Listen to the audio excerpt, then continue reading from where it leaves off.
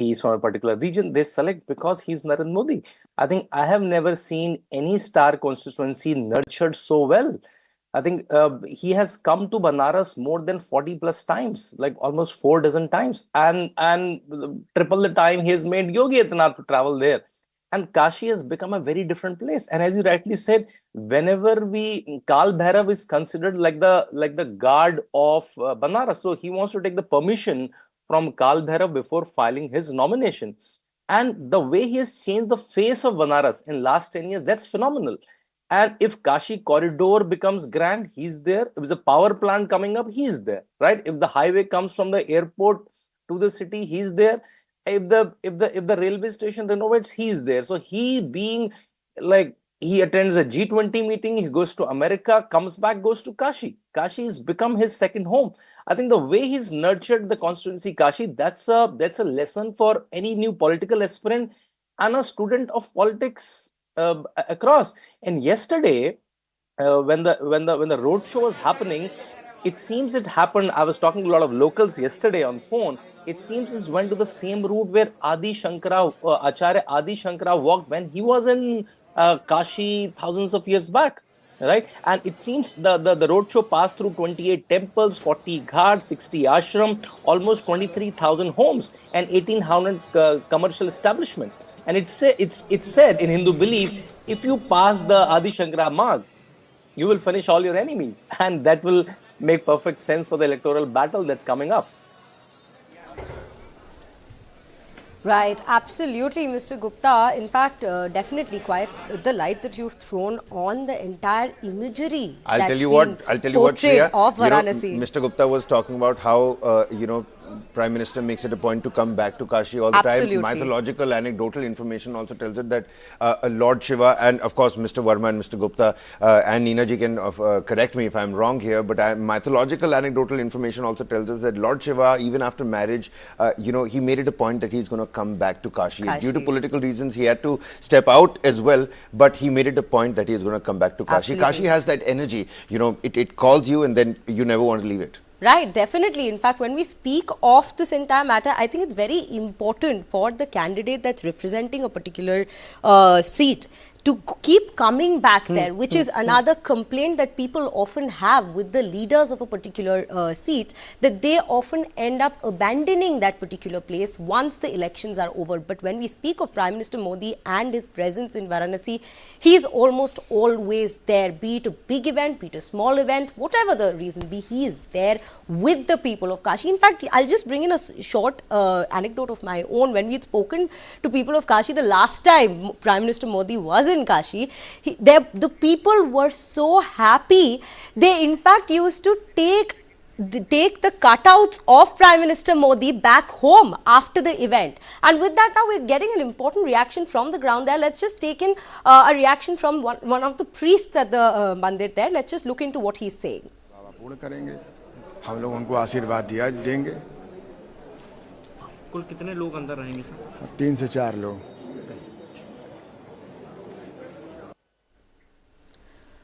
Well, with that now, we are slipping into a short break, but do stay tuned to News9 Live as we come back with more on this shortly.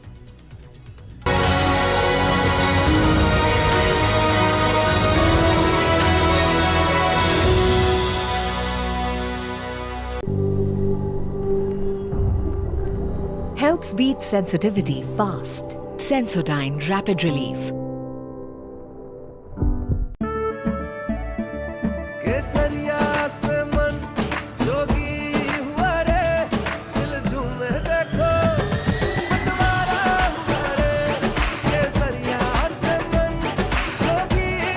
हर पल मनाओ केसरी त्योहार विमल बोलो जुबान Kesari. America, there is an inheritance tax. In India, you don't have that. Congress की लूट जिंदगी के साथ भी और जिंदगी के बाद भी। Our manifesto combines ideology with effective administration, with delivery that is long overdue. Rahul Gandhi is talking about redistribution of wealth. These are the things people are alert to. They want to know, what does Congress say when you say redistribute wealth? Film and entertainment is definitely one of the levers for any country to build its brand. We are getting global. I feel that we're just on the takeoff. More and more films are becoming language agnostic. Content is a universal language. There's one audience in the world. Absolutely. End of the day, we all are like brothers who have mutual respect for each other from a different land. Watch Allu Arjun on Duologues with Banaras. Streaming on News9 Plus.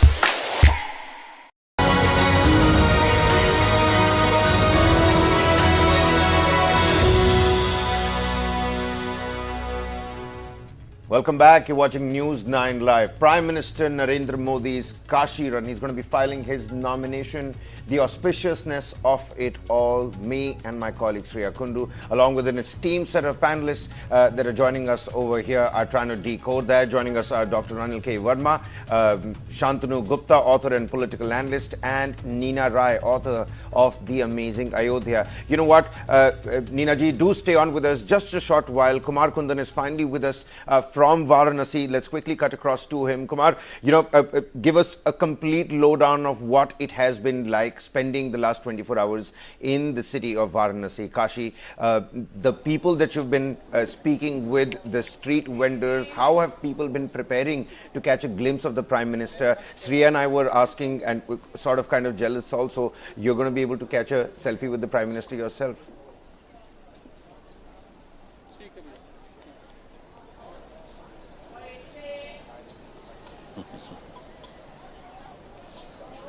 Let me ask directly to people of the Varanasi who are standing here.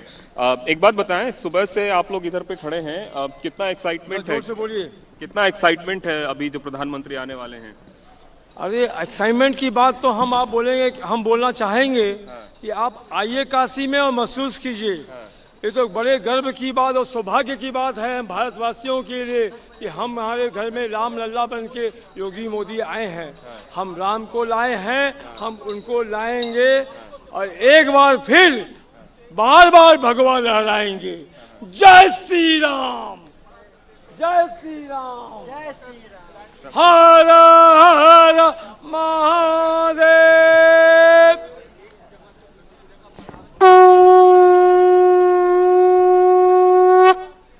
जय श्री राम। एक minute, आप लोग भी इधर हैं प्रधानमंत्री के इंतजार में। कितने बजे सुबह से हैं यहाँ पे आप? सुबह से नहीं है, करीब आधा घंटे से। अच्छा, तो यहाँ पे पीएम अभी आने वाले हैं, उसको देखेंगे आप? हाँ, उनको देखने के लिए आए हुए हैं।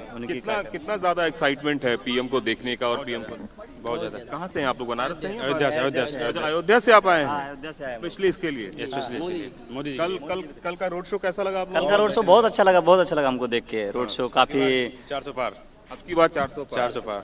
तो आप लोग वोटर अयोध्या के हैं, लेकिन यहाँ पे आए हैं पीएम मोदी को देखने के लिए। See Kabir, I am just standing in front of Dasasumekh Ghat and just wanted to show the pictures where the Prime Minister will come after a short while. Probably 8:40 is the official time when the Prime Minister will come here and will perform Ganga Pujan. Today is Ganga Saptami, very auspicious day, and PM is filing his nomination. Before filing nomination, he'll come here and he'll perform some puja kind of thing, and after this, he'll take this cruise. My camera person, Virendra, please take pictures from here.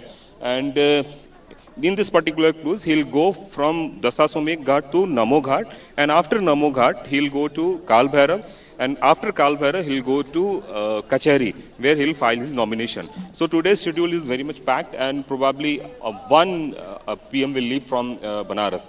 So as far as today is concerned, it's a very auspicious day for Prime Minister because third time he's filing his nomination from Varanasi as a member of Parliament. Definitely, absolutely. In fact, as Kumar Kundan just showed us, people from across the country, not just Banaras, are there currently, and they're all waiting for that one glimpse of Prime Minister Modi. That is how electrifying the entire environment, the entire ambience is currently in Varanasi. With that, now we'll actually go to Neena Rai, go across to Neena Rai. Neena Rai, help us understand this as well. Just last year, Prime Minister Modi, on the anniversary of laying the foundation to Kashi Corridor, had said that this is the resurrection of India's civilizational glory. such a comment coming in, because Kashi corridor, the narrative that's built around it is extremely spiritual, and he's always consistently mentioned how it's extremely important for Indians to dip back to their roots. How do we look at this comment, especially amidst this circumstances right now?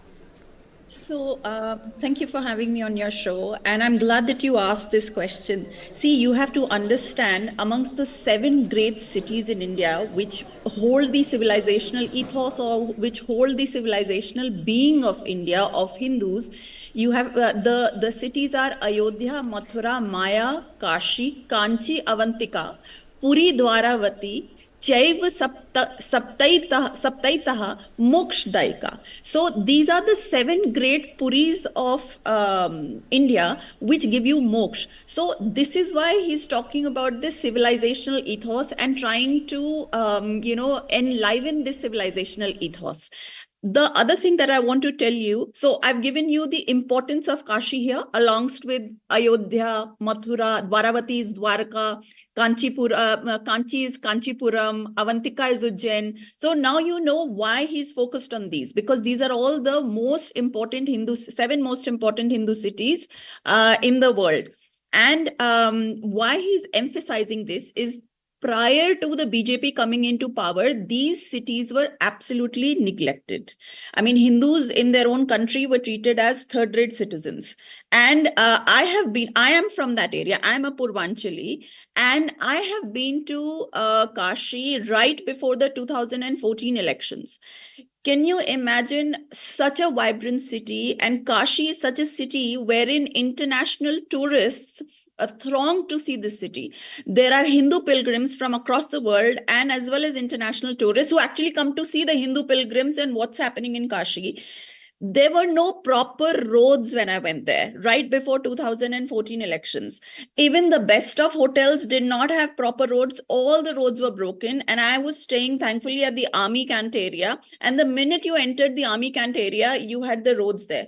And on asking why this Kashi was in such a bad state, it was said that because this was not a vote capturing city for the previous political parties, the SP, the BSP, and the other parties, so they absolutely neglected it. This was the reason why this beautiful city, this ancient city, whose antiquity we don't know how ancient it is, because Ayodhya and Kashi are one of the most ancient cities. If you look at the Valmiki Ramayana, it says Ayodhya was the first one, and others say Kashi is the first one. Anyways, that's irrelevant.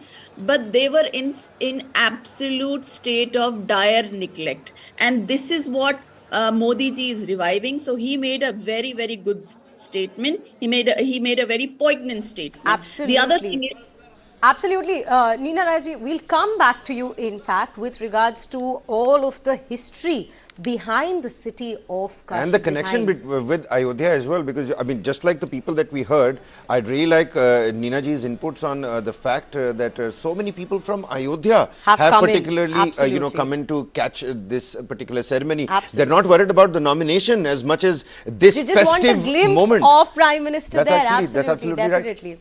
Well, with that, now we are slipping into a short break, but do stay tuned to News9 Live as we come back with more on the other side.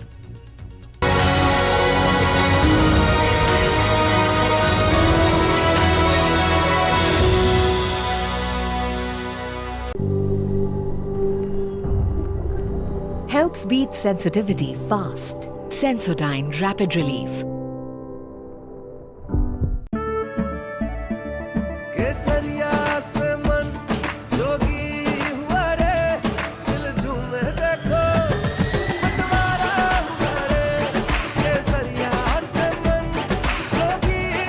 हर पल मनाओ केसरी त्योहार। विमल, बोलो जुबान केसरी। वो पूछते हैं कि हम कौन है गालिब, तुम बतलाओ कि हम बतलाएं क्या।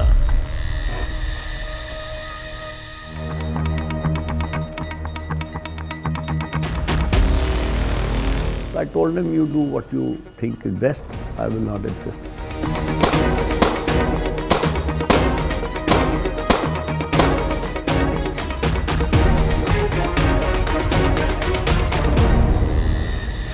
This and more. Streaming on News9 plus news is now content. Subscribe and get free vouchers. There's a new video around what deepfake can do. We have seen a trailer of this a few days back. Rulers should not be only on the platform. We'll have to wait and see how those play out. Hindenburg's report cannot be taken as gospel of truth.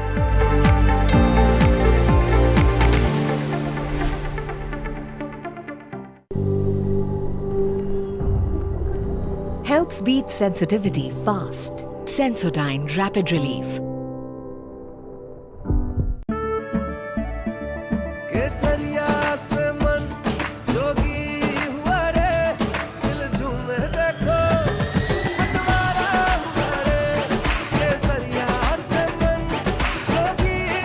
हर पल मनाओ केसरी त्योहार विमल बोलो जुबान केसरी.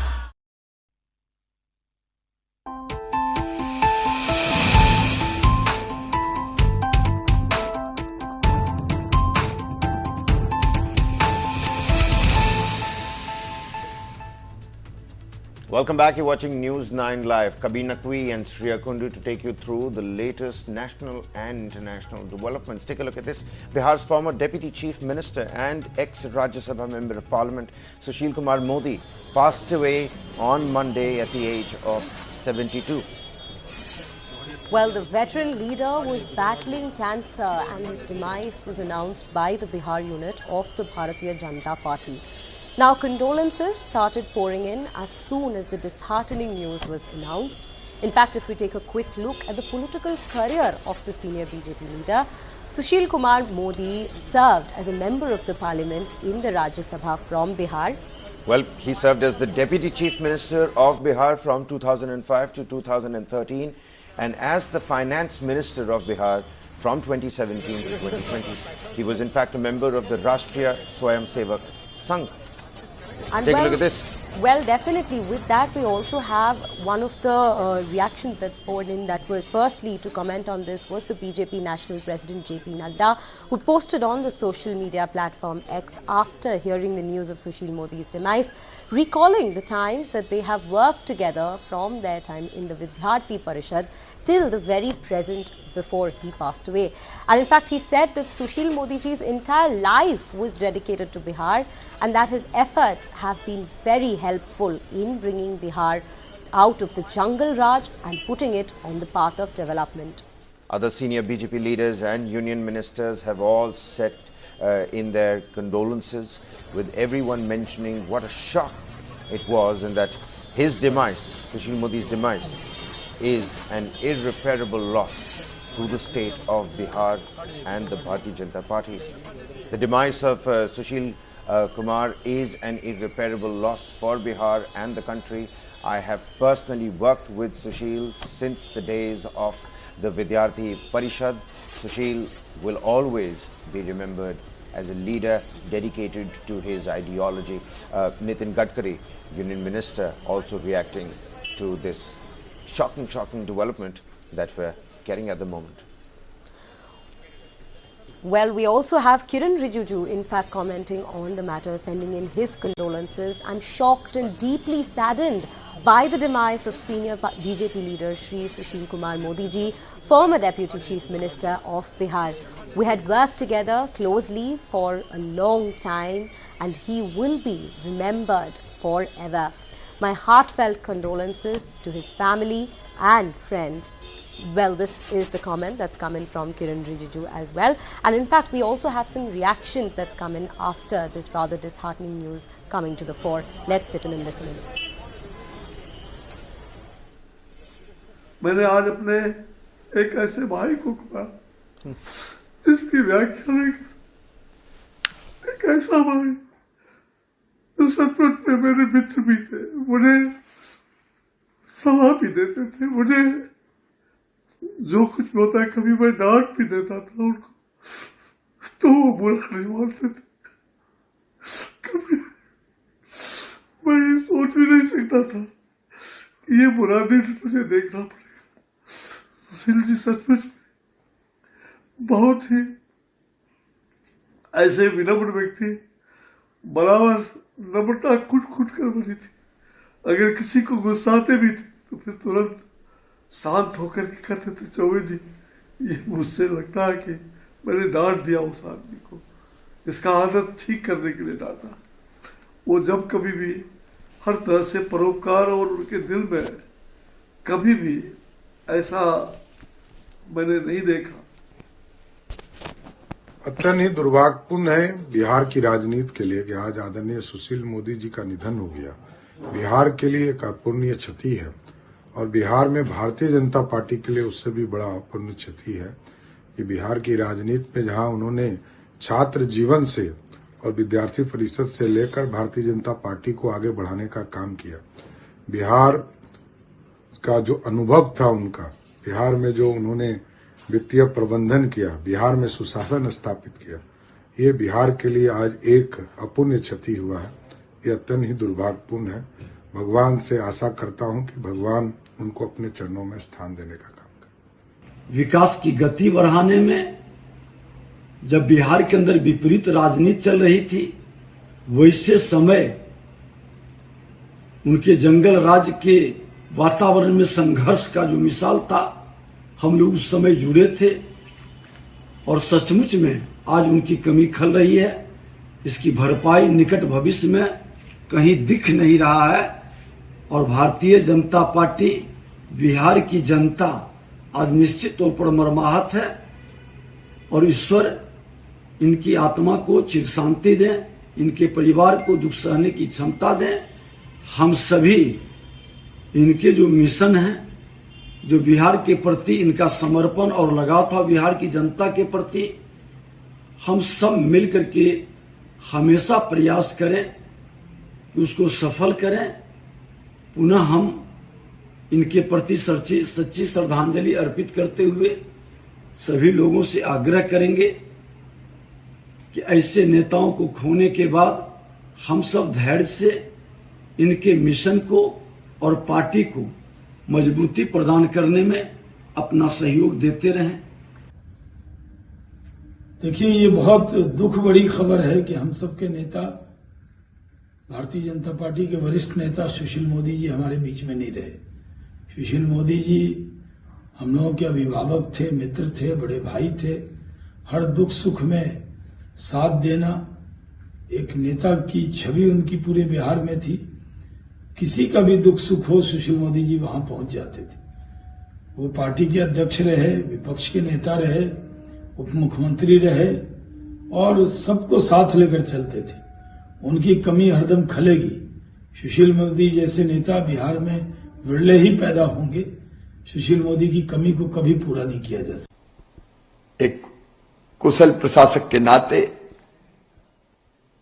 बिहार के विकास में उनके योगदान को कोई भूल नहीं सकता। अध्ययन करना उनकी प्रवृत्ति थी और जब वो बोलते थे तो एक एक तथ्य सामने रखकर बोलते थे। आज की राजनीति में बिरले ही नेता सुशील मोदी जी की तरह हैं। आज अंतर मन, अंतर आत्मा दुखी है अपने मित्र के बिछड़ने पर। मैं परम पिता परमात्मा से प्रार्थना करता हूं कि वो दिवंगत आत्मा को शांति दे। भारतीय जनता पार्टी के वरिष्ठ नेता, बिहार के पूर्व उप मुख्यमंत्री आदरणीय सुशील कुमार मोदी जी के निधन की खबर अभी अभी सुनकर मैं बहुत सन्न रह गया। बहुत बड़ा आघात पहुंचा है। भारतीय जनता पार्टी परिवार, देश प्रदेश और समाज के लिए हम सबों के नेता का इस तरह चले जाना बहुत बड़ी अपूर्णीय क्षति है। भगवान उनकी आत्मा को शांति प्रदान करें और इस मार्मिक बेला में मोदी जी के, सुशील मोदी जी के परिवार को धैर्य प्रदान करें, सहन शक्ति दें। Om Shanti. Well, definitely quite a deeply saddening news that we have received about Sushil Kumar Modi's demise, and an irreparable loss both to the BJP as well as to the people of Bihar. But with that now, we're shifting our focus to another shocking, harrowing incident that's come in from Mumbai. That's absolutely right. An unfortunate incident that we are tracking from Mumbai. On your screens are going to be mangled metal and crushed cars. This because 14 people were killed and at least 60 were injured after a billboard collapsed during a fierce storm in Mumbai. Now, the billboard was placed opposite a fuel station. The structure crashed down right in the middle of a refueling facility. And well, an FIR has been registered against the owner of the advertisement agency that had installed the 100-foot tall billboard. The metal frame of the billboard damaged several cars that were at the fuel station. As you can see the visuals, the NDRF personnel are at the site and are trying to rescue people who are under the debris. Now, an ex gratia of rupees 5 lakh has been announced for the families of those who lost their lives in this billboard collapse, ladies and gentlemen.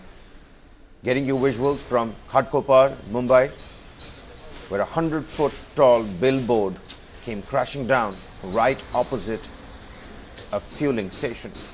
14 people killed, at least 60 injured, all due to dust storms, hailstorms, inclement weather.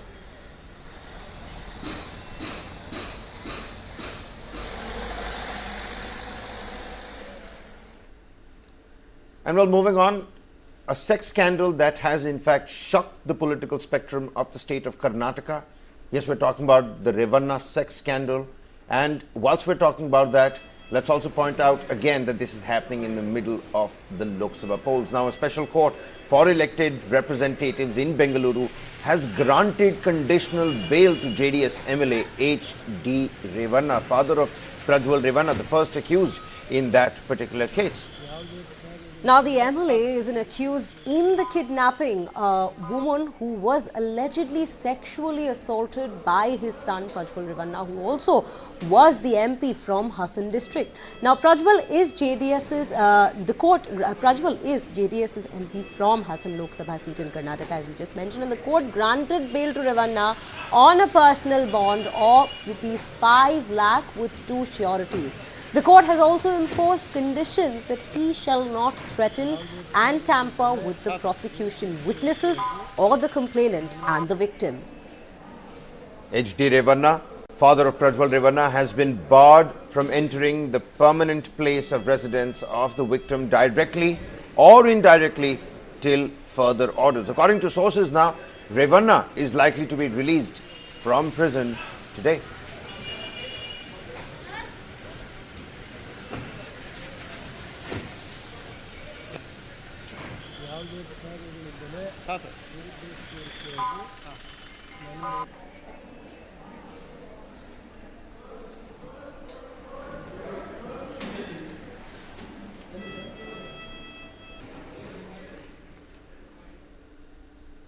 All right, on that note, we're going to slip into a quick commercial break here. But on the other side, Prime Minister Narendra Modi is in Varanasi. He's going to be filing his nomination, but that's not all. So much that is going to happen. Prime Minister Narendra Modi's Kashi run. Sri and I will take you through it all. Slipping into a quick commercial breather here. Don't go anywhere.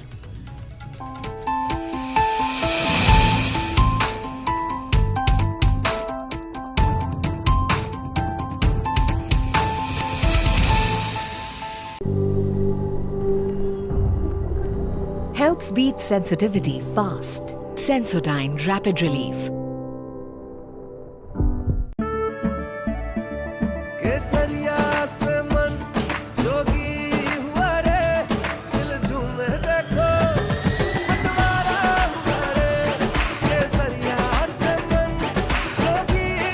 हर पल मनाओ केसरी त्योहार विमल बोलो जुबान Kesari. Golf as a game, it is closest to the game that you call life. You've got to use your mind. You cannot lose it. The sharpest person is one who understands his limitations. खुद ही को कर बुलंद इतना कि खुदा बंदे से पूछे कि तेरी रजा क्या है. You might have A bad break after a good shot might have a good break after a bad shot, but the fact remains, you got to play the ball from where it lies. Watch Jeev Milkha Singh on Duologue with Barundas, streaming on News9 Plus. Can the Trinamool candidate from Baharampur hit the ball out of the park? 50-60 दिन बहुत ज़्यादा बोल रहा हूँ, उससे पहले ही काम दिखने स्टार्ट हो जाएंगे. Pitted opposite Pathan in Team BJP is Dr. Nirmal Kumar Saha. The fight is not Adit Chaudhary and Nirmal Saha. The fight between Modi versus Rahul Gandhi. Yusuf Pathan and Nirmal Saha, two professionals who have switched to politics, are taking on Congress leader Adhir Ranjan Chaudhary. Can one of the first-time politicians end his winning streak? This and more. Streaming on News9 Plus. Subscribe and get free vouchers.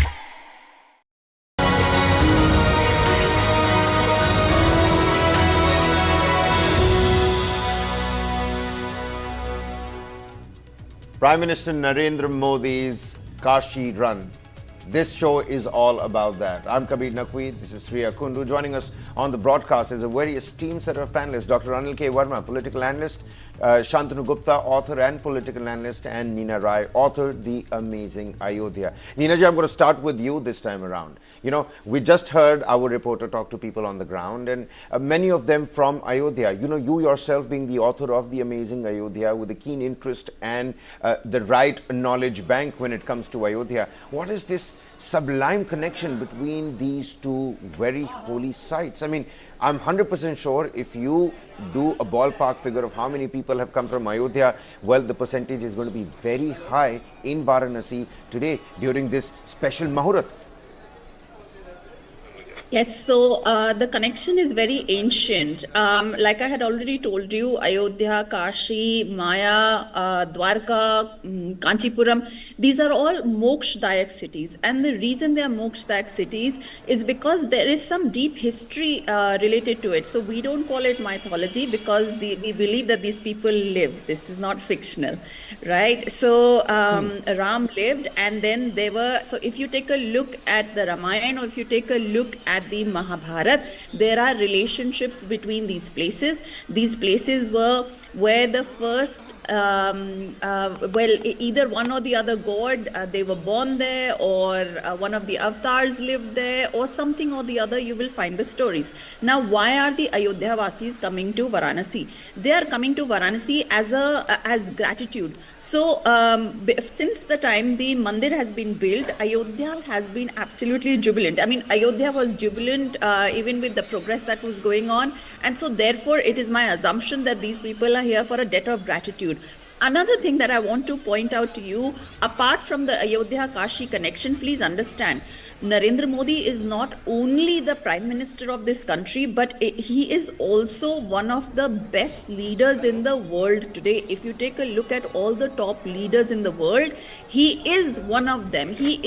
India is now a country that even the West looks to for opinions, for advice, and watches what decisions India is going to make. And that this includes the US and Russia and Israel and France.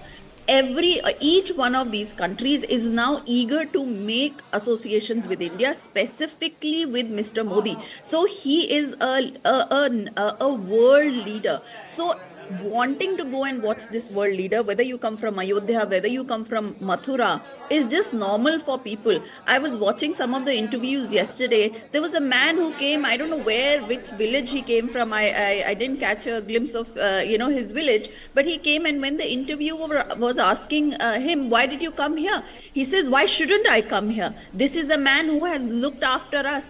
He is the first leader who has given us money in our account. Money comes to our account every month. Which other leader could have done that? He's given us homes, he's given us medicine, he's given us this, he's given us that. And while he said that, tears were streaming down his face. And then the lady said, you're crying, why are you crying? He said, no, it's okay, it just happens. What that basically meant was that man was so emotional, he wanted to take a glimpse of a leader who he probably wouldn't have been able to, look at later. So very evidently so. Very evidently so, in fact, Ninaji, as you mentioned about Prime Minister Modi and what all he's done for Kashi. We'll in fact go over to Mr. Anil K. Verma now. Mr. Verma, as we just speak of how present Prime Minister Modi has been in Kashi as well. Be it, as we were just mentioning, the line of events that he does attend, or even with the interactions with the people there, a particular leader representing a seat and him being present there is extremely important, not just making it an electoral presence of sorts, but also to be there throughout the term. How important has that been for Prime Minister in the spiritual city? This is a very smart politics, I should say. And as you must have noticed, that one thing which is very, significant about Prime Minister is that he has not simply made it a political constituency. He has actually developed an emotional bonding with the city. And of course, I think he has been doing whatever he could as a representative of the constituency. That is fine, and that is, as someone said, it has to be, emulated by the coming generation of politicians, how you can nurse your constituency. What PM Modi has done is that coming from Gujarat after 12 years over there, he has actually become a son of the soil in Varanasi. And the kind of affection that the people of Varanasi have shown is not only contingent upon his development of the Varanasi as his political constituency by giving, this and that as a Prime Minister he could easily do it, that he has done. But what he has done is, and that is more important, that he has, completely amalgamated with the population and people, and what he said, sabka saath, sabka, because if you have watched and certainly you must have, yesterday's procession, you might have seen that in Varanasi, there are so many Marathas are living, so Yadavs are living, so Muslims are living, so this are living. Every community had put up special stalls to welcome the Prime Minister, and that shows that cutting across religion, cutting across caste, cutting across everything, the Prime Minister has won the hearts of the people. And the slogan yesterday was, "My Modi." So, my Kashi, my Modi. This kind of acceptance of a people's representative is certainly that we don't see in most of the places. So, this is the beauty of the Prime Minister, that it's not just an electoral constituency, but he has absolutely developed it as a family constituency in Varanasi, and that's why so much love he is getting over there. An emotional constituency, and you rightly pointed that out. Not many people are able to do it. Just like Mr. Gupta was saying as well, the outsider was always the insider. You just never knew before you looked down inside. And that emotional constituency, you've really hit the nail on the head on that fact. But Mr. Gupta, coming back to the spirituality aspect of it all, before the ball gets rolling and the nomination papers are filed and politics actually takes over. Yesterday, a lot of psephologists on social media were of the opinion that when Prime Minister Modi is in fact going to be winning this seat for the third time, why are TV channels wasting their time talking about Prime Minister's rally? Well, I'm going to shift our focus here a little bit. Let's talk about the city. That's what our focus has been over the last 1 hour as well. Mr. Gupta, would you shed some light on the architectural beauty of a city like Varanasi, Banaras, Kashi, and the science behind it as well? I was reading several articles about how this is actually a geological yantra, a proper machine that's at play when you're trying to use your own body as a vessel to get connected with the cosmos up above. I think exactly as I think Ninaji was saying, Ayodhya and Kashi was considered the city where you get moksha. There are a lot of places in Kashi which are called kind of. Well, it seems like a little bit of trouble with Mr. Gupta's connection over there. But if I could take the same question to Dr. Anil K. Verma, I want your opinion on this aspect as well. The scientific, acumen behind the structure and the architecture of Kashi Vishwanath and, the scientific city of Banaras.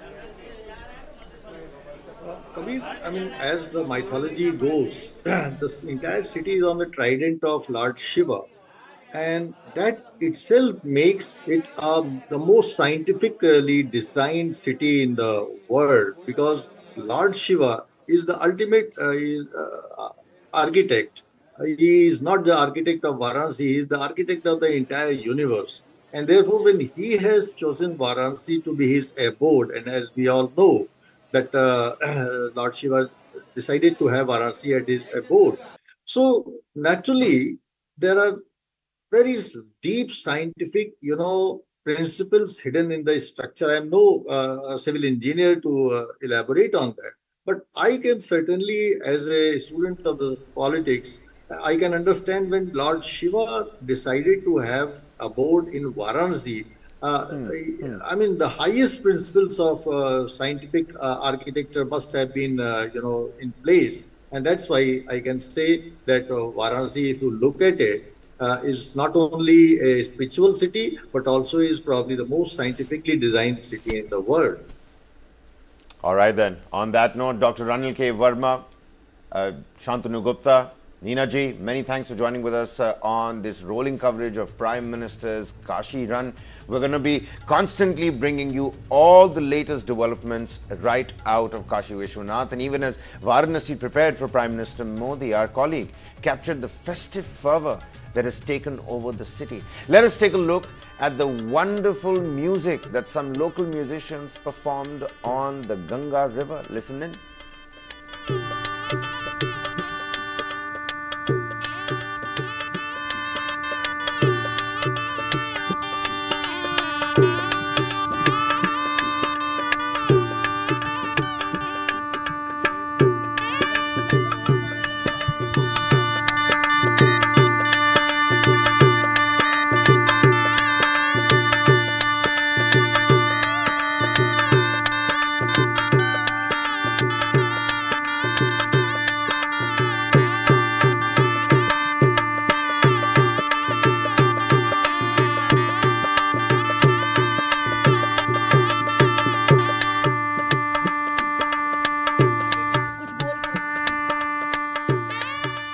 हमारे देश में आज एक अवधारणा बन चुकी है vote देने का भी।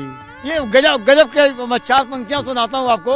वोट की अवधारणा, इनको वोट उनको वोट अगर देंगे, इनको वोट अगर देंगे, राष्ट्रभक्त कहाँ आएंगे।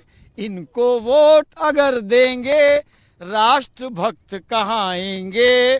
उनको वोट अगर देंगे, पाक परस्त कहाँ आएंगे। ये मेरा ही नहीं कहना, ऐसा लोग कहते हैं। बाकी को अगर देंगे, खरीदे बेचे जाएंगे। देखिए, कविता तो कविता है, लेकिन ये बनारस ही वो जगह है ना जिसने धर्म के आधार पर किसी भी बंटवारे को बिल्कुल सिरे से नकार दिया है। न जात पात है, न धर्म के नाम पर कोई बंटवारा, और यही काशी की खूबसूरती है। काशी की यही खूबसूरती है कि सभी लोग मिल करके एक साथ, चाहे भले ही विरोधी हो चाहे पक्ष हो, लेकिन रहते हैं एक साथ हैं, हंस बोल के रहते हैं। ये काशी की आज से नहीं, बहुत पुरानी परंपरा है। सभी लोग बुनकर हो, चाहे पंडित हो, चाहे विद्वान हो, चाहे दर्जी हो, चाहे नाई हो, चाहे ठाकुर हो, सभी जाति के लोग, सभी धर्म के लोग, सभी वर्ण के लोग एक साथ मिलकर के, क्योंकि एक दूसरे पर बहुत ज्यादा डिपेंड रहते हैं, इसलिए मिलजुल के रहते हैं। राजनीति अलग बात है। Prime Minister Narendra Modi's Kashi run, ladies and gentlemen. That's our focus. A rolling coverage right here on News9 Live. We've been getting you visuals from his roadshow ever since yesterday. Those massive rallies in Bihar, after which the Prime Minister made his way towards Varanasi for a full 24 hours in his own constituency. But before the filing of nominations, several religious journeys that the Prime Minister is going to be embarking upon. First and foremost is that Aarti right on the ghats of river Ganga, and from where a proper cruise on SM Vivekanand cruise towards Namo Ghat, from where the Prime Minister is going to be paying his obeisance at the Kal Bhairav Mandir, from where finally to the Kacheri, where the filing of nomination is in fact going to take place. My colleague Shreya Kundu and I, with an esteemed set of panelists, are going to be taking you through the entire process, ladies and gentlemen. Shreya, Important day. We've been talking about the auspiciousness of it all. Several spiritual moments and particular points in the journey for the Prime Minister. Absolutely. Politics is also, of course, there, and it will definitely take over. And it will take over. But right before that, right before that, talking about the city a little bit more, the people of Kashi a little bit more, the significance of Kashi Vishwanath, the Vishweshwara shrine right over there. Thousands and thousands of shrines. How the city becomes a mechanism of sorts in itself. The relationship in the religiosity of Brahma, Vishnu, Mahesh as well. Definitely. How Mahesh stands really tall. How the city of Kashi is actually standing on the tridents as pillars. Like Lord Shiv is looking down upon his own city that he himself revered and loved so much. Definitely. I think, in fact, Kabir, as we speak about Prime Minister Modi visiting Kashi as well, one of the key points that comes is the anecdote that, in fact, you yourself mentioned about how Lord Shiva used to always make a come back to Kashi. And that is an extremely important anecdote that we are focusing on, especially in the early hours this morning. If we discuss about the spirituality of Varanasi, it's an extremely vibrant city with a rich history and culture. This particular place, which has been the confluence of not just Hindus but also for Buddhists as well. So it's an extremely important city, the city of Kashi, when we speak of in religious terms. And in fact, as we are speaking about the religiosity, the importance of Varanasi, currently we have an esteemed panel of guests with us. And right now we have Ratan Sharda, in fact, who's joining us on this broadcast, the live coverage of the filing of the nomination by Prime Minister from Kashi. Ratan Sharda ji, a very good morning to you. Very firstly, quite an auspicious day for the Prime Minister, and people in Kashi seem to be extremely excited with his visit. He's been in Kashi since yesterday and the road show that he held. Now we've spoken a lot about the spirituality, but if you could also take us through the history of Kashi, as we were just speaking about how important and how deep-seated it is in mythology, this particular city of Banaras. If you could just take us through that as well and throw some light. Shreya, thank you so much. Good morning, Suprabhat. I would not say I'm an expert on Kashi. I'm just like all of you know a little bit, because Kashi is too deep to be understood by people who don't stay in Kashi. It is the oldest living city in the world. As more and more layers of Kashi are dug up, you realize that it has gone through at least 8 ages of living. It is supposed to be the place where Bhagwan Shiv lives. And also it's a place where every religion, every sect that has born, everyone who wanted to send his message to people across Bharat, Kashi is the place where they come. So whether it's Buddha, whether it's Jain, whether it's Guru Nanak Dev, whether it's Shankaracharya, every spiritual leader, if he wants to put his mark on Bharat, he or she would come to Kashi to deliver a lecture. That is the reason Madan Mohan Malviya chose Banaras Hindu University to be in Kashi. And it's a living city. I have been there earlier, I have been after the Renaissance of Kashi. And there are traditionalists who thought that keeping Kashi dirty, keeping Kashi as it was the right way to preserve it, but that's not true, because the civilizations have to relive, have to renaissance, have to be reborn. And Modi ji has done that very fact, that the faith in Kashi, which was there in the heart, now it is so vibrant that when you go there, you realize the power of Kashi.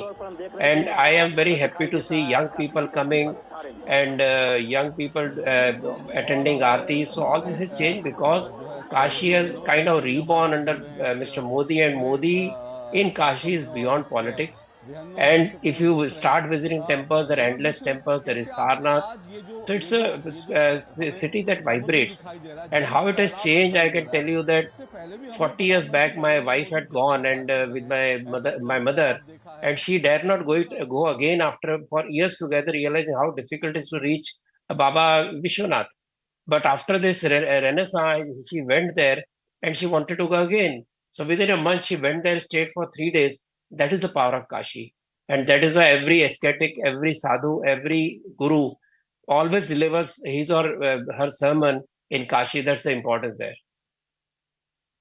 Well, very nicely put, very nicely rounded up and summed up. It doesn't seem like you don't know enough, Ratanji, on the topic of Kashi Vishwanath, the Vishweshwara temple, Baba Vishwanath, like the Prime Minister called it himself. Rajalakshmi Joshi, political analyst, also with us on the broadcast. A very good morning to you, Rajalakshmi. Always a pleasure to have you with us here on News 9 Live. I know you're a political analyst, and we will be talking about politics in just a short while, even as the Prime Minister embarks on this spiritual, religious, and then finally political journey to the culmination point being the filing of the nomination.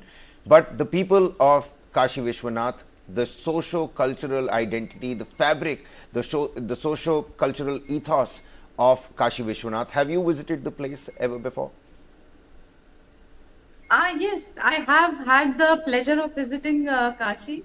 But like, Ratanji was saying just a minute ago, I have seen Kashi in two different forms, in two different avatars, I may say.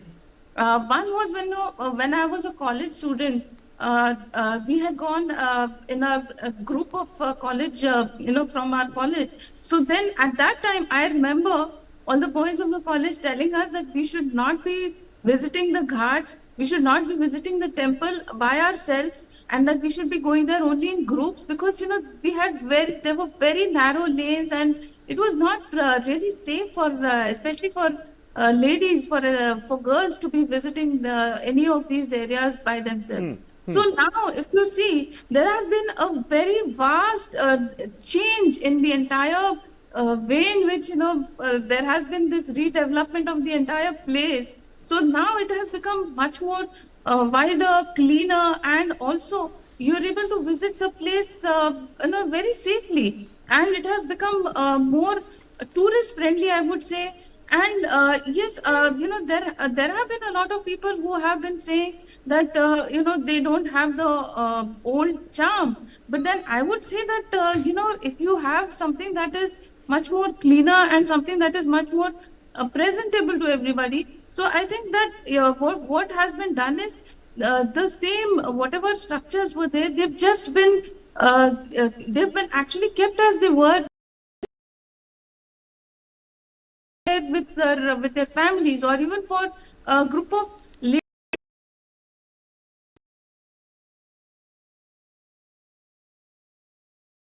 Even my grandparents, they used to say that at least once in a lifetime, Modi ji talks about how Mata Ganga, just having a one vision of Mata Ganga, that is such a liberating experience. So all of that, I think that has become a much more enjoyable experience now after all this redevelopment due to PM Modi there.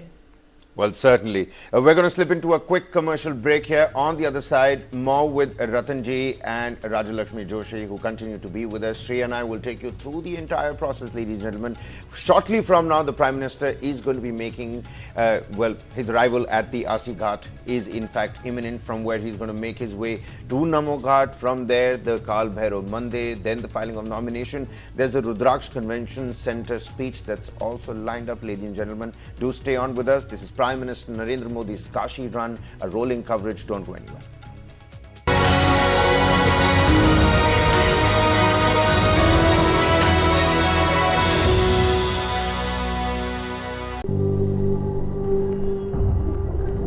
Helps beat sensitivity fast. Sensodyne Rapid Relief.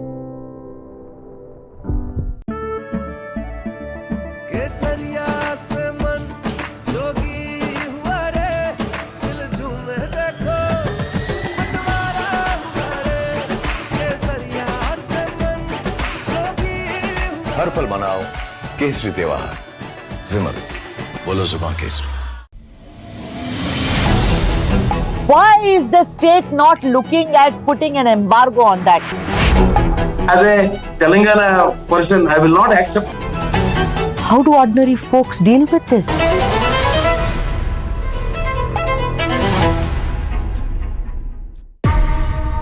वो पूछते हैं कि हम कौन है गालिब, तुम बतलाओ कि हम बतलाएं क्या।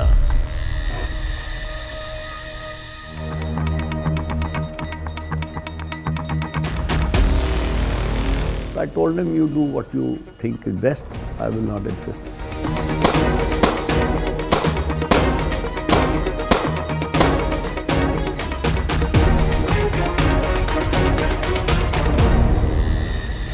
This and more. Streaming on News9 Plus.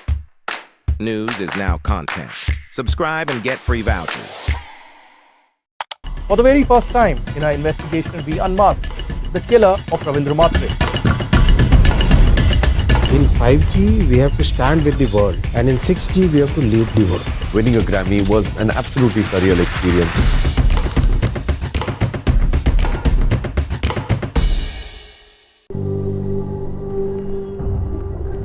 Helps beat sensitivity fast. Sensodyne Rapid Relief.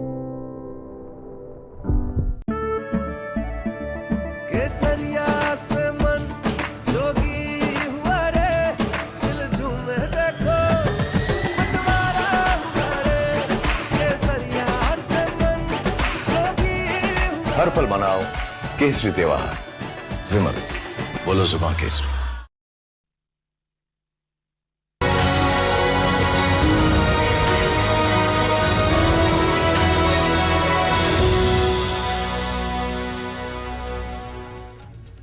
Welcome back. You're watching the special coverage on News9 Live of the Prime Minister, who is currently in Kashi, who is currently in Banaras, and he is to file his nomination. And this is me, Shriya Kundu, and joining me on the broadcast is Kabir Naqvi, and we are taking you through the entire process, the entire festive fervor that is currently the mood in Kashi. And well, joining us on the broadcast is also an esteemed panel of guests.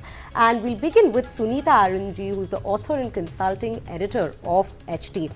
Well, Sunita Arun, very good morning to you. And very firstly, as we are constantly speaking of this resurrection, in fact, this is Prime Minister Modi himself who had spoken last year, resurrection of the old glory, the India civilizational glory that had been lost, in fact, in Kashi, and giving it an entirely new picture, a new look, boosting tourism there and bringing up developing infrastructure, and bringing up other developmental schemes in the place. If we speak about the new spiritual ambience that we see in Kashi, the boost that's been given to Kashi, do take us through your experience if you have been to Kashi in the first place, and how was it, how different was it from what it used to be earlier? I think first a very, very good morning. And as we get ready to file his nomination for the third time, we go through Kashi. It's a very different place. You see, Kashi, despite its problems that were there, still had an attraction because it is said that it is the abode of God, Shiva. But the manner in which they have transformed the Kashi Vishwanath temple, the Kashi corridor which is there, that's a very good experience. And I think for the pilgrims, crores of pilgrims thronging the city, it's actually an experience. It's a very convenient one. Earlier when we used to go, I remember once I went for an early morning prayers, which is at 4 o'clock in the morning.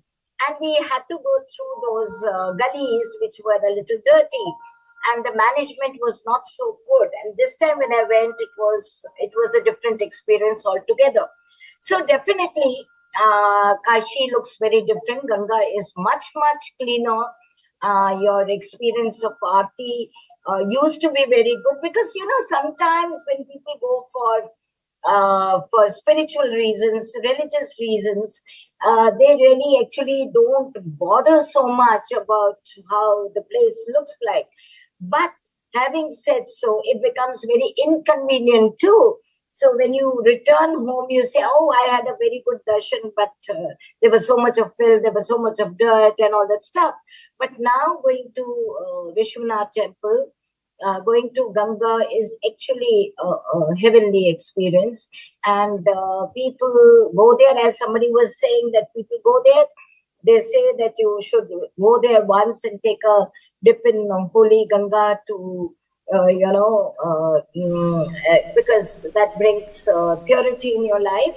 but people also go and live in Kashi and wait for their death. There is a place where you are given a room only for 15 days and you wait for death to arrive, because if you die there and you are cremated at one of the most important ghats there, Dashwamedh Ghat, people say that you are free of that life and death cycle.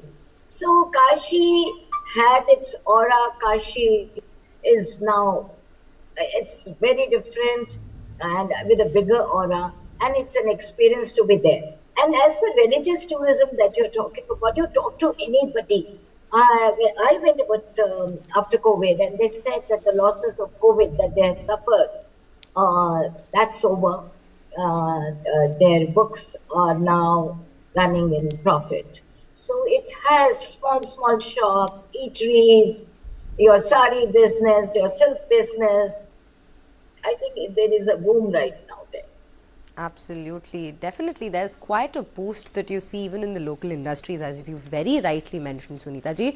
And in fact, as we speak of the festivities that are rolling out in Kashi right now, let's quickly take a look at all that's happening on the ground as Pankaj Jha brings us a quick glimpse of all that's happening on the ghats, as well as what the people have to say in Kashi with regards to their excitement to catch a glimpse of the Prime Minister, one that they've been waiting for quite some time now, since yesterday.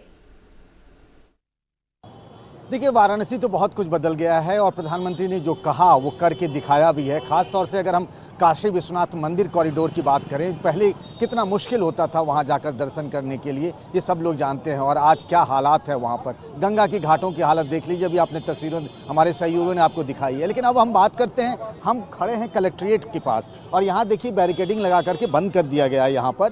और प्रधानमंत्री नरेंद्र मोदी यहाँ आएंगे और नामांकन करेंगे तीसरी बार वाराणसी यानी काशी से चुनाव लड़ने के लिए। और ये बहुत महत्वपूर्ण और ऐतिहासिक दिन भी है, जैसा लोग बता रहे थे हमारे सहयोगी कि किस तरीके से एक शुभ दिन है। और उससे पहले करीब घंटे भर एनडीए के नेताओं के साथ बैठक करेंगे। जब हम बात कर रहे हैं एनडीए के नेताओं के साथ, तो एक बताना और समझाना और दिखाना भी होगा कि एक गठबंधन है जिसमें यूपी के सारे सहयोगी दलों के नेता रहेंगे, अनुप्रिया पटेल से लेकर संजय निषाद से लेकर जयंत चौधरी, चिराग पासवान, आपको महाराष्ट्र से अजीत पवार से लेकर एकनाथ शिंदे, सभी बड़े नेताओं के साथ करीब घंटे भर बैठक करेंगे। और ठीक 11:40 पर नरेंद्र मोदी वाराणसी से बीजेपी उम्मीदवार के तौर पर नामांकन का पर्चा भी दाखिल करेंगे। Well, a quick political update there by Pankaj Jha. On the broadcast with us, an esteemed set of panelists. Ratanji, quickly coming across to you as well. My colleague Pankaj Jha, specifically spoke about the Kashi Vishwanath corridor. When we're looking at the development politics that Prime Minister has brought, there's a religious fervor in all of those facets as well. And why wouldn't it? I mean, the demography of a place like Varanasi, what religion and religiosity means to this particular city that is actually a confluence of religion, education, culture, art, I mean, you name it. Well, Kabir, your name is Kabir, and you may be aware that Sant Kabir was all his life a Dulaha or a beaver in Kashi, and he was also Guru, whose Panth still lives and who brought Muslims, Hindus together, who criticized both of them, criticized their poor traditions or cultural habits and reformed them. So the biggest reformist, biggest philosopher of Bharat, I would say, who has influenced not just Astics but even Nastics. And people who have no faith in any religion, they are also influenced by his deep philosophy. He comes from Varanasi, Kashi. You are proud to have that name. Then you have Bismillah Khan, the legendary Bharat Ratna of Varanasi, who was not just a musician, was not just a Muslim, was also Shivakt. The beauty of secularism is this, that you respect all religions, you pray to every god that you wish to pray to, and you respect your art. It has biggest musical gharanas. As Saran pointed out about the Kashi saris and handicraft, not only that, when you talk about the, you talk about a renaissance of Kashi or renovation of Kashi, you will remember when the roads were broadened, when houses were broken, you found temples inside. So those temples were hidden under the homes because they would have been broken otherwise by the invaders. And that preservation of our culture, our religion by people jealously within their own houses to protect them defines Kashi. They resisted invaders despite losing thousands of temples, despite thousands of people, lakhs of people killed and maimed for life, dishonored, but still they carried on with their dharma. This is why Kashi is ever living.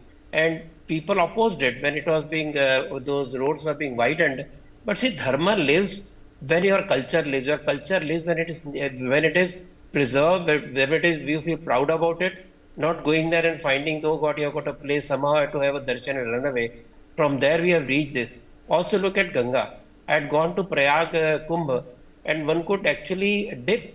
Even Priyanka Gandhi took a dip there. A river at that time which was supposed to be so dirty you couldn't even put your fingers in the river. And you see the condition of Ganga now in Kashi is much more cleaner. You go there, you can actually have a bath on the other side of the ghat because this side there are boats. And you can actually walk through all the ghats right from one end to the other end. Was it possible earlier? No, it was not. So you can preserve a culture like Europeans do, like West does, by preserving every wonderful aspect of your tradition and culture, which people will be proud of. So Modi has created that sense of belonging to that place. So spirituality becomes much more stronger as more people follow it. That's the beauty of Kashi. I think that is why Kashi has been, brought back to life by Modi ji. That is why for people of Kashi, there is a debt that they want to pay to Modi ji. That is so popular. All these petty things about some temples not being preserved, etc., was talk of traditionalists who like to stay in past, who want to stay in dirt just because they feel that is the past. No, our past was very clean. We had Mohenjo-daro. We had all the civilizations where we had some of the best drainage system, best of roads, best of houses, multi-story houses. So we have to talk about that tradition, that civilization, and see that it is preserved, and we feel proud of that. That is what Modi ji has done. Well, Kashi mera rangreez hai ye babu, ghat ghat yahan ghatta jadoo. Well, definitely, Kabir. In fact, as we speak of it, I think one thing is extremely common with all our experiences that we've shared today about Kashi, that there has been a definite shift, a definite change in what Kashi is now and how we look at not just the Kashi corridor, but the city of Kashi, which is so spiritually and culturally important for our country. And well, with that, now we're slipping into a short break, but do stay tuned to News9 Live as Kabir and I keep coming back with all the latest updates of the day today, wherein Prime Minister Modi is all set to file his nominations from Kashi.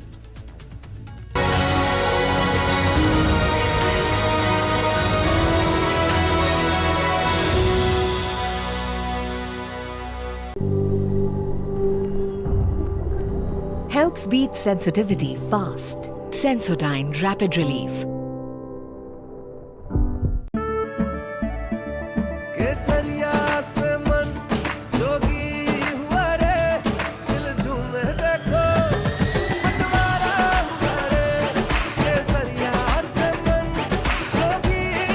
हर पल मनाओ केसरी त्योहार विमल बोलो जुबान Kesari.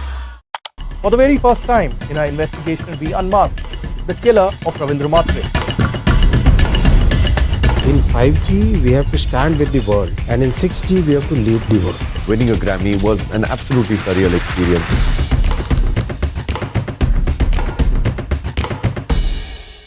Start with the end in mind. You need to know where you want to reach.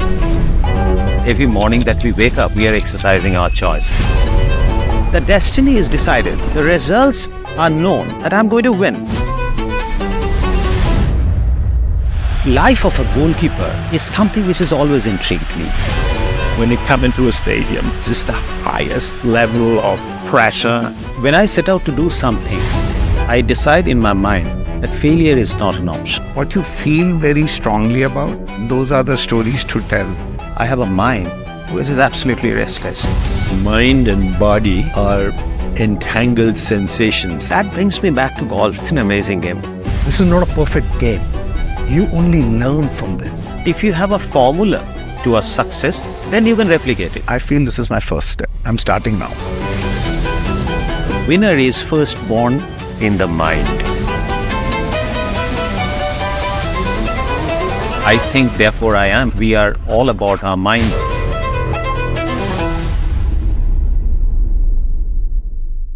This and more. Streaming on News9 Plus. Subscribe and get free vouchers. Helps beat sensitivity fast. Sensodyne Rapid Relief.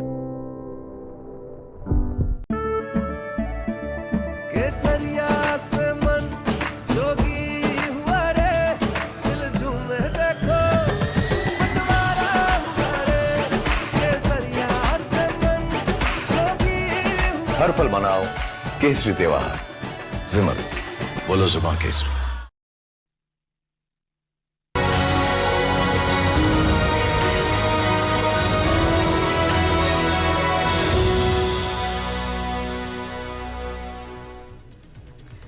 Very warm welcome to all of you as you have been tuned in to News9 Live as we especially covering Prime Minister Modi to file his nomination from Kashi. And well, the last 24 hours have been nothing less of a festival, in fact, in Kashi.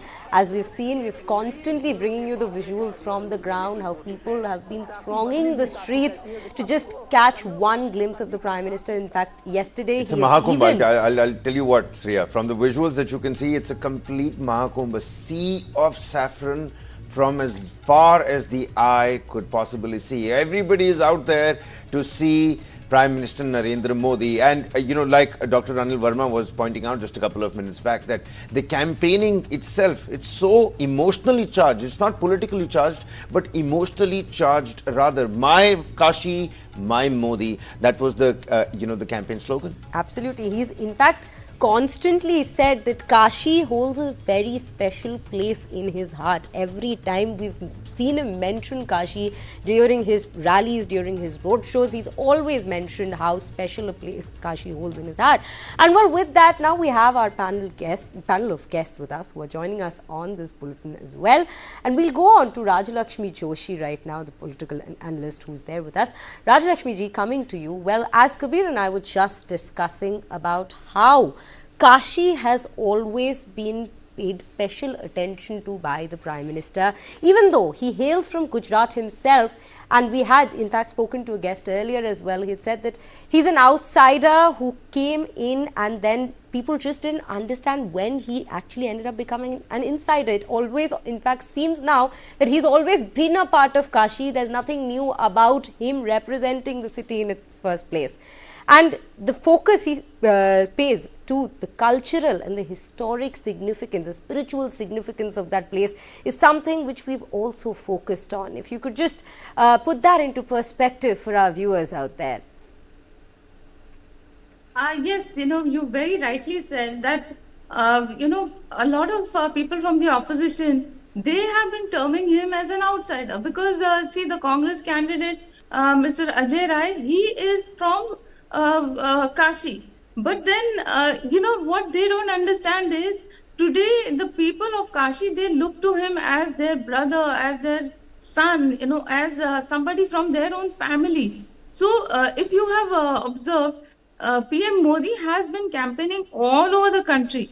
But then in his own constituency, the campaigning that he has done per se is limited to this 5-kilometer rally that he had yesterday, last evening. So that is the only campaigning that he did, very frankly. And look at how people have turned out. Because he doesn't need any campaigning there because he has visited Kashi more than, I think he's been there almost 60 times in his, in his term. So that, I think, is something that he has been going there every few days, every now and then. He has been either announcing some projects, he has been inaugurating something. So he has actually, even in his talks, he has been talking about how, he looks at Ma Ganga as somebody who has invited him to Kashi, and that, he thinks that he has been adopted by Ma Ganga, and, those kind of feelings. And he says it with a lot of emotion, and, he has this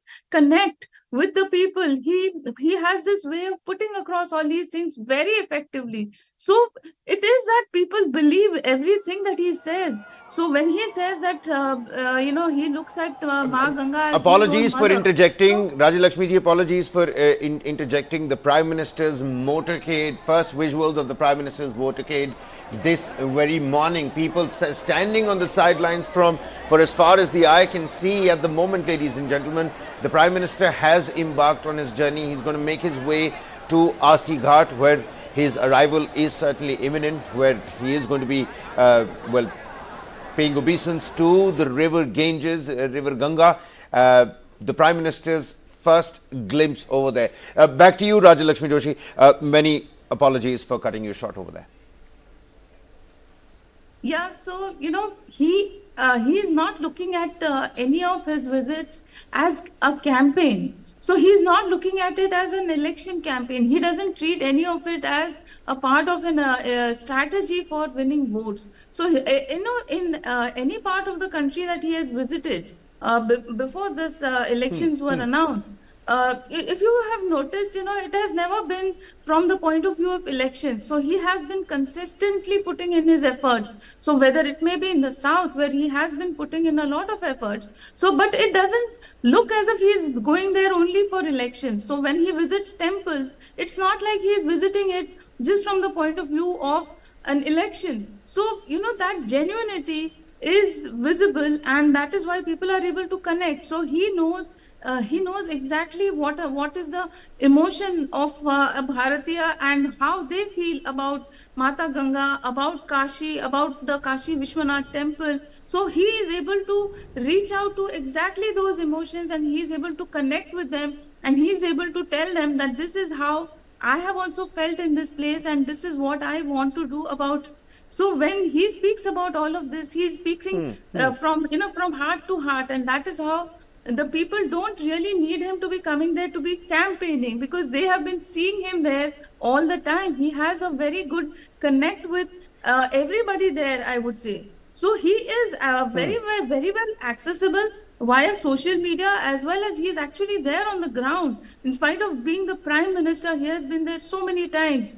So, that is something that is amazing, and I am really fascinated by how he has actually turned around completely this spiritual capital, this art and cultural capital of Kashi that we have been, like I told you, I have seen two faces of Kashi, and it is a remarkable change. It was always this spiritual wonder, and now it has become even more fascinating. It has become even more tourist friendly, I would say. So that is something that he has actually achieved.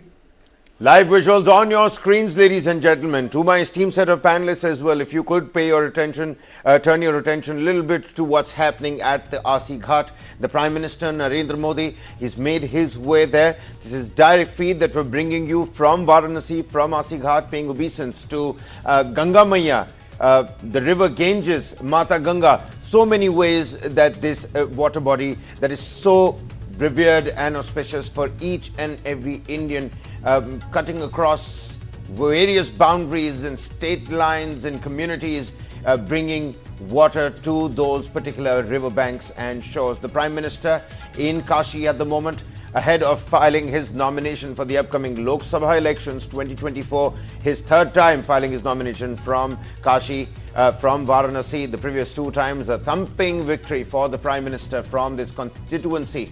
And it's not just a political constituency, like people have been talking on our show ever since the morning that we've been trying to bring you the latest visuals, the development, how the city has been painted with a tint and a tinge of saffron, and all because of the Prime Minister and his presence in the city. 24 hours the Prime Minister is going to be there. The cultural and the spiritual and the religious significance of a place like Kashi, of Banaras, a city that illuminates light.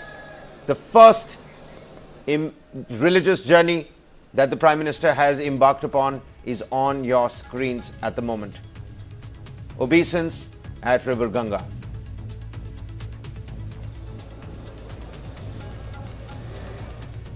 उसका संपादन करेंगे, जिसमें कि काल भैरव के दर्शन और उनका नामांकन भी शामिल है। इस सब के बीच 2-3 और बातें मैं बता देना चाहूँगा कि सिक्योरिटी के लिहाज से जल पुलिस और तमाम तरह की एजेंसियों को भी यहाँ पे रखा गया है, जिसमें कि एनडीआरएफ के जवान भी आपको दिख रहे होंगे तस्वीरों में। और पूरा का पूरा दशाश्वमेध घाट और उसके दोनों तरफ लोग सुबह से सुरभि, मुझे याद है 6 बजे से यहाँ पे लोग इंतजार कर रहे थे प्रधानमंत्री के आने का। और मुझे ऐसा लग रहा है कि प्रधानमंत्री ने अब जो पूजा अर्चना का कार्यक्रम है उसको करीब करीब ख़त्म कर लिया है। और जो आरती, मैं कह रहा था कि एक आरती का जो कार्यक्रम है उसको भी यहाँ पे एक परफॉर्म करेंगे। तो प्रधानमंत्री अब थोड़ी देर में आरती करेंगे। उसके पहले हाथ जोड़कर माँ गंगा का नमन करते हुए माँ गंगा से अपनी इच्छित मनोकामनाओं की प्राप्ति के लिए माँ गंगा से एक तरह से कह सकते हैं समर्पण भाव से प्रधानमंत्री दिख रहा है। और अभी उन्होंने पुष्प और तमाम तरह की चीजें गंगा में अर्पण किया। और जैसे कह रहे हैं पंडित, 6 लोगों की यहाँ पे पुजारियों की टीम है, जो टीम पूरे जो पूजा अर्चना है उस कार्यक्रम को सुरभि यहाँ पे निष्पादित कर रहे हैं। और उसी निष्पादन में Well, Kumar Kundan, my colleague, bringing us live commentary on exactly the rituals that the Prime Minister is undergoing at the moment. Sunita Aaron, author and consulting editor at HT, also with us. But Sunita, could you throw some light on how the Prime Minister has, set the day in the right direction?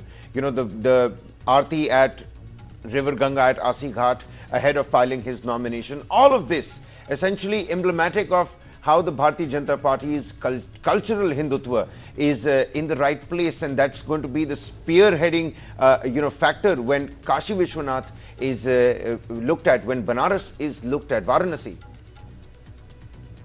I think Modi ji, every time he went to Kashi, always went to Kashi Vishwanath temple. He offered his prayers there. He always, whenever possible, goes to Ganga because he has said time and again that he came from Gujarat to Varanasi because Ganga called her. And that's what his connect is. Now you were discussing about local and outsider, but that's an old issue. After 2014, the way he has connected with the people of Varanasi, no more people see him as an outsider. He's seen, like people take pride. You see, this time, it's not only an election for an MP, it's not a third run for MP seat, but they are electing Prime Minister also. And this is how people, when they do it, they cast their vote. They are casting their vote not for an MP. When Atalji used to contest from Lucknow, often he used to say that you make me MP and if you want me as PM.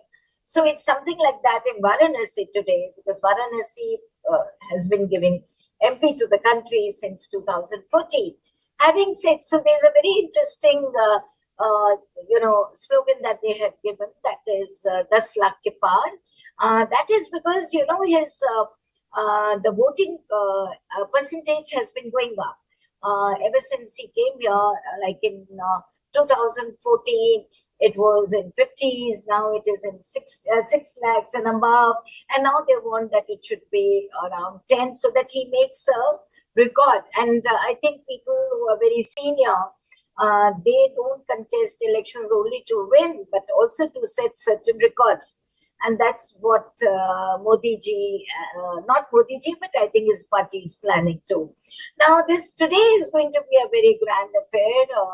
You'll have who's who of the political world. I'm talking about the BJP side and the allies. All have been invited to attend this nomination ceremony, as well as the meeting that he's going to address at the convention center.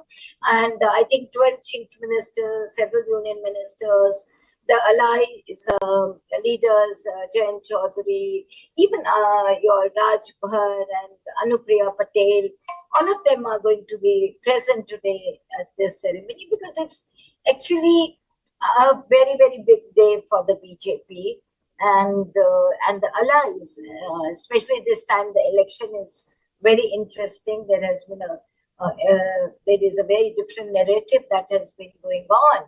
And, we should also take note of the fact that Varanasi is also home two different communities. There's a huge population from Maharashtra, Tamil Nadu, and there is a huge population of Muslims also.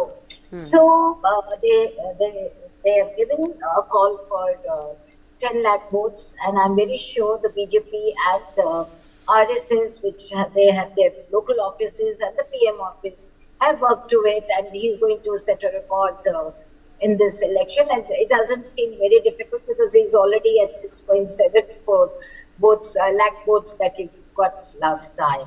The victory margin, of course, General V.K. Singh topped the list, but maybe this time Prime Minister may top the list of victory margins in the country and not only in UP.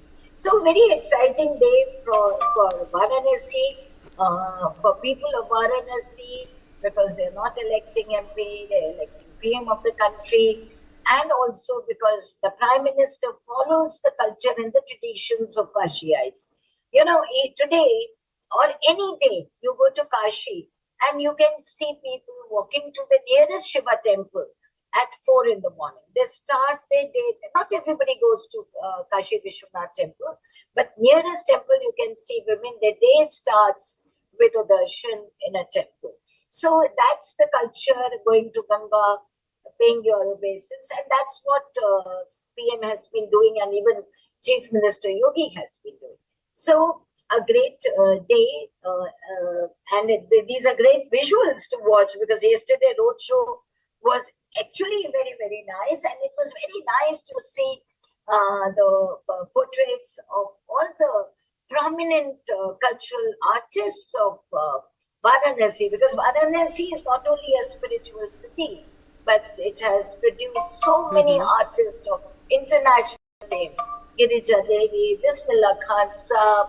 So you count, you know, whether sitar or any other instrument. So it's also a city that has produced so many artists, and the recognition was given because their portraits, their hootings were there during his Very roadshow. true. So, Very yes. true. Very true, Sunita ji. In fact, as we can see the visuals of the Prime Minister Modi offering obeisance to Ma Ganga, the river Ganges, in fact, at the Ashwamedham Ghat. And in fact, we've always seen him do things, as he says, do things a certain way, the correct way. As we know in our Indian culture as well, we offer prayers before we before we embark on a journey, and that is exactly what we see the Prime Minister doing, him paying his obeisance at the Ashwamedham Ghat, from where he is to take a cruise to Namo Ghat, in fact. And well, we'll take you through all that happens through the day. The entire day is in fact packed with a lot of events. But before that, we'll quickly take you to the grounds and give you a glimpse of all that's happened so far. Let's just take a look at what Kumar Kundan has to bring for us.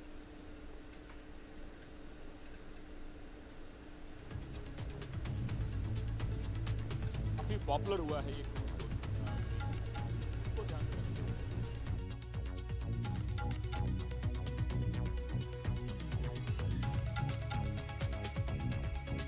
reports that's emerged from Varanasi, in fact, and as our colleague Kumar Kundan was also speaking to the people in Varanasi, and remember, these people aren't all locals or residents of Varanasi. They hail from different parts of the country. In fact, quite a few hail from Ayodhya as well. And well, this is the particular visual, the latest visuals we are showing you of the rites being performed in puja that Prime Minister Modi is conducting at the Ashwamedham Ghat. With that now, we'll in fact go to our panel guest Ratan Shartha, who continues to be with us on the bulletin. Ratan ji, coming to you, as we were just speaking about Prime Minister Modi always having set this example of doing things a certain way. Be it any event, be it a political event, be it a religious event, you always see him going back to our roots and praying, offering his prayers, and that is what he starts the holy journey, embarks on his journey with the holy rites that he performs before each and every event. And this is another such example to our viewers, in fact, for such an important day for him, which is him filing nominations for the third time from Kashi. What do you have to say about that?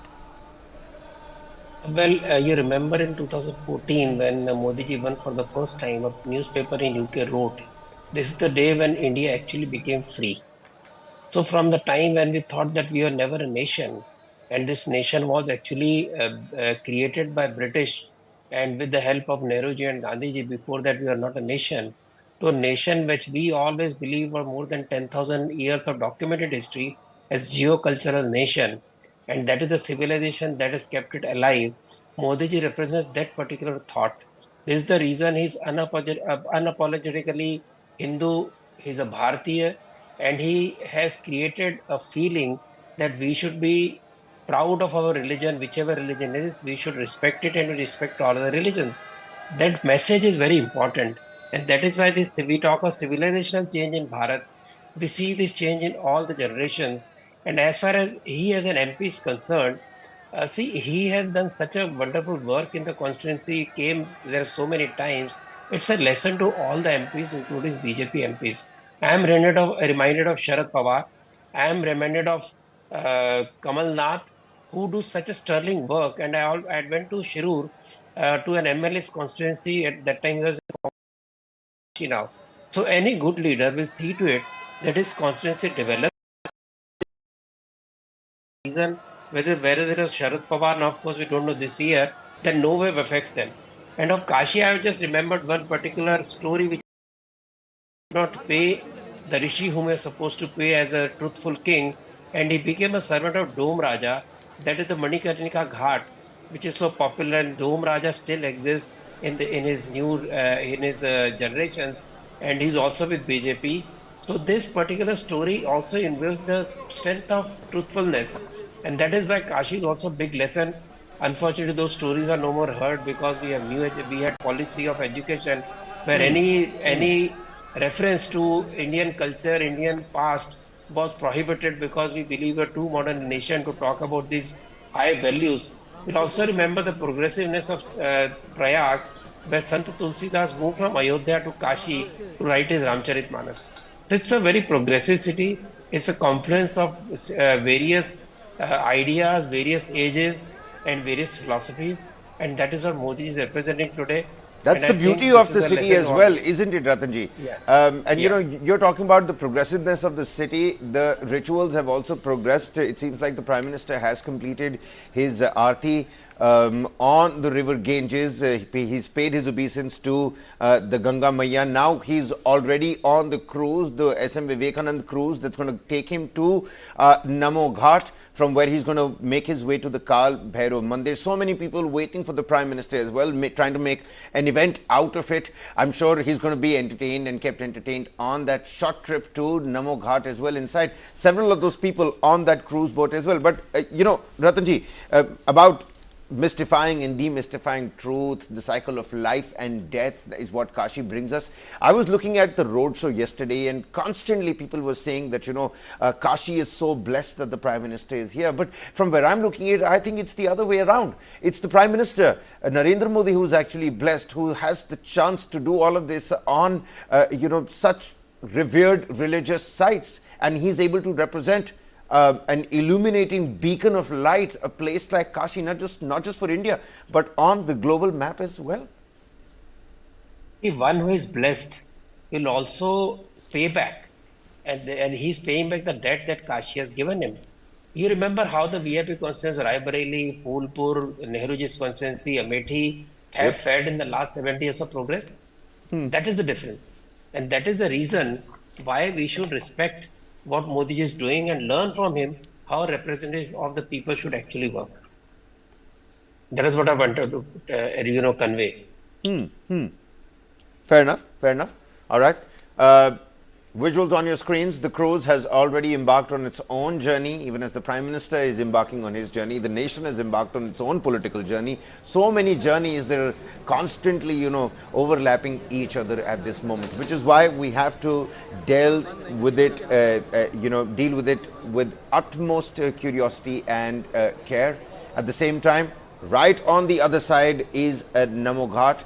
After the Prime Minister takes this cruise, first and foremost, the first stop is going to be the Kal Bhairav Mandir. Rajalakshmi Joshi, political analyst, also with us on the broadcast. Rajalakshmi, I mean, I'm sure you're looking at all these visuals as well. Your two trips to Banaras might have been different, but this is something really out of the park. I mean, the Prime Minister has made the most of this Abhijit Muhurat. Yes, it is really fascinating. Like, Ratanji was talking about how PM Modi is unapologetically Hindu. So he has been actually displaying his religion on his sleeve, I'm saying. But, at the same time, he has this motto of Vikas bhi, Virasat bhi. So that is something that is very important. So he is actually into a lot of modernization, using the, bringing in the latest of technology. And look at the Rudraksh Convention Center. But then it has this feel of tradition as well as the latest in technology. So that is something that is visible in everything that he does. So he stays rooted to his culture, to his roots, and at the same time he is also somebody who has a vision much beyond something that most other politicians can ever comprehend. So that is something that is that is amazing about him. So he is somebody who doesn't feel shy about saying that I am a proud Hindu, but at the same time it doesn't mean that he is actually letting down any of his other people from any other community, from any other religion. So it is something about, say, sabka saath, sabka vikas. So this thing where he is actually bringing together everybody. So this we have been all been talking about how Kashi is something where it is a spiritual center for the Hindus, and also it is a very huge art and cultural center. There are a lot of artisans and a lot of other people, and all of them feel pride about PM Modi. That is the most striking part of it all. So all of them feel connected to him, and they all feel that he is somebody who has definitely accepted, and he has also built upon, and he has helped Kashi evolve into not just a spiritual center, but something that has been able to make all this travel easier for everybody who is going there. So whether it may be about the airport, about the railway stations, about, say, maybe about the cricket stadiums and the convention center. So just imagine that there is this huge convention center, which is better than, I would say, most other cities in our country. So which was unimaginable, some years ago. And at the same time, it also talks about our tradition. So that is something amazing. So you don't need to keep out our tradition and culture in order to say that we are modern. So just look at how, he doesn't feel shy about putting bhasma on his forehead, or about displaying Rudraksha. He doesn't, he is unapologetically Hindu. So that is what it is. But at the same time, he is also doing whatever it is for everybody. So, this thing was lacking in all our previous governments, where, some governments felt that they had to be secular and they had to keep out Hinduism, they had to keep out our culture in order to show that they are secular and that they are modern, which actually made a lot of Hindus feel shy or ashamed to call themselves as Hindu. And all of that changed after PM Modi. He has been showing how he is a global leader, and at the same time, he displays that he's a proud Hindu. So that is something that a lot of people can relate to, and that is exactly why they feel that this is the leader that we have to look up to, that this is a leader we want. Who's going to keep this Vikas bhi, Virasat bhi? So that is a very important aspect, I think, of what he has given to Kashi. And like you were saying that, Kashi has given him this opportunity, but then the previous leaders who had this opportunity to lead our country thought that they had to keep Hinduism out of everything. So that is something that, he has made an important change in whatever he has decisions he has taken. So this I again I say Vikas bhi, Virasat bhi. So he has made it sure that he is going to promote our Virasat and along with it, he is going to take everybody along the route to Vikas as well. So I think that is very important here. Very rightly so, and very well summed up, in fact, Rajalakshmi ji. And as we can see on the visuals on our screen, the Shubh Arambh to not just the day, not just the big day that is today for the Prime Minister, but also to the cruise to Namo Ghat has begun, and he's on his way to Namo Ghat right now. And well, with that, we will cut across to Sunita Arunji, who's also with us on the broadcast. Sunita ji, as Rajalakshmi ji was also mentioning, just circling back to that particular point she's made about how development is now very visible in Kashi, and not just spiritually so, in fact, if we may say, culturally or infrastructure wise as well. We see a lot of transformation while also keep capturing the essence of the very city of Banaras, and that's something that's been done over the last 10 years. How are we looking at that push to Vikas that we have seen in Kashi? You see, Kashi, being a spiritual city, being a Ganga city, is also a religious center of our country. And people visit it from all over the world, not only because their faith brings them here, but they also come because it's a center where it produces a lot of good stuff. So, having said so, and there are temples, when you talk about temples, there are Shiva temples, there are Bhairojika temple, there is the Hanuman temple, the Sankat Mochan is another temple where people go, they have a lot of faith there. So as a religious center, what has happened is, after the development that is taking place, because I remember there was a time when electricity used to be a problem, when traffic used to be a problem. I think traffic, despite all the efforts that have been put, traffic still remains a big issue. And there are certain locations of Varanasi that calls for attention. And I'm very sure that after they have improved all these areas, their focus will turn to those areas. So, as a religious center, as a center for silk, for the neighboring districts of carpets, and other things, cuisine, Varanasi is also known for its cuisine. So, and for its some products like rice, some special rice that is produced there. So, definitely, when you improve the infrastructure, when you improve the connectivity, you get the business also improves. As I said, trading has actually improved, and people are very happy about it. The businessmen are very happy about it. And when your temples improve, when they get more people, then even your the person who's selling only flowers, he does better business. So in every way, in every area, you find some development. Even, that I remember when we used to go to that Pappu ki chai wala who kept chai ready while during the roadshow also. It's a center where a lot of politics is discussed. So there, how the crowd has gone up. So everything, it's all put together. And as today, I think the Prime Minister said that that the city has adopted me. He has adopted some villages. I'm very sure he has some more plans, and he is going to lay a foundation stone of some more projects in his progressive agenda for the city. Sunita Arun, it seems like you have some on-ground knowledge about, the city. Tell us a little bit more about, the street food over there and about the enthusiasm of the youth. The youth has a different and a weird kind of powerful energy whenever I visited Kashi myself.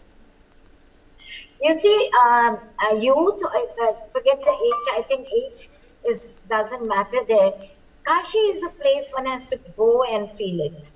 I'm not saying this because PM represents it. Well, Sunita Arun, do stay on with that thought for just a little second. My colleague Kumar Kundan, he's talking to the priest that conducted the rituals on, the river side. Let's quickly cut across. निश्चित रूप से और कुछ करना है, और भी लोग हैं। पंडित जी, आप भी यहाँ पे मौजूद थे, किस तरीके से देखते हैं प्रधानमंत्री ने जिस तरीके से पूजा अर्चना की, क्या विशेष पूजा अर्चना थी वो? कलयुग में जो है गंगा और गणपति दोनों जो है देवता प्रत्यक्ष बोले गए हैं, और आज गंगा सप्तमी है, तो आज के दिन जो है भगवान शिव जी के जटाओं में गंगा जी समाहित हुई हैं, उसके बाद ही एक गंगा धारा निकली है।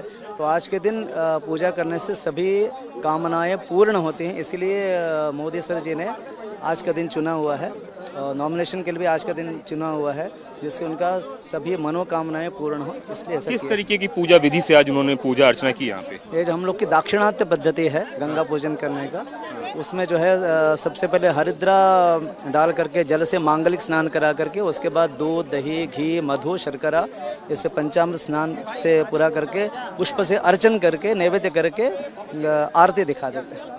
और ये कितने देर की पूजा अर्चना होती है, और इस पूजा अर्चना की क्या खासियत होती है? ये 10 से 15 मिनट की पूजा होती है, इससे सभी कामनाएं, भोग, मोक्ष दोनों प्राप्त होता है। आज का दिन प्रधानमंत्री के लिए भी विशेष है, क्योंकि तीसरी बार वो नॉमिनेशन करने जा रहे हैं। उसके पहले माँ गंगा की आरती, माँ गंगा का पूजन, इसका क्या महत्व है? इससे गंगा पूजन से उनकी जो है ज्योतिषों ने उनको जो मुहूर्त दिया है, उसके पहले गंगा पूजन करने से उनका नॉमिनेशन साफल्य होगा, ऐसा ही, इसलिए वो ऐसा करते हैं।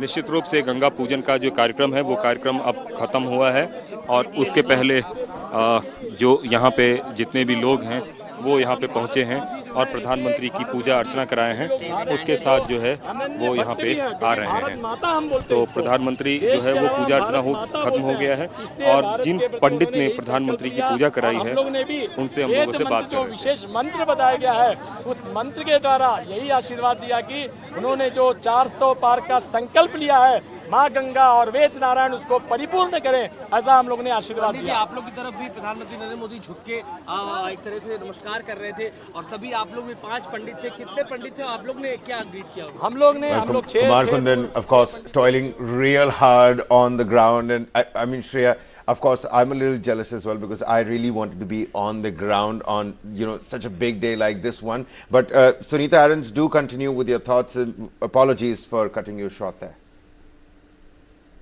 You said you would have wanted to be there today, but I think yes, if you wanted to soak in the politics of the day, then perhaps this was the right day. Otherwise, if you really want to enjoy that spiritual feel of the city, sit at Ganga Ghat for some time and just spend your time there, or enjoy the music. There are very good music festivals that happen there. In fact, you said why the youth, when you were talking about it, when you grow up in a different environment, you see, then definitely that remains, you know, ingrained in you. Maybe I don't start my day with Surya Namaskar like people do, but in Varanasi, as I told you, when the parents go to start their day with a visit to the temple, I'm very sure the children also follow that tradition. Then you have, it's not only the temples, you have a whole lot of spiritual, those, what will you call, dharmacharyas there. When you go around the Ganga Ghat, there are a whole lot of them, and the people go there and listen to them. And then you were talking about food. Food is, about those who enjoy pan. Pan is one thing, the kachoris. There are small shops there which are famous for a special kachori. It's not a big 5-star hotel that you are entering into, or a big restaurant. It's just a small in a shanty, or there are famous lassis that you get at the small shops. Right. They have retained their not only the flavor of the food that they serve, but the look of the shop also. So it's a different city. One has to go and live there to experience it. All right then. Many thanks for joining us here on this broadcast and helping us out with the latest inputs. Kumar Kundan, my colleague, toiling hard on the ground. Let's quickly cut right back at him. He's speaking to some people, the priests at the Dashashwamedh Ghat. आचार विधि पूजा जो हमारे यहाँ शास्त्रों में बताया गया है, कोई भी पूजन करते हैं, ध्यान, आवाहन, आसन, पाद्य, अर्घ्य, आचमनीय, स्नान, वस्त्र, यज्ञोपवीत, जो भी 16 बताए हैं विधान, उस विधान से उन्होंने पूजन को संपन्न किया। हम लोग इस बात का प्रसन्न हो रहे थे जब हम लोग मंत्र बोल रहे थे, हमारे देश के यशस्वी प्रधानमंत्री जी भी मंत्र बोल रहे थे, ये हम लोग के लिए गौरव का विशेष था। अच्छा, एक प्रधानमंत्री को पहले से पता था वो मंत्री को? निश्चित ही प्रधानमंत्री जी भी हमने देखा कि मंत्र को बोल रहे थे, ये हम लोग ने बहुत ही आनंदित महसूस किया। जब देश का राजा इस तरह हो तो निश्चित ही वहाँ की प्रजा भी हमेशा सुखी रहेगी। कितने देर का पूजा पद्धति का कार्यक्रम था? ये 7 से 8 मिनट का ये पूजा पद्धति चला ये, उसके बाद यहाँ से आशीर्वाद लेके वो आगे प्रस्थान किए। तो प्रधानमंत्री को जो आपने स्टॉल दिया वो राम नामी थी एक तरीके से? हाँ निश्चित, जो इसमें शिवाय नमः लिखा था, लेकिन अयोध्या से आए हैं, इसलिए काशी विश्वनाथ की राजधानी है, इसलिए शिव की राम नामी उनको हमने दिया आशीर्वाद स्वरूप। बताया जा रहा है कि 5 मिनट की पूजा थी लेकिन 15 मिनट लग गया। प्रधानमंत्री इतने तल्लीन हो गए पूजा में कि समय का पता ही नहीं चला। निश्चित ही, देखिए ये हम लोग का सौभाग्य, हमारे देश के यशस्वी प्रधानमंत्री जहाँ भी जाते हैं, क्योंकि हमारे यहाँ जो धार्मिक ऊर्जा है बहुत विशेष बोला गया है। धार्मिक ऊर्जा को लेकर हम कोई कार्य करते हैं तो उसमें विजय प्राप्त होता है। आप देखिए एक दिन 4 से 5 रैलियां करते हैं, उसके बाद रोड शो करते हैं, उसके बाद पूजन में आते हैं। ये कौन सी ऊर्जा है? ये हमारी धार्मिक ऊर्जा है। इसको वो हमारे यशस्वी प्रधानमंत्री जानते हैं, इसलिए उस पूजा को जब करते हैं बहुत ही श्रद्धा के साथ वो करते हैं। और प्रधानमंत्री ने आप लोगों से कुछ बात की? मैंने देखा कि प्रधानमंत्री झुक के आप लोगों का अभिवादन निश्चित है, उन लोग हम लोग से बहुत प्रसन्न थे। ये पूजा विधि जो संपन्न हुआ बहुत अच्छे से संपन्न हुआ। इसी तरह आशीर्वाद प्रदान करिए कि राष्ट्र के लिए अच्छा कार्य करते रहे। उन्होंने बताया भी कुछ आप लोगों को? बात भी की आप लोगों से? बात इन्होंने यही किया कि हम लोग आशीर्वाद प्रदान करें, हमेशा इसी तरह अच्छा कार्य करते रहे। मतलब प्रधानमंत्री राष्ट्र के लिए अच्छा काम करता रहे, इसके लिए उन्होंने इच्छित मांगा आप लोगों से। वेंकटरमन यहाँ पे आप देखिए कि वो जगह है जहाँ पे कि प्रधानमंत्री ने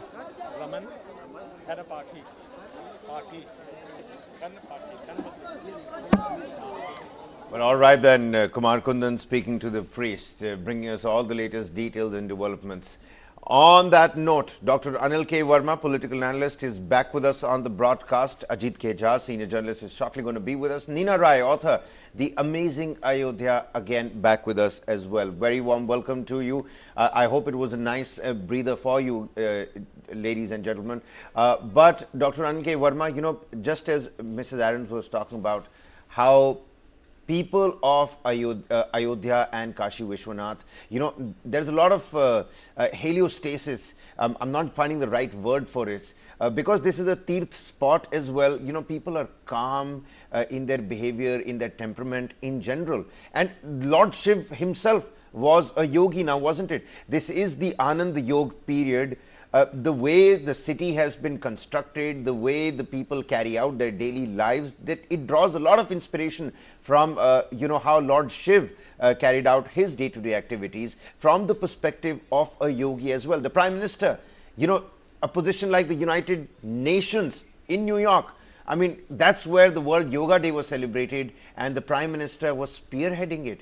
I mean, the yogi, several interesting parallels all overlapping each other on a significant day like today, politically and religiously. True, Kabir, you have raised a very interesting question to my mind. And as you would know, Ayodhya and Kashi have a very deep spiritual connection, and also politically it's so very important, and socially also it's so very important, because Ayodhya is the birthplace of Lord Ram, and Shiva is supposed to be the abode, Kashi is supposed to be the abode of Lord Shiva. And I will remind you of one very interesting incident in South when Lord Ram was doing puja and he was putting Shivlingam at Rameshwaram. When the Shivlingam was put in Rameshwaram, then two people were very inquisitive about why the name Rameshwaram. One was Hanumanji, who was the assistant of Lord Ram, and one was the wife of Shankarji, Parvati ji, who was also very inquisitive why this was named Rameshwaram. And you know, it's such a beautiful answer were given by Lord Ram on one hand and Lord Shiva on the other hand. When it was asked by Lord Ram that why you have named, it was asked by Hanumanji to Lord Ram, why you have named it Rameshwaram. He said, I have named it Rameshwaram because it means this is the you see, symbol of that person who is the God of Lord Ram, who is the God of mine. मेरे जो भगवान है, Rameswaram means Ram के जो भगवान है वो शिव है, इसलिए इसका नाम रामेश्वर रखा गया. And when Parvati ji asked the same question to Lord Shiva sitting on the Kailash, that why this name Rameshwaram, then Shiv ji said, Rameshwaram means जो शिव के भगवान है, Ram ji, Rameshwaram means the Lord of Shiva. So you can see that how in Ramayana, the Shaivites and the Vaishnavites who were varying factions at that moment, they were amalgamated. And this is a great political messaging, in the country, that Lord Shiva and Lord Rama, they respect each other. They are deities of each other. And therefore, never ever in the country there can be any conflict between the followers of Lord Ram and Lord Shiv. And that's why there is a great, resonance between Ayodhya and Kashi. Prime Minister Modi is the embodiment of which Lord here? Am I putting you in a sticky position asking you that question? Both of them. There isn't any difference. That's right. And again, on this issue, I would like to inform you that Kashi is a place where the Advaita philosophy was, propounded by Lord Shankar, the first Adi Shankara. And there is a very important incident, and if you permit me, I would like to narrate that incident. Definitely. Please do go on. Please go ahead. Okay. Adi Shankaracharya was traveling to the mandir, and in the way there was a chandal coming with 4 dogs. Now, in those days, it was expected that the chandal should not touch the Brahmin.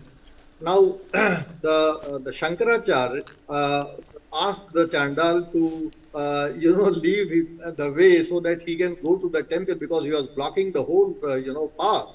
Then Chandal asked a very simple question that, oh Shankaracharya, you are asking this question to whom? To me or to my soul? Because if you are asking this question to my body, then my body is made of the same Pancha Bhut Tattvas, Chiti Jal Pavak Gagan Samira. All those 5 components, they constitute your body and they constitute my body also. So there is no dissimilarity between your body and my body. And if you are asking this question to my soul, then the same soul exists in your body and the same soul exists in my body. And you know what happened? Shankaracharya understood that this is a great education to his Advaita philosophy. Later on, it is said that Lord Shankar himself tried to teach him a lesson and appeared as a chandal so that Lord Shankar, and then he gave his Advaita philosophy. And this is a very interesting episode that how... Dr. Verma, thank you for teaching me a lesson. Thank you for teaching me a lesson as well. Thank you for bestowing your philosophy on upon me as well. Teaching us, both of us, quite an interesting anecdote he's brought into the fore for our viewers. They're all going to find it extremely interesting. But well, with that, we'll quickly come back to this extremely special conversation that we're having with a panel of guests. We'll take a short break here, but do stay tuned to News9 Live as both Kabir and I come back with all the latest updates that is taking place in Varanasi today.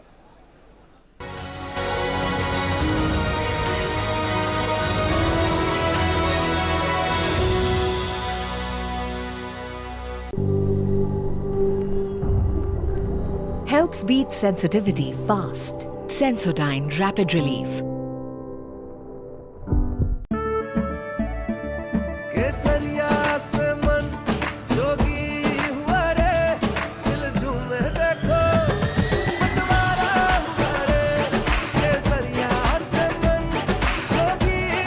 हर पल मनाओ केसरी त्योहार विमल बोलो जुबान Kesari. How do you fulfill that promise? Because ultimately expectations have to be met. If you look at the political landscape, is it really changing for women?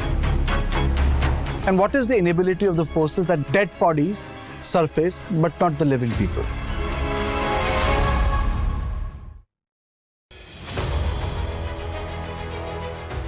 Forever there are simultaneous election of parliament, assembly and municipality and panchayat.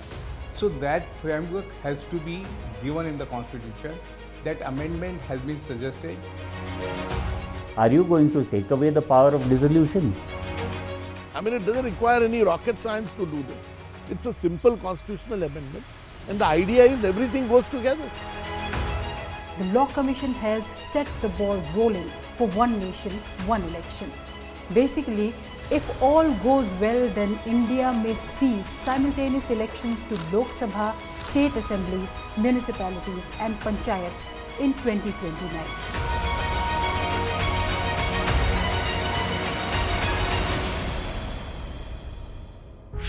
This and more. Streaming on News9 plus news is now content. Subscribe and get free vouchers. Helps beat sensitivity fast. Sensodyne Rapid Relief.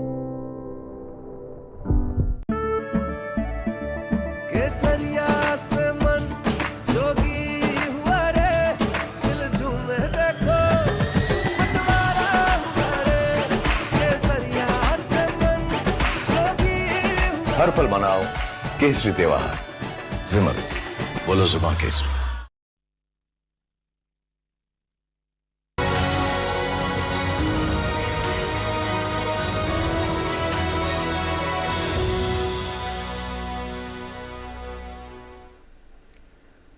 Welcome back. You're watching News9 Live and this is the special coverage for the day, for a big day, an auspicious day in fact as we speak. Prime Minister Modi is already en route to Namo Ghat from Dasashwamedham Ghat after having paid obeisance in his rituals that he performed this morning at the banks of River Ganga. And well, right now we have Neena Rai, author The Amazing Ayodhya. We also have joining us Ajit K. Jha, senior journalist, and Dr. Anil K. Verma, political analyst, who continues to be with us on the bulletin. Right now, we'll first go up to Neena Rai.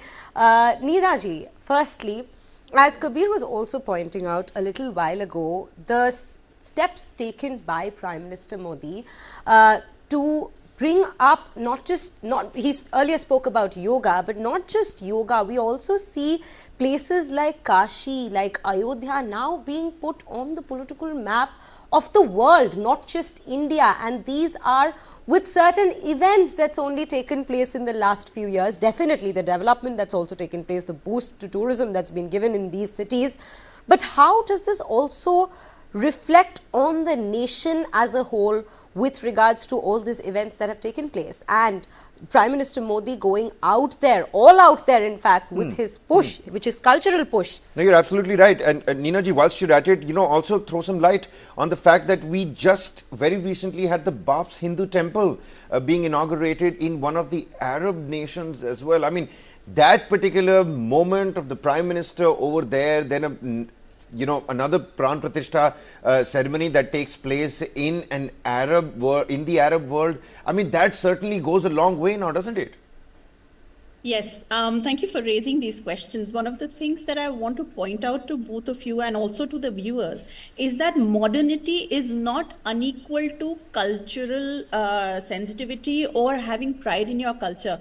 So when Modi has previously gone to Banaras, he has said something very, very specific. He said Vikas bhi and Virasat bhi. And he holds the people of Banaras, the young generation of Banaras, who says that they are modern as well as they are the beholders of culture of India. And what Modi is doing is that he is taking the culture of India to the world. A lot of times, a lot of young, not even young, I think even middle-aged people are prey to this fallacy that modernity is unequal to tradition and modernity is unequal to dharma. In the Hindu system, this doesn't work. What in the name of modernity most Indians are doing is that they're aping the West. So westernization has become equal to modernity, but the other way around is not being done. And this is the main fallacy that causes everybody to marvel at, look, oh, what is he doing? Why is he doing this? Why is he, focusing on the temples? So why I'm saying this is once you will remove this tenet or fallacy from your mind, and any of the viewers, they remove it from their mind, they'll be able to see very clearly what's happening. Now, you mentioned about the Babs temple and the other temples. So he's, like he says and advises the young people, Virasat bhi and Vikas bhi. This is a tenet in Hinduism. So if we take a look at the Valmiki Ramayana, during the time that Maharaja Dashrath was the king of Ayodhya, he expanded the kingdom and he modernized the kingdom. During the reign of any Hindu king, if you take a look, any good Hindu king that we read about, in history, you will notice that they have modernized the systems, they have modernized the cities, they have expanded the cities, they've created temples. And also bear in mind, every Hindu has to devote 10% of his income to the temples, to the deity, to the guru, and to the people because of whom we are here today. So in the Hindu scriptures, it is very important to give your money, your time, your attention to the Hindu temples, because we are here because of the deities that protect us. And coming back again to Varanasi, you had mentioned what is the importance of Varanasi. So you mentioned about the temples that were there. The concept of the numerous temples in Varanasi come from the fact that in Hatha Yoga, there are 72,000 nadis in the human body. So what they say in the scriptures is that what is happening in the heavens, which is Divi, is also taking place on earth, which is Bhu, and is also taking place in our human body. So the human body is replicated across in the world, in the universe actually. So the universe is, the Devi and Devta, it's a very difficult concept to put in words, but to make it easy, I'll tell you that they were trying to mimic the human body on earth. And so the grand universe on the earth, and for that they needed a navel. So the navel is Kashi, which is the origin in Hatha Yoga for the 72,000 nadis. Now 72,000 nadis does not mean nerves; it means the energy center. As a baby, the baby gets nourishment from the navel, and so the navel is the Kandasthan, which means that this is the center point and the origin point for all the nadis of the body. Nadis are like energy channels. Now, why do we need these 72,000 nadis, and why were there 72,000 temples in Kashi during the time that it was at its peak? So we all know that there were numerous temples in Kashi which have been broken down repeatedly. And now at one point there were 26,000. Now there are of course much lesser temples. But in the heydays of Kashi, it had 72,000 temples for this reason. And these 72,000 energy nadis are very important for not only physical well-being, but also spiritual well-being. So therefore, these temples in the ancient times were created in such a way that was mimicking the human body nadis. So anybody who went there, even physically, can feel that energy and can feel that vibration. This is why when you will hear people say, you have to go to Kashi to feel it. You have to go to Kashi to feel it. So this is done by Vastu Shastra, by the architecture in the Vastu Shastra, wherein you go to a place and you just feel just amazing and you get lost there. The 72,000 shrines, I've read about it myself. I visited Kashi a couple of times myself, tried to go through the architectural energy points that have been placed very scientifically across this beautiful city. Joining us on the broadcast is also Ajit K. Jha, senior journalist. A very warm welcome. Always a pleasure to have you with us. Today, when you're looking at these developments, I mean, we've had these esteemed set of panelists like the lady that you were just listening to, Dr. Verma has been with us. We've also had Mr. Ratan Sharda, several top-notch political analysts, journalists, some spiritualists. They've been joining us. But what is your opinion? How are you looking at today the auspiciousness of it all, the significance of your Prime Minister filing his nomination for the third time, the competition that he's going to be faced with now, and this entire journey from Ashwametham Ghat to the Namo Ghat, then the Mandir, then the subsequent filing of nominations. I mean, he's trying to prove a point and make you look at him proving that point as well, isn't it?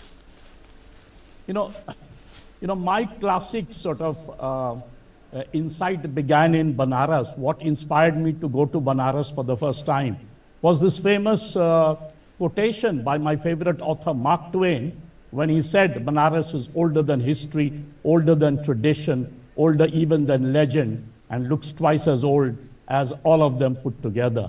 That was when I just started my career in journalism, and I went to, at that time, the Vasanta College for Women, which is in Rajghat, and that is right next to the Ganges, right? And I remember for the first time I realized why the West was so obsessed with Banaras and why Banaras is the center of the universe, as most of us Hindus think. I mean, there is a strange spiritual awakening to that place. And Prime Minister Modi, who is a master of symbols, by contesting from Banaras twice in 2014 and 2019 and making Banaras his constituency, and then transforming the place, understood the heart of India. I mean, I always argue that Uttar Pradesh is the metaphor of India. It's the Hindi heartland, right? Runs right through, the Ganges runs right through, in the north is Himalayas. And Banaras is a city which has a strong significance with Mahadev, right? Mahadev is supposed to come straight from the heavens and park himself in Varanasi. So in that sense, symbolically, culturally, spiritually, Banaras is the capital of India, if you look at it from that standpoint. And then, the significance that Modi ji gave to Madan Mohan Malviya and his creation, the BHU, the Banaras Hindu University, the most sprawling campus in this country, 1,600 acres. And he makes it a point to go there. I mean, I remember reading this great book at one time on Uttar Pradesh by a Cambridge historian who argued that there were two families in Allahabad. One was that of Madan Mohan Malviya, and the other was that of Motilal Nehru. One took to a different kind of trajectory, took to Western education, sent his son to England. He became a socialist Fabian, became the first Prime Minister of India. And the other family right next to his house was that of Madan Mohan Malviya, who took to this creation of, one of the top campuses of this country. And somehow people, modern Indians, forgot about this, forgot about the creation that went into Banaras Hindu University, how Madan Mohan Malviya went around and begged from the Maharaja of Darbhanga, from various other Maharajas, and created this campus. Modi ji, when he symbolically re-established Varanasi, not only as a spiritual center, but today as a very important political center, other than being a great pilgrimage center, he brought BHU into focus. He brought Madan Mohan Malviya into focus. He recreated Madan Mohan Malviya, re-established him as one of the great leaders at one time, of course, of the national movement and the Congress party. But the Congress party had forgotten him in many ways. So that, I think, lies the genius of the Prime Minister. He's able to recreate history, which were ignored by, let's say, the Congress and the earlier, the former establishments. They had looked at history from one standpoint.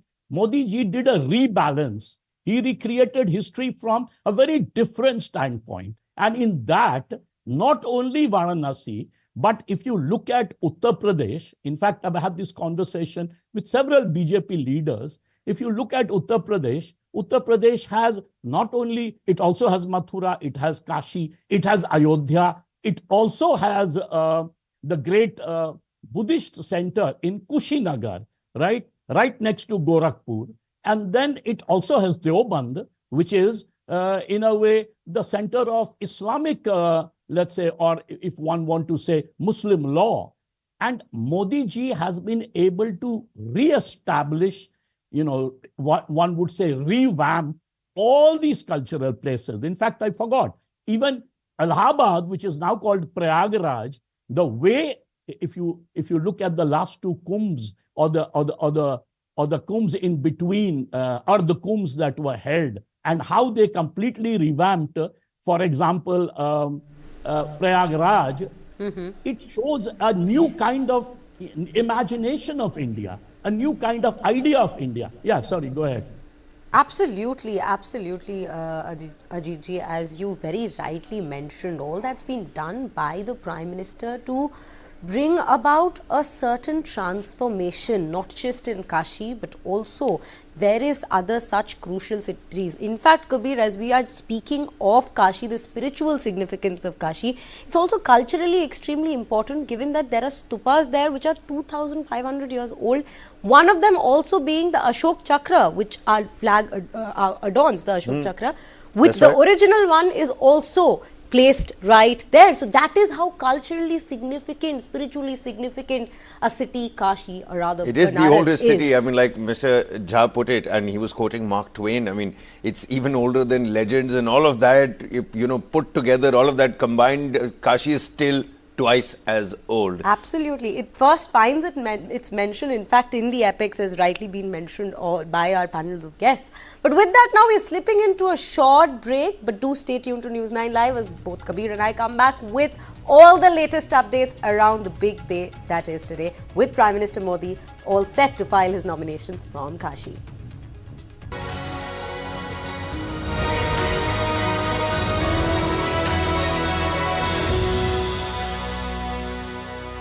Film and entertainment is definitely one of the levers for any country to build its brand. We are getting global. I feel that we're just on the takeoff. More and more films are becoming language agnostic.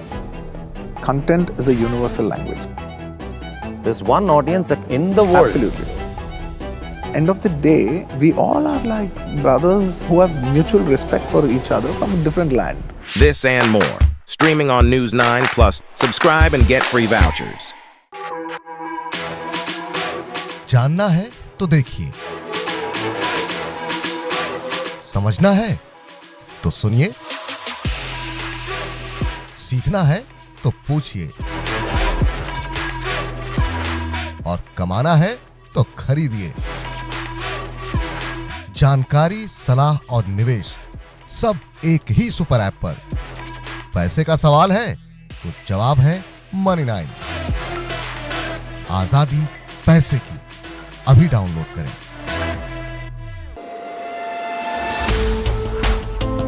I don't think anybody has isolated Ajit Dada Pawar. Ajit Dada has isolated himself. That led to a lot of bad blood between the ruling partners. It is not true. You know it very well, who these elements are, who these individuals are. And these are the very reasons why you see a division in the party. Now this contest between Supriya Sule and Sunetra Pawar is really a proxy war between uncle and nephew, and it's being fought in the family bastion of Varanasi. This and more. Streaming on News9 Plus. Subscribe and get free vouchers. 20,000 people dead and counting. What's happening in the United States of America is unprecedented. You will have to pay for this.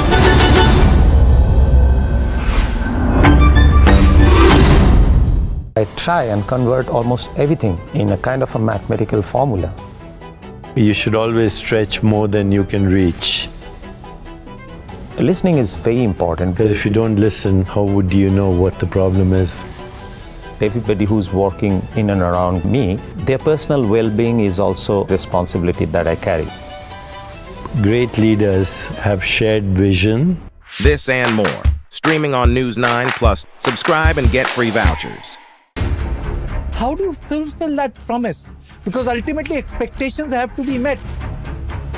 If you look at the political landscape, is it really changing for women? And what is the inability of the forces that dead bodies surface, but not the living people?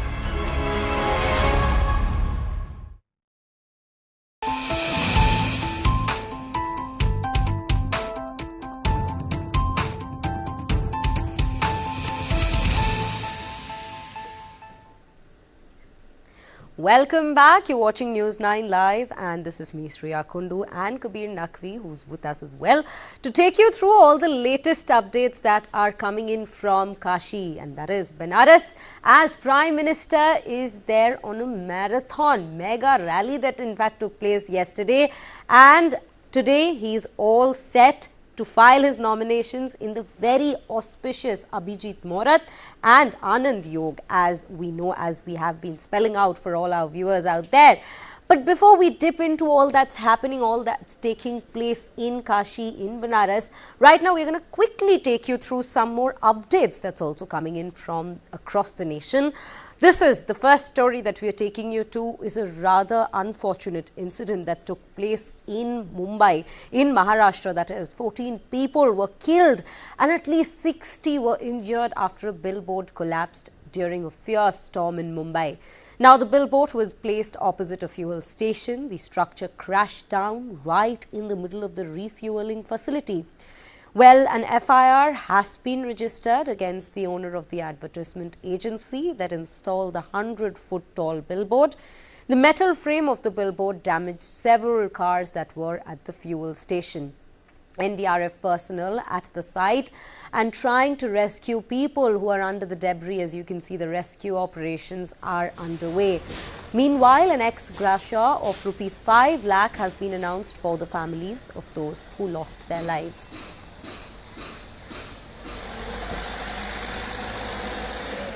कल शाम से rescue operation चल रहा है, उसमें से हम लोगों ने टोटल 88 लोगों को यहाँ से निकाला है। 88 में से 14 लोग जो है वो डॉक्टर ने उनको मृत घोषित कर दिया है। बाकी 31 लोगों को डिस्चार्ज कर दिया है और कुछ लोग जो है अभी भी हॉस्पिटल में एडमिट है। रात को हमें 2 बजे जब ये हाइड्रोलिक क्रेन की सहायता मिली तो क्रेन की सहायता से हमने 3 गिल्डर को उठाया था और 3 गिल्डर के नीचे हम लोगों ने जो 4 व्हीलर्स है, 4 व्हीलर्स में दबे हुए 9 बॉडीज को निकाला, जिसको डॉक्टर ने फिर मृत घोषित किया। सर, अभी कितने लोग फंसे हुए हैं, इसमें क्या कहना चाहेंगे? अभी 2 गिल्डर जो है हम लोगों ने अभी तक सर्च नहीं किए है। 2 गिल्डर के नीचे कुछ लोग फंसे होने की शक्यता है, मतलब हो सकते हैं। तो वो 2 गिल्डर हम लोग हाइड्रोलिक क्रेन के सहायता से उठा रहे हैं और जो क्रेन से सहायता से उठ जाएगा उसके बाद हमारा सर्चिंग ऑपरेशन शुरू होगा। फिर सर्च के बाद पता चलेगा कितने लोग वहाँ पे और फंसे हुए हैं। Next up, at least 1 police officer was killed and over 100 people injured in violent clashes between protesters and security forces that rocked Pakistan-occupied Kashmir. Now, as the clashes turned violent in Pakistan-occupied Kashmir's capital, Muzaffarabad, day-to-day activities and business remained halted, and the police and the activists of a rights movement got embroiled in a scuffle amid a wheel jam and shutdown strike across the territory. The traders in the region are protesting over rising costs of food, fuel and utility bills.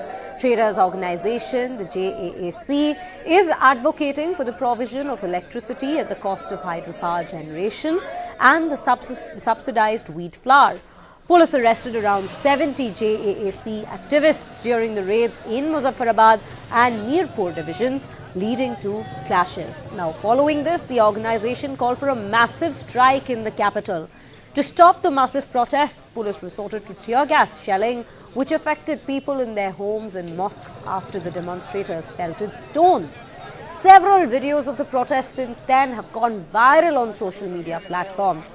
In fact, these are the visuals that we are bringing to you. Meanwhile, this is from United Kashmir People's National Party, who organized a protest outside the Pakistani consulate in Bradford in solidarity with the major unrest in Pakistan-occupied Kashmir. Several party leaders and people belonging to the Kashmiri diaspora during the protest expressed their support for the ongoing struggle of the people in Pakistan-occupied Kashmir. Let's in fact listen in to some of the voices. We'll bring that in fact shortly to you, some of the voices that have been emerging from the protest sites. But before that, we're shifting our focus to another important story that's coming to the fore. Well, in a major setback to Nepal's Prime Minister Pushpa Kamal Dahal, Prachanda-led coalition government, Nepal's Deputy Prime Minister and senior Madhesi leader Upendra Yadav tendered his resignation and his party pulled out of the government. Upendra Yadav is also the Minister for Health and Population. Along with Yadav, Minister of State for Forest and Environment Deepak Karki from the same party has also submitted his resignation. The resignation by Yadav, the chairman of the Janata Samajwadi Party, Nepal, comes a week after his party split into two groups with the senior leader Ashok Rai forming a new party named Janata Samajwadi Party. The JSP Nepal had altogether 12 lawmakers in the House of Representatives. Now the party's strength has been reduced to 5 in the House of Representatives as Rai and 6 other lawmakers and 30 Central Committee members join the new party. The ruling coalition, led by Prime Minister Prachanda, still holds a majority with 140 seats. The coalition requires at least 138 seats in the 275-member of House of Representatives to prove a majority. If CPN-US also withdraws support from the government, then the Prachanda-led government might need to prove its majority in the House of Representatives. There are reports that the opposition Nepali Congress is trying to mobilize JSP Nepal and CPN-US, led by the former Prime Minister Madhav Nepal, to topple the Prachanda-led government.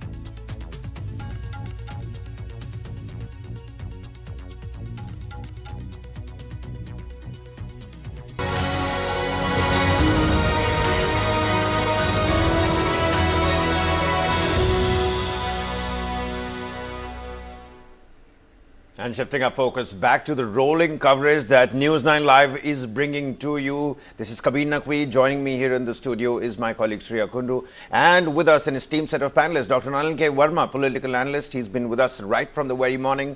Ajit K. Jha, senior journalist. A pleasure to have you with us. Neena Rai, author, The Amazing Ayodhya, also with us. Now, the Prime Minister has embarked on this journey. He was earlier carrying out proper Hindu rituals on the banks of River Ganga, after which he carried out that cruise on SM Vivekanand, the cruise ship, went to Namo Ghat. We'll quickly be shortly from now, getting those visuals from Kal Bhairav Mandir, after which the Prime Minister is going to be filing his nomination ahead of his speech at the Rudraksh Conventional Center. All of that is going to happen, but amidst all of this, all the NDA leaders, the NDA alliance leaders, well, they have made their way to Varanasi as well. We're talking about Eknath Shinde, we're talking about TDP leader Chandrababu Naidu, and mind you, all of these are alliance partners of the National Democratic Alliance. Now, all of those reactions, we're going to shortly be playing all of that with you. Meanwhile, before we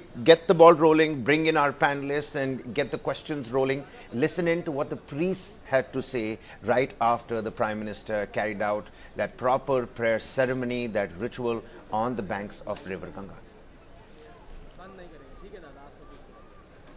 कराया वो संकल्प का उद्देश्य था केवल हमारा जो भारतवर्ष है, जो हिंदू राष्ट्र है, उसके उद्देश्य से जो भारतवर्षीय हमारे लोग हैं आसेत हिमाचल पर्यंत वो सभी लोग आरोग्य हैं, निरोग रहें, संपन्न रहे, धनदान से संपन्न रहे, हर जगह भारतवर्ष विजयी हो, श्रेयस्कर हो और भारत के सभी शत्रुओं का नाश हो, सब लोग ऐक्यमत्य प्रदान हो, सब लोग एक हो। कलयुग में जो है गंगा और गणपति दोनों जो है देवता प्रत्यक्ष बोले गए हैं और आज गंगा सप्तमी है, तो आज के दिन जो है भगवान शिव जी के जटाओं में गंगा जी समाहित हुई हैं, उसके बाद ही एक गंगा धारा निकली है। तो आज के दिन पूजा करने से सभी कामनाएं पूर्ण होती हैं, इसीलिए मोदी सर जी ने आज का दिन चुना हुआ है, नॉमिनेशन के लिए भी आज का दिन चुना हुआ है, जिससे उनका सभी मनोकामनाएं पूर्ण हो। प्रधानमंत्री जी को हमने कलऊ गंगैव केवलम, कली में माँ गंगा प्रत्यक्ष देवी हैं, आज तो पुण्य दिन है पूरे भारत के लिए, आज गंगा सप्तमी का पुण्य दिन है। कलऊ गंगैव केवलम, कली में माँ गंगा प्रत्यक्ष देवी बताया गया है। हम जो भी संकल्प लेते हैं, जो भी प्रार्थना करते हैं, वो पूर्ण तुरंत होता है। तो देश के प्रधानमंत्री जी ने में हमारी देश के जितने भी सर्वे भवन्तु सुखिनः उसके लिए संकल्प लेके आज नामांकन करने वाले हैं और उनका जो संकल्प है 400 पार का ऐसा पूर्ण हो, ऐसा हम लोग ने वेद मंत्रों के द्वारा उनको आशीर्वाद दिया। Dr. Verma, you know, shifting our focus a little bit away from the spiritual aspect, bringing in the political aspect now, talking about how this is going to influence the politics of Kashi Vishwanath, you know, Banaras, Varanasi, the entire area, the assembly segments over there. Talk to us a little bit about how you're looking at all the NDA leaders, Chandrababu Naidu, Eknath Shinde, making their way for this grand ceremony that's going to take place. For the nomination, NDA alliance partners are also making their way to Banaras. Kabir, I see this as a show of solidarity with the Prime Minister, and of course the issue and the occasion is so very important that it doesn't matter to the people of Banaras whether they are there or not there, because there's so much love. They have adopted Modi, as he himself said, that the Banaras has adopted me, Ma Ganga has adopted me as his son. So that kind of bonding is there for Modi. And electorally, I don't think that coming out so many heavyweights during the nomination makes any difference electorally.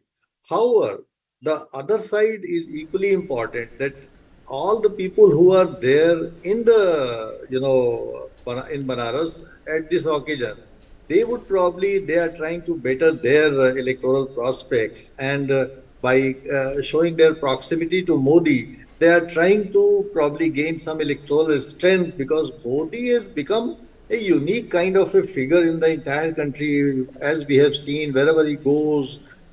Whichever state he does rallies, you always find that there is a strange frenzy among the electorate, among the people, cutting across everything, and therefore to be seen with Modi is probably trying to get a slice of that electoral or political support in whichever state you belong to. So one thing is that coming to my mind, and the second thing is that when you compare the NDA bloc vis-a-vis the NDA alliance, then you find that NDA alliance, most of the opposition parties are, having a narrative of removing Modi. So when all the components of the NDA, they are with Modi, it's probably also a strategy to counterbalance that offensive which the opposition is trying to mount on the Prime Minister. Because there seems to be one narrative which the opposition has been able to create, and that is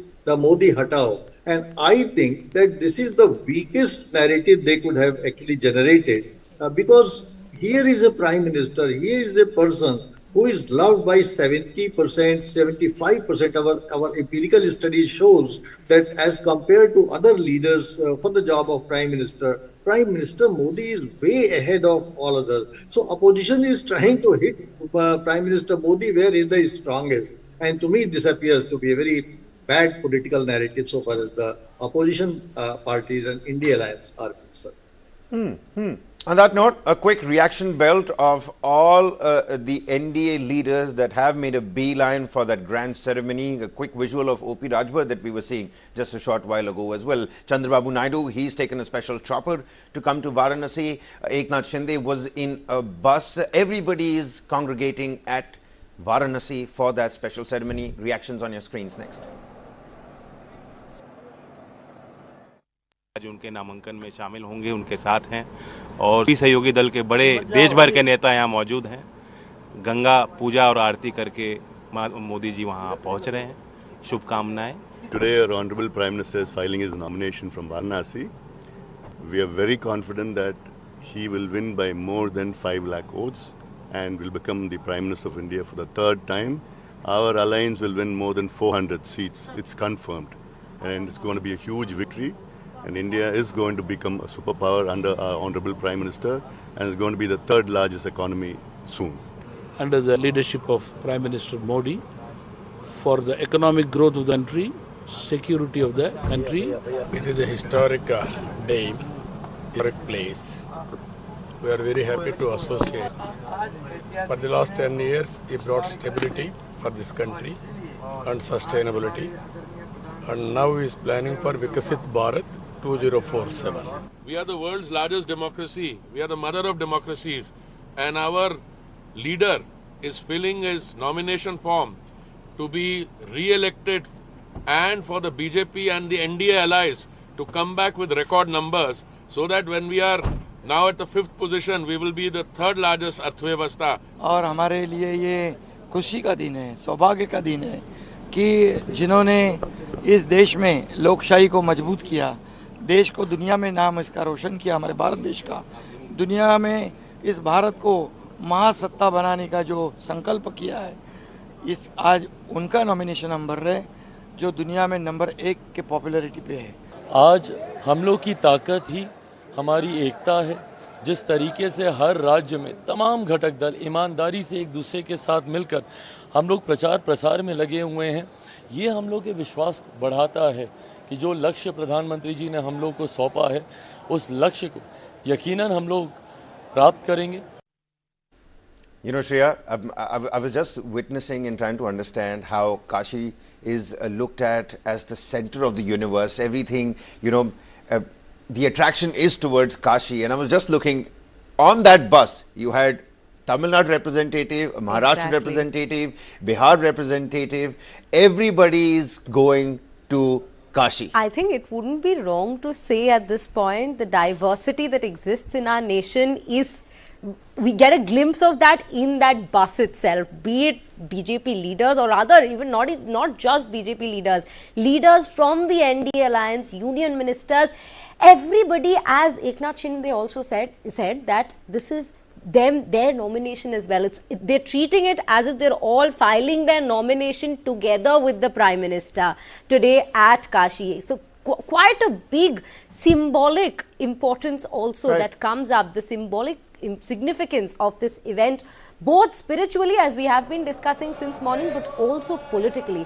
With that now, as we speak of alliances, my next question would be to Ajit Kejha. Ajit ji, you throw some light on this particular aspect, and not to rake up any controversy, but just as Mr. Verma was also mentioning about how the India bloc's offensive at the Prime Minister has always been at the wrong time, wrong place and wrong words used, and it's backfired on them. In fact, if we speak of Varanasi itself, only a few months ago we had seen Rahul Gandhi make a reference about the youth of Uttar Pradesh. And in fact, we had seen even back then, just like every other time, the Prime Minister was up there protecting and defending the people of Kashi, the stance that he takes for the people of Kashi, not just there by being there, but also with his words towards, be it towards the opposition or towards the whole world. That's how he treats them. That's how he treats the people of Kashi as his own family. Look, the way I see it, politics is all about symbols and spectacle. And by bringing all the NDA leaders along with him today, at this point when he's filing his nomination, he's actually hitting out in a way at his rivals, which is the India bloc. You have your 26 allies. I have my 38 allies, right? In fact, if you take the smaller allies of the BJP, the numbers are much wider, right? Now, also look at the spectacle yesterday when he did the road show. Right in front of his cavalcade were hundreds and thousands of women walking, all wearing saffron robes. Now, that shows enormous amount of women's power. This is all a game of, as I said, spectacle and symbol. He does it beautifully. He does it with look at his hands folded. He's in Dasmed Ghat. He's in earlier, he was somewhere else, Kal Bhairav temple. And he will go in front of BHU, that great center of learning. And at the same time, he does it politically. Yogi Adityanath is with him. In fact, Rajnath Singh is supposed to come. Amit Shah, several BJP senior leaders. At the same time, all the allies, right? Even people like Nitish Kumar and others are supposed to join him. Now, what it does is, with one, what I would call a sledgehammer, it just finishes the entire edifice of the India alliance. That is, in tennis, you will call it a backhand volley. That is what Prime Minister Modi is a master of. The way he does it with this combination of what I call spectacle and symbol, spiritual, educational, and at the same time political. That, I think, there is no match in this country when it comes to Prime Minister. He's, of course, his oratory is absolutely spectacular. The way he speaks Hindi, the way he connects with the people. If he goes to Darbhanga, he will begin with Maithili. If he'll go to, let's say, Asansol in Bengal, he'll start in Bengali. If he goes to the south, he'll start speaking in Tamil. You know, this is the other way. That's the best way to connect with your audience. If you're a great debater in school, we were always taught, to connect with the audience. That is where I think he specializes. I remember, if you permit me, I remember absolutely, yes, definitely, go ahead. I remember talking to my sister, who's a professor actually of philosophy, and she's a great Modi admirer. And I asked her, what is it that you like about Modi? And what she pointed out hit me. She said, look, you studied in the West. You always talk of Western symbols. Look at Modi ji. While he was in New York, all the world leaders were around him. Everyone was eating this great food in, for example, in a 7-star hotel. Modi ji, throughout the period, was actually fasting and drinking water. See, this is what makes him connect with millions of women in this country who do it practically every day. Our mothers, our sisters, our aunts, all of them do it, right? This fasting is such a great symbol. No other prime minister in India I've ever heard doing all the fastings that a spiritual Hindu does, or a religious Hindu does, other than Prime Minister Modi. That straight makes him connect with, the audience, the masses, the voters. And that's where he specializes. That is something I think younger leaders, even from India alliance parties, should learn from Prime Minister Modi. And he does it with a certain class, right? There is no pretense there. He doesn't just go and rub some vermilion on his head. The way when a prayer is going on, the way he chants, he claps, sankh bajate hain, all that makes it absolutely like your own home when a puja is going on. That is the heart of India. Thanks. Ajit ji, in fact, being a woman myself, I absolutely agree with what you have said, and I think, Kabir, at this point, we see a third confluence taking place, spectacle and symbol, the confluence of spectacle and symbol, as Ajit ji has mentioned, quite clearly visible from all that's playing out in Kashi today. No, you're absolutely right. There are multiple layers at play over here. And we haven't even gotten talking, right down to the politics. Who's the competitor against Prime Minister? What does the demography look like? What is the caste breakup looking like when you're looking at, Varanasi? All of that has been subsided by the aspect of, the spiritualness of, Kashi as a city, the mythology around it, the religious fervor around it, and the people of Kashi Vishwanath as well. Neena ji was with us just a short while ago. Sunita Aran ji was with us just a short while ago. And everybody has been constantly telling us that the cultural ethos, the socio-economical fabric is also equally at play in Kashi. Number one is that the Prime Minister has made it an emotional constituency. That's number one. Very visibly so. It's very emotionally charged at the moment. People aren't worried about the politics because they know that the Prime Minister will... It's taken a backseat of sorts, of course, yeah. The Prime Minister is going to be coming back and representing the constituency again for the third time, mind you. So, number one is the aspect that it is emotionally very charged. There is a lot of spirituality around it. When you're looking at religious tourism, that is a big, pole plank in the city of Kashi in Banaras. I've got a lot of, friends in Varanasi that are constantly telling us that, people are finding it safer to, come to Kashi to carry on with their pilgrimage. The Kashi Vishwanath corridor is a big highlight for the Prime Minister. And everybody that I know of in Banaras is talking about the highways, is talking about the development works that have been taken up after the Prime Minister started visiting. There's a constant comparison as to how many times Rahul Gandhi has visited Wayanad or Raebareli or Amethi versus how many times Smriti Irani has done so. The Prime Minister's visit to Banaras and Varanasi, it's always a roadshow because it's the Prime Minister. Everybody wants to catch a glimpse of the Prime Minister. But at the same time, it's never about a political move. He makes it a point that he goes there and it's about meeting his own people. It's about paying obeisance at the various religious sites. 72,000 those energy points and shrines that Neena Rai was talking about as well. So all in all, a confluence of too many things is at play. So politics has taken a back seat. Now, what's problematic is the fact that we're in the middle of Lok Sabha elections 2024 and everything, even the leaf falling down from the tree has to be looked at under the political lens. Not politicized, but definitely looked under the political lens. So we will have to look at this under the political lens as well. But I think that engine will start running once we get the visual of the Prime Minister making his way to the collectorate office,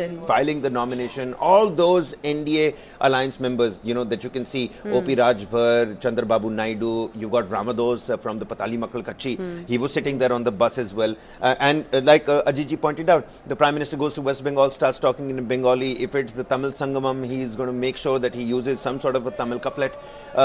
All of that, it does in fact go a long way. A lot of people on social media, establishing a connect with the people. Social media, a lot of people are saying at the moment that it's so heartening to see that you've got a Prime Minister that with full gusto is carrying out the rituals that we see on our screens over here, Shreya. Very, very true. In fact, with that, we'll bring in Neena Rai into the conversation as well. Neena ji, as Kabir and I were just speaking about the transformation in Kashi, it's also become a go-to place not just for people who are religiously interested to make a visit to Kashi, like a pilgrimage of sorts to Kashi, but also the youth of the country now. In fact, for that matter, as you were also mentioning, Kabir, Right. As you were just saying, Kabir, that, there are friends of yours who've now visited Kashi. We have visited Kashi. We see that change, the young crowd that Kashi has also been pulling. That connect that Prime Minister has established with the people, that chord that he's touched with the people of the nation with regards to Kashi, that image that he's built of Kashi. What do you have to say about that? And Neena ji, whilst you're answering that, I mean, every time I visited Kashi, the only thing that strikes a chord with me is the tomato chaat that you get over there. They make it something, they make it in a particularly different fashion. It's a delicacy that is very unique only to Kashi Vishwanath, the Mandir area. You don't get it anywhere across the country. Do answer that question and throw some light on the famous tomato chaat of Banaras as well.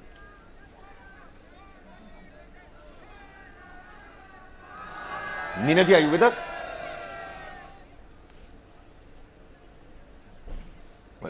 Well, it seems like we're having some difficulty. How about we throw the same question to Sunita Aaron? She's also somebody who has a deep and vast knowledge about, the ground reality of Banaras as well. Sunita ji, if you heard the answer, we'd like to know your opinion on it. The question, beg your pardon.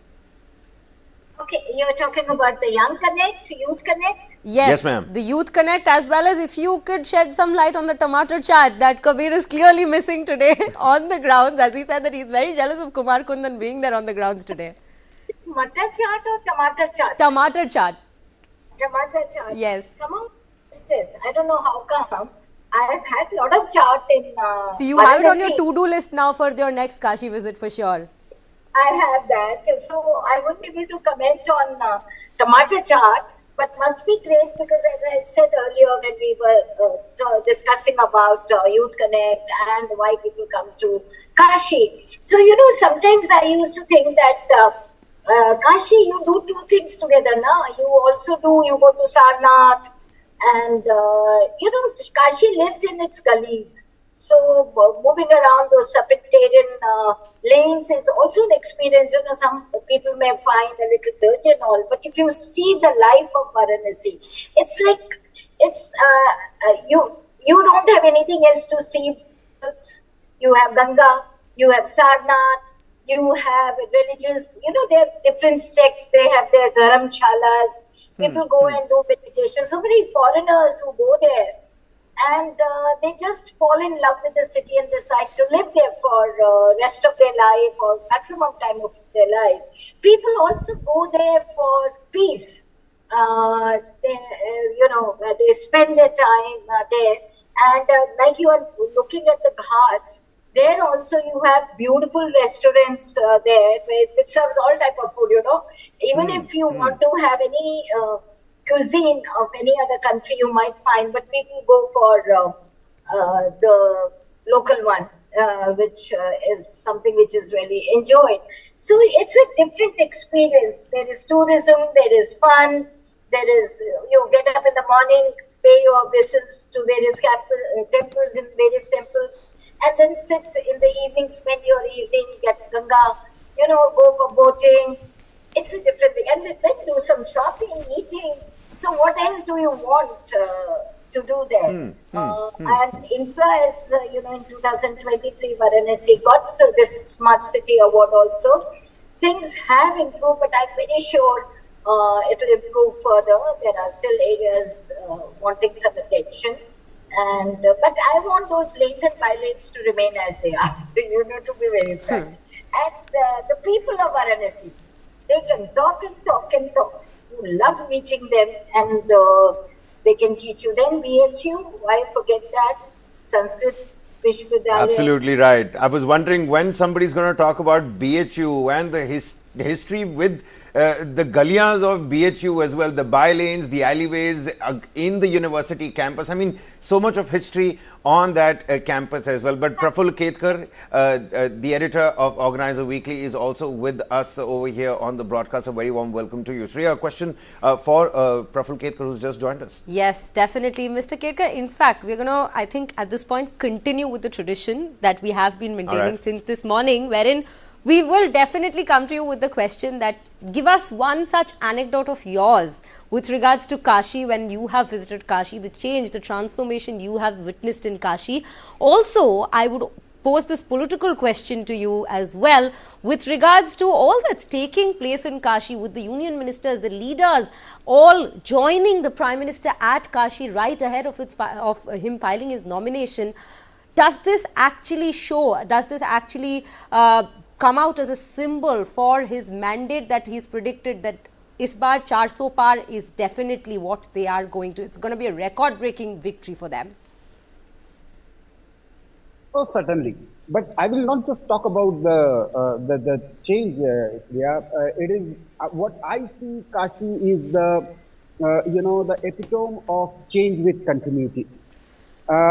You have the same ethos. If you go from Manikarnika Ghat and you climb to the older part of the city, you see the same by-lanes, you see the same kind of temples, small old pathshalas where some old person will teach you something. And the moment you come from the other side with the new corridor and the new towards airport, you see a totally different connect with the Kashi.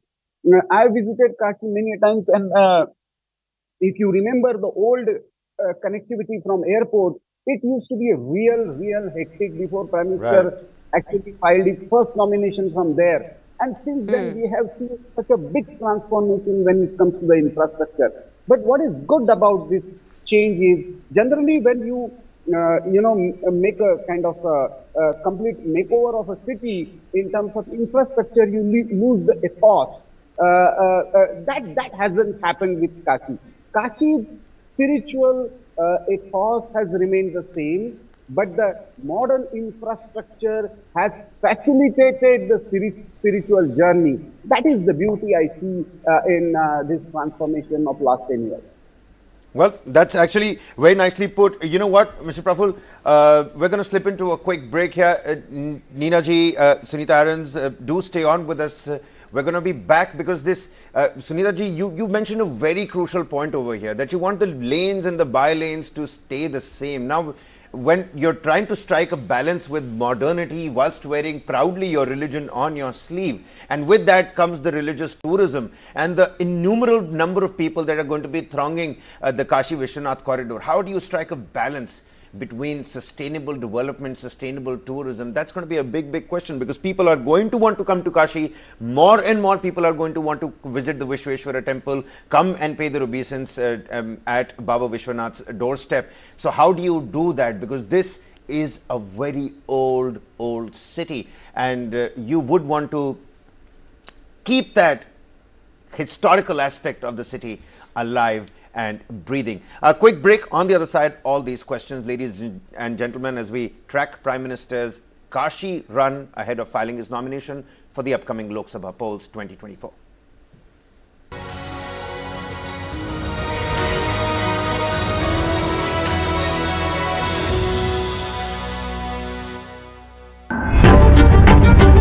$20,000 people dead and counting. What's happening in the United States of America is unprecedented. You will have to pay for this.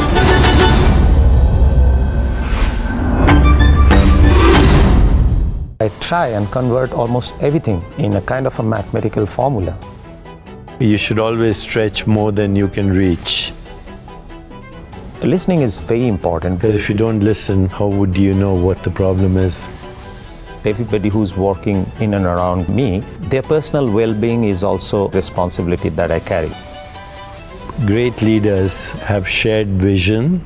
This and more. Streaming on News9 Plus. Subscribe and get free vouchers. How do you fulfill that promise? Because ultimately expectations have to be met. If you look at the political landscape, is it really changing for women? And what is the inability of the forces that dead bodies surface, but not the living people?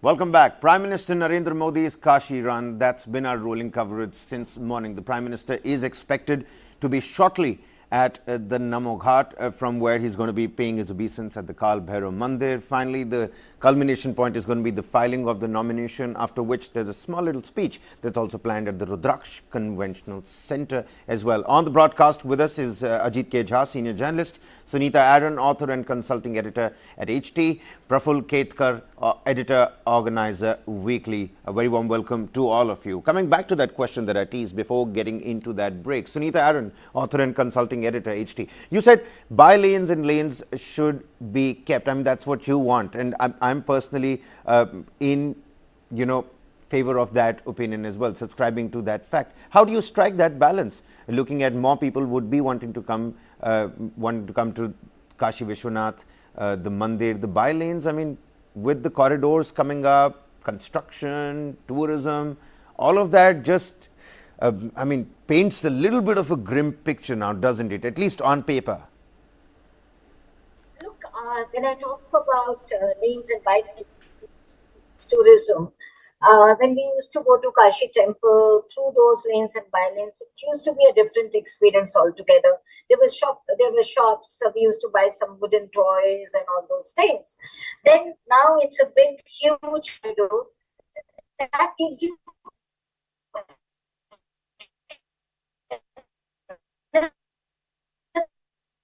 a little bit of a technical difficulty with Sunita Aaron over there. We're going to quickly cut across to Ajit K. Jha, who's also with us on the broadcast, senior journalist. Ajit, I'm not going to take the same question to you. I'm wanting to understand politics a little bit better. What before 2014, historical antecedents, what do they tell us about the people of Banaras? Has there been a stark shift after 2014, and is this shift here to stay? Because, even with all the political controversy regarding the Prime Minister's age, whether he's going to stay or not, that's a different question completely altogether. But looking at the people of Banaras, is this shift that we've seen from 2014, if there is one, is this shift going to stay? Is it here to stay? Well, it's a very good question that you ask. I was actually reading Diane Eck's brilliant book called Banaras, City of Light. She's a professor at Harvard, and she's very known for her great works on India.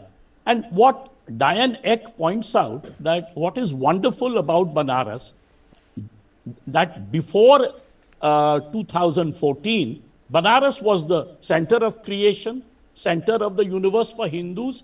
At the same time, it is also the city where we go to die, right?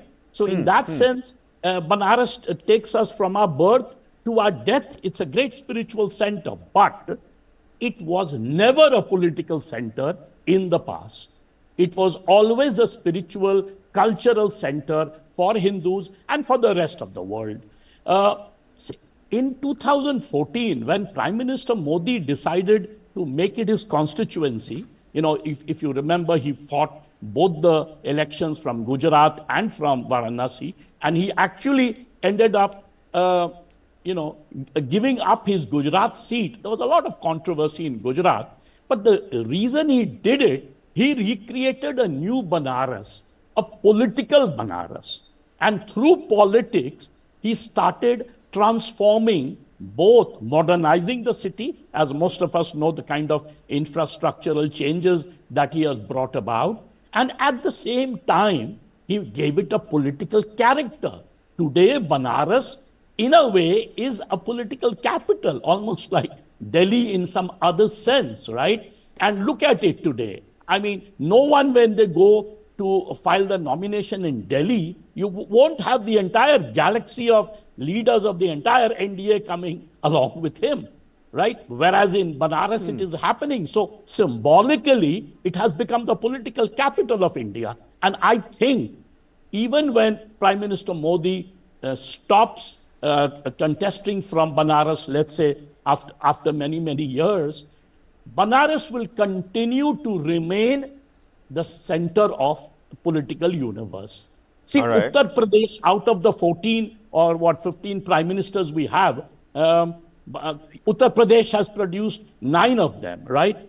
And Prime Minister Modi, by throwing in his lot, he was a Gujarati, but came over and contested from Banaras, he became the 9th or the 10th, I don't remember the exact count, Prime Minister of India. And in that sense, the centrality of Uttar Pradesh, the centrality of Banaras as a political and cultural center will continue. So there is this great break, as I pointed out, that Diane Eck points out. It was a spiritual and cultural center, but never a political center. No Maharaja of Banaras was ever the Raja of India. Unlike Patna, Patna used to be both a cultural capital as well as a political capital, right? You had Ashok, Chandragupta Maurya, many of them. Rajgir, for example, was both a cultural capital as well as a political capital. Maybe even Calcutta for a while was both, but Banaras was never. But Modi ji transformed that.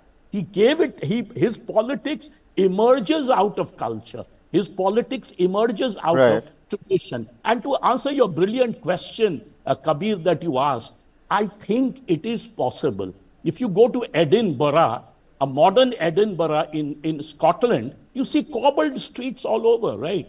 It is possible to restore the glory of Varanasi while modernizing it. You don't need to destroy its architecture.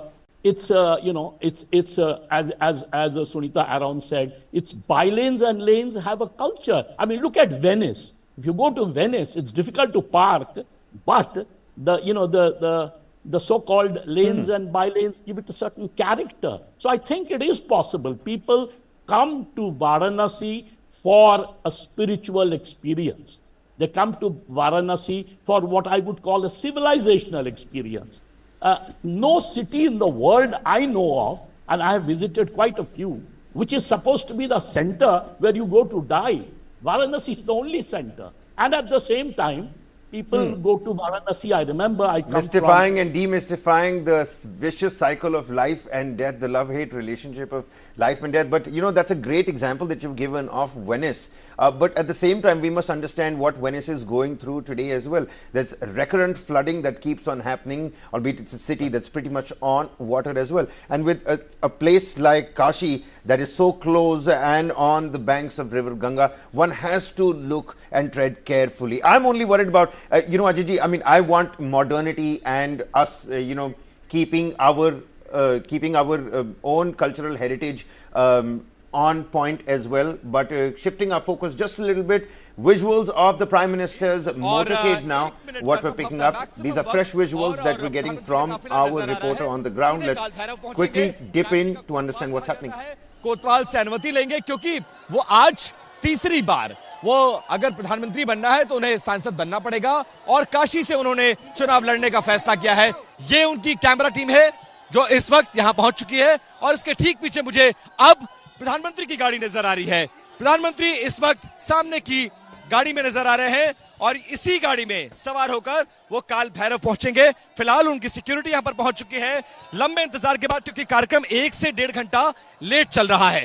तो अब हाथ जोड़ते हुए, जनता का अभिवादन स्वीकार करते हुए, लोगों को बिना निराश किए हुए, अपने पुराने जो चिर परिचित अंदाज है उसमें प्रधानमंत्री अब पहुंच चुके हैं काशी के कोतवाल के दर पर वो अनुमति मांगने, क्योंकि वो उनकी नगरी से एक बार फिर से लोकसभा के सांसद बनना चाहते हैं।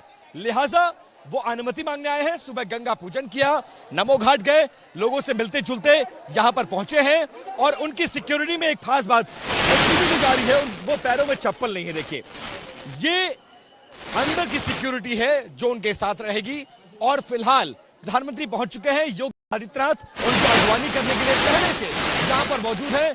काल भैरव गेट के बाहर की तस्वीरें मैं आपको दिखा रहा हूं। इस गेट के अंदर जाने की फिलहाल किसी को अनुमति नहीं है। ये चौथी बार संभवतः ऐसा है जब प्रधानमंत्री यहां पर आ रहे हैं। 2014, 2019, 2024 और जब काशी के कॉरिडोर का लोकार्पण करना था, शिलान्यास करना था, तो भी वो काशी के कोतवाल से अनुमति मांगने आए थे। भारत की प्राचीनतम नगरियों में से एक काशी, और काशी के जिनको सुरक्षा की जिम्मेदारी है वो काशी के कोतवाल यानी भैरवनाथ है और उनके दर पर इस वक्त पूजन अर्चन का कार्यक्रम शुरू होने वाला है। प्रधानमंत्री यहां लगभग 10 मिनट का वक्त देंगे और उसके बाद एनडीए के नेताओं के साथ बैठक, और बैठक के बाद तय समय पर वो नामांकन करेंगे, जहां पर 4 प्रस्तावक, जिसमें एक जनरल बिरादरी से, 2 ओबीसी से, एक दलित जाति से ताल्लुक रखते हैं, उनका प्रस्ताव वो कलेक्ट्रेट में पेश करेंगे और नामांकन दाखिल करने के बाद चुनावी प्रक्रिया में शामिल होने के लिए वो अगली रैली के लिए रवाना हो जाएंगे। लेकिन प्रधानमंत्री को देखने वाली भीड़ यहां पर है। देखा कि नहीं देखा? देखा। किसको देखा? मोदी जी को।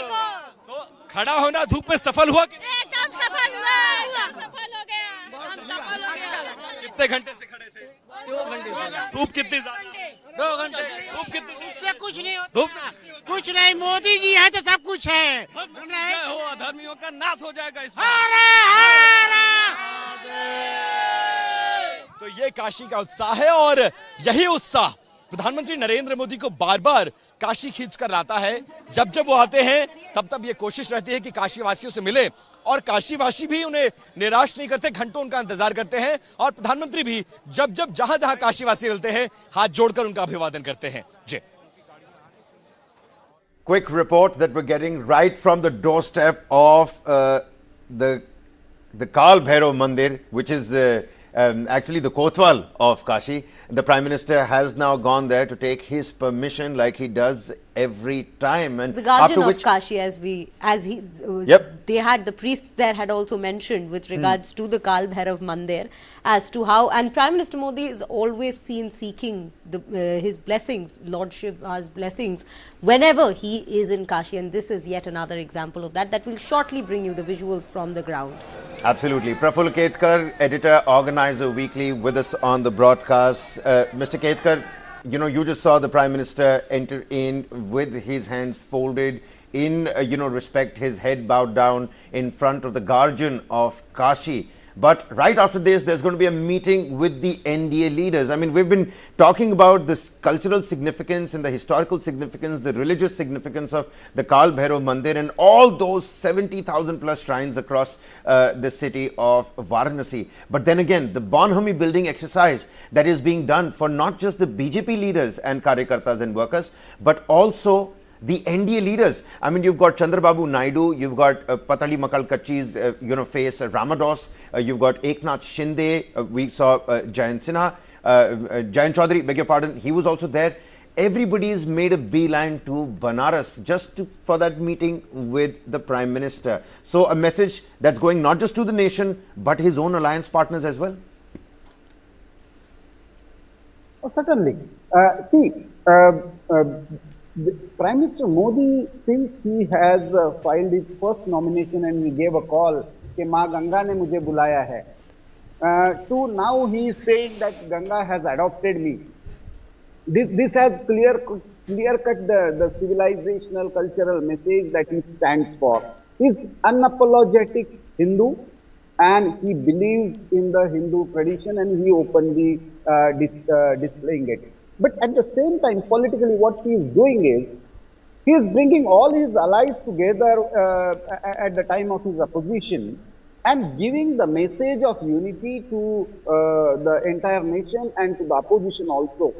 Because what we have seen in the opposition camp, that whether filing of nomination of Mr. Rahul Gandhi or what happened in Wayanad between the left parties and the Congress, or what happened in Srinagar between PDP and NC versus Congress, what is happening in Leh Ladakh. So there are various, contestations and political positions when it comes to the India alliance. But NDA is a strong bloc and under leadership, and unless you have a strong leader with a clear vision, your political alliance is not sustainable. That is also the message that Prime Minister is giving. I remember the first one when, before filing his nomination, he actually bowed down to then Mr. Prakash Singh Badal, who was alive then. And it was again a very important message that Prime Minister conveyed when it comes to the NDA as a bloc, because that time there was a talk that if BJP gets a full-fledged majority under Prime Minister Modi, he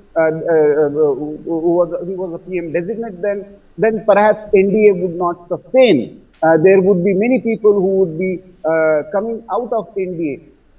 That didn't happen at that time. Later, when it happened on different issues, not on Prime Minister candidate issues. So it is very important political message, I think. All NDA leaders coming there and NDA meeting happening place in Varanasi. We have seen the similar kind of show of strength at the time of earlier nominations also. We have seen BJP chief ministers coming together and having meetings either in Varanasi or Ayodhya. All these are very subtle but important messages, and politically it creates a lot of impact on the electorate, and Prime Minister Modi as a great communicator knows this very well. Well, absolutely. Pertinent points that you've made over here, Mr. Ketkar. Shreya, my colleague, is going to give you a complete lowdown of all the VIPs and the dignitaries that are going to be present at this NDA meeting with the Prime Minister before he finally files his nomination. Shreya, what are the top names that are going to be present at the filing of the Prime Minister's nomination from Kashi this time? Right, Kabir. In fact, as we were just mentioning, the leaders that we just caught a glimpse of in that bus gives us a picture of how diverse the population is with regards to the leaders representing different regions of the nation currently. In fact, if we begin with the BJP leaders themselves and the union ministers, we have the BJP's national president Jagat Prakash Nadda, JP Nadda, who's going to be there. Among other union ministers, we have Rajnath Singh, Amit Shah. In fact, UP's CM as well, Yogi Adityanath. We will in fact take you through the list of 25 leaders who will be there with the Prime Minister today just for the meeting as well as he files his nomination. But before that, we'll quickly dip into this ground report that we are getting with regards to all that's happening on the ground, because we know that the Prime Minister is en route to विश्व में डंका फहराएंगे और कोई साधारण प्रधानमंत्री नहीं, क्योंकि प्रधानमंत्री ने भी अगर काशी को चुना तो बहुत कुछ सोच समझकर चुना। इसका संदेश कितना बड़ा उत्तर प्रदेश और देश में जाता है, और काशी वासियों के लिए आज का दिन बहुत ज्यादा महत्वपूर्ण है। 5 साल में एक ऐसा दिन आता है जब नामांकन होता है, और नामांकन के दिन प्रधानमंत्री को देखना, और देखिए उनके जैमर की गाड़ियां अब लगनी शुरू हो चुकी हैं। बस मुझे जो लगता है 1 से 2 मिनट और इसके बाद प्रधानमंत्री यहां से निकल जाएंगे। यहां का कार्यक्रम पूरा, एनडीए के नेताओं के साथ बैठक और बैठक के बाद नामांकन दाखिल करके वो आगे के कार्यक्रमों में शामिल होने के लिए रवाना हो जाएंगे। फिलहाल पूजा अर्चना, विशेष पूजा अर्चना काशी के कोतवाल के दर पर इस वक्त देश के प्रधानमंत्री कर रहे हैं। Well, Kal Bhairav Mandir, that's where the Prime Minister is at the moment. Shreya, with the list of all the VIPs. Yes, in fact, as he just mentioned, Kal Bhairav Mandir, Kabir, as we have spoken about this before, is also considered to be the guardian of Kashi, the Kotwal of Kashi. But yes, quickly dipping back to the leaders who will be present today, as we left it at Yogi Adityanath also being there, the Chief Minister of Uttar Pradesh. We also have Eknath Shinde, Conrad Sangma, Praful Patel, Ramdas Athavale, Hardeep Singh Puri, Chandrababu Naidu, Pawan Kalyan, Jitan Ram Manchi, Upendra Kushwaha, Sanjay Nishad, Anupriya Patel, Om Prakash Rajbhar, Jayant Chaudhary, Ambumani Ramdas, G.K. Vasan, Devnath Yadav, Tushar Vellapalli, Atul Bora, Pramod Boro, Pashupati Paras and Bhupendra Chaudhary. So in fact, we see the kind of support. Right there. Exactly. Yep. We have all the stalwarts who have come in together. Political stalwarts, political leaders from across the country who've come together to show their support for the Prime Minister as he is on his way to file his nomination today. Quite an occasion, in fact, they've made out of the entire event. Quite not just an auspicious moment today, but definitely even politically. This has a massive significance with regards to how they are portraying the alliance, how there is, it just seems the kind of unity that they have amongst themselves. And right now we have some more live reports coming in from the ground. Let's dip in. और सीधे वो NDA के नेताओं के पास जा रहे हैं, वहां पर उनसे मुलाकात करेंगे, बैठक करेंगे। फिलहाल इस वक्त प्रधानमंत्री नरेंद्र मोदी का काफिला काशी के काल भैरव के मंदिर से पूजा अर्चना करके निकल चुका है। बहुत बड़ी तादाद में भीड़ यहां पर आई थी उनको देखने के लिए। लगभग 10 से 15 मिनट वो मंदिर प्रांगण में रहे। विशेष पूजा का आयोजन किया गया था और अंदर एक बार आपको लिए चलते हैं उस मंदिर की तरफ जहां पर प्रधानमंत्री नरेंद्र मोदी ने पूजा अर्चना की है। देखिए, ये काल भैरव जाने वाला रास्ता है और इस रास्ते से होते हुए प्रधानमंत्री का काफिला काल भैरव पहुंचा हुआ था जहां पर पूजा अर्चना हुई। और मुझे सड़कों पर बिखरे हुए वो फूल नजर आ रहे हैं जो अपनी अपनी बालकनियों से लोगों ने प्रधानमंत्री पर फेंका था, यहां पर उनका स्वागत किया था। और अभी भी लोग उन बालकनियों में आपको नजर आ रहे हैं, उन छतों पर नजर आ रहे हैं जहां से प्रधानमंत्री यहां से होकर गुजरे थे। काल भैरव मंदिर के अंदर चलेंगे, उन पुजारियों से भी बात करेंगे और जानने की कोशिश करेंगे कि क्या कुछ, कैसी पूजा, क्या माहौल रहा और काशीवासी क्या सोचते हैं।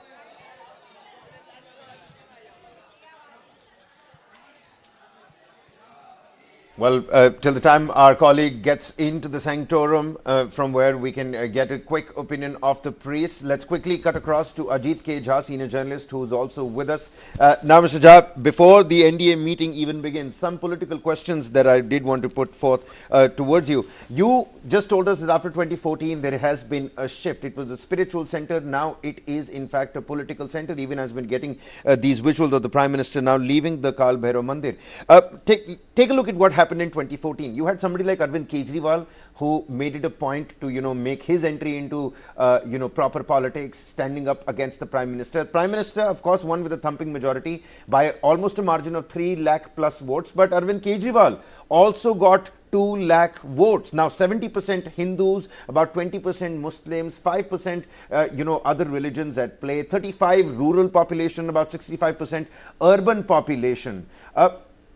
What does this voter demographic tell us about what's at play in Banaras for the future, not just this time around, but for the future? How does Banaras vote? What are some issues that are actually detrimental to the people of Banaras? It is a Tirth spot. People like to consider themselves as religious people, which is why, like you pointed out, optics and spectacles at display, isn't it?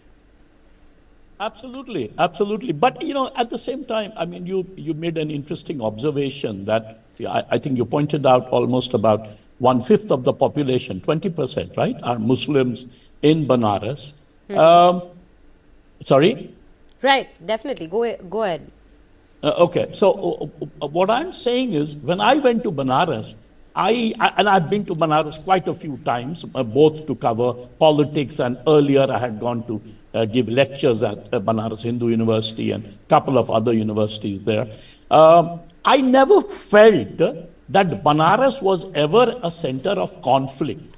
Banaras is always a center where all castes, all communities, they all talk about the same thing. What you pointed out, tomato chaat khaiye, thandai pijiye, and the whole spectacle from the river. I mean, there is something so spiritual about the whole place that even when political conflict comes, there are certain what I would say shared tradition. I mean, remember. Sorry to cut you short over here, Ajit, just to tell the viewers, apprise the viewers, the Prime Minister's visuals from inside the Kal Bhairav Mandir, the special puja that was administered for the Prime Minister's visit, specifically the guardian, the custodian of Kashi, taking his permission first. Har Har Mahadev chants all across, even in the inner sanctum sanctorum towards the Kal Bhairav Mandir. Yogi Adityanath, the UP Chief Minister, felicitating the Prime Minister's visit over here, and the Prime Minister, all those special shots. We'll keep those shots on the screens. Meanwhile, Ajit, please complete your thoughts. I just checked the figures. I mean, the figures I have got of 2011, Muslim percentage vote in Varanasi is actually 28.82%. Now, I don't know whether this is the district population or this is the constituency population, but that's actually quite high. I mean, so it's almost like 1/3 of the population is Muslims. And yet, what I'm saying is, Banaras has a universal appeal to it, across religions. As I said, most of the Western travelers or travelers from all over the world, when they come to Banaras, they see it as the center of India. It's like it holds, it's like a very sort of a metaphor of the entire country in a way. So, so even when politics came, for example, let's take the Arvind Kejriwal. When Kejriwal came, what did he do for the first time? I remember the day it was quite cold, and Kejriwal went and took a dip in the holy Ganges. He was literally shivering. The pictures that came out, it seems that he had never taken a dip in the river before that. He was frightened, but yet he did it, right? The same thing with Ajay Rai. I mean, Ajay Rai practically lives in Varanasi and he makes this claim कि मोदी जी तो खाली कभी-कभी आते हैं, मैं तो यहीं रहता हूँ, मैं तो मोदी जी के तरह खाली कभी-कभी नहीं आता हूँ. Okay, that's fine. But when you see his way of campaigning, it reminds you very much of the way of campaigning of Prime Minister. So what I'm saying is there are certain shared values, even if you come from other religion, even if you are a rival of Mr. Modi, you share certain cultural contours of Banaras, which is shared by everyone. And that gives it the universal appeal. That makes it the center of the universe. But what Modi ji has done wonderfully is he has taken that heritage, he has taken that culture and converted it completely into a political spectacle. And by doing that, what does he do? What are the facts on the ground? Turnout is falling, right? Now, these spectacles are at times used to engage voters in a massive way so that the lower turnout, which took place, let's say, in the first phase, almost about 6-7%, will actually come up. So I think that is very important to enthuse voters. These spectacles remain the most important symbols of democratic politics. Look at the proposers, right? 4 proposers, I just picked it up from your studio talk, representing different communities, OBC, scheduled caste, upper caste, everything, so that the unity in diversity is actually maintained. There is no talk of caste being an exclusive category here. There is no caste reservation. There is inclusivity, taking all caste into this so-called political spectacle, political fold. So that is where I think Modi ji's genius lies. What he does is, through his democratic politics, he is able to bring together all communities. He is able to, his slogan, for example, Sabka Saath, Sabka Vikas. So that, I think, brings together the entire thing into one, and that is the role of politics. Modern politics, democratic politics, is supposed to unite people, especially in terms of crisis. And that, I think, Prime Minister Modi does almost like a genius, like a political genius. And that's where Varanasi has started transforming. Varanasi has started transforming, modernizing. Pankaj Mishra wrote this wonderful novel on Varanasi. I don't know how many of you have read it. It's a brilliant novel in which he points out how these tourists are coming and how a student of BHU is getting attracted to one of them. And through that, he sort of depicts the changes in, the modernization of Varanasi. So that itself, I mean, how he's reading the best of Western classics in the BHU library. So many of your Hollywood films, so many of the Bollywood films, Ajit ji, they begin on the banks of River Ganga. Many of them end on the banks of River Ganga. I mean, the place that Kashi holds, it is actually a strange energy. I actually, corroborate the words of Dr. Anil Verma, who was with us just a short while ago, and visuals of the Prime Minister in that blue vest, walking right in the center of your screens and walking with the right kind of gusto. I mean, this is a man who's carried out, certain prayers and rituals. This is a man who has just been granted permission by the custodian of Kashi. You know what? Go ahead, file that nomination. You're bound to win for the third time again. You can see the confidence. The timing. Exactly. Yeah, absolutely. The third term confidence that is there, that not only him but his leaders have been speaking about. In fact, Kabir, I think we've discussed this time and again. The leaders also of the NDA Alliance have said this, that this election is about Prime Minister Modi, in fact, coming back for a third term. This is, in holding fact, his hands to all the people that are standing there. I think, like all the people that our got colleagues were talking to as well. Like all the people that our colleagues were talking to, people have been standing there, braving the heat wave, the sweltering heat for hours on end, catching just a little glimpse of the Prime Minister from within the car. That one wave that he has towards them, that goes a long way. I think that will keep them going. That is what they were waiting for so long. In fact, as we now see, the Prime Minister is now walking towards the office that he is to file his nomination. A little bit embargo on those shots. Not everybody can be in such close proximity to the Prime Minister as well. We'll have to wait in for the fresh visuals, but he has made his way. A little bit of a timing issue, because our reporters were also telling us that the program has been delayed by at least an hour, and that is a possibility when so many other top dignitaries that you just mentioned are also in Banaras. At the same time, the Prime Minister is there. It's a big event. It's an auspicious occasion. The Abhishek Maharat and then, of course, the Anand Yog period. All of that happening in the intervening periods between 13th May and 14th May. 14th May is when the Prime Minister is, filing his nomination. Several, factors at play. Sunita Aaron, author and consulting editor, HT, also with us. Sunita ji, finally, from our talks in the morning, now the Prime Minister has made his way to the office for the filing of nominations, and after his visit to Kal Bhairav Mandir, there is a little spring in his step. I'll tell you what. Well, definitely, it's a great moment to file your nomination papers, and we were talking about the proposers. If you remember, in 2019, Dom Raja was one of the proposers, which came as a surprise because Dom Raja is the keeper of the sacred fire at Manikarnika Ghat, where people queue up, the dead bodies queue up for their last rites, for their last final journey. So naturally, I think after he files his nomination papers, I think all of us should wait for the message. Generally, when he speaks at such events, he gives a message, and I think we are in the mid of elections, 4 phases gone. I think Prime Minister has a message for everybody. We were talking about the diverse population of Varanasi. I really hope he has a message for the minorities also. That would be something very nice. Well, absolutely. Right. Just a quick correction for all the viewers, not yet filing his nominations. I believe the NDA meeting has to be taken place before he moves ahead and files his nomination. NDA meeting, all those dignitaries are also going to be there, aren't they, Shreya?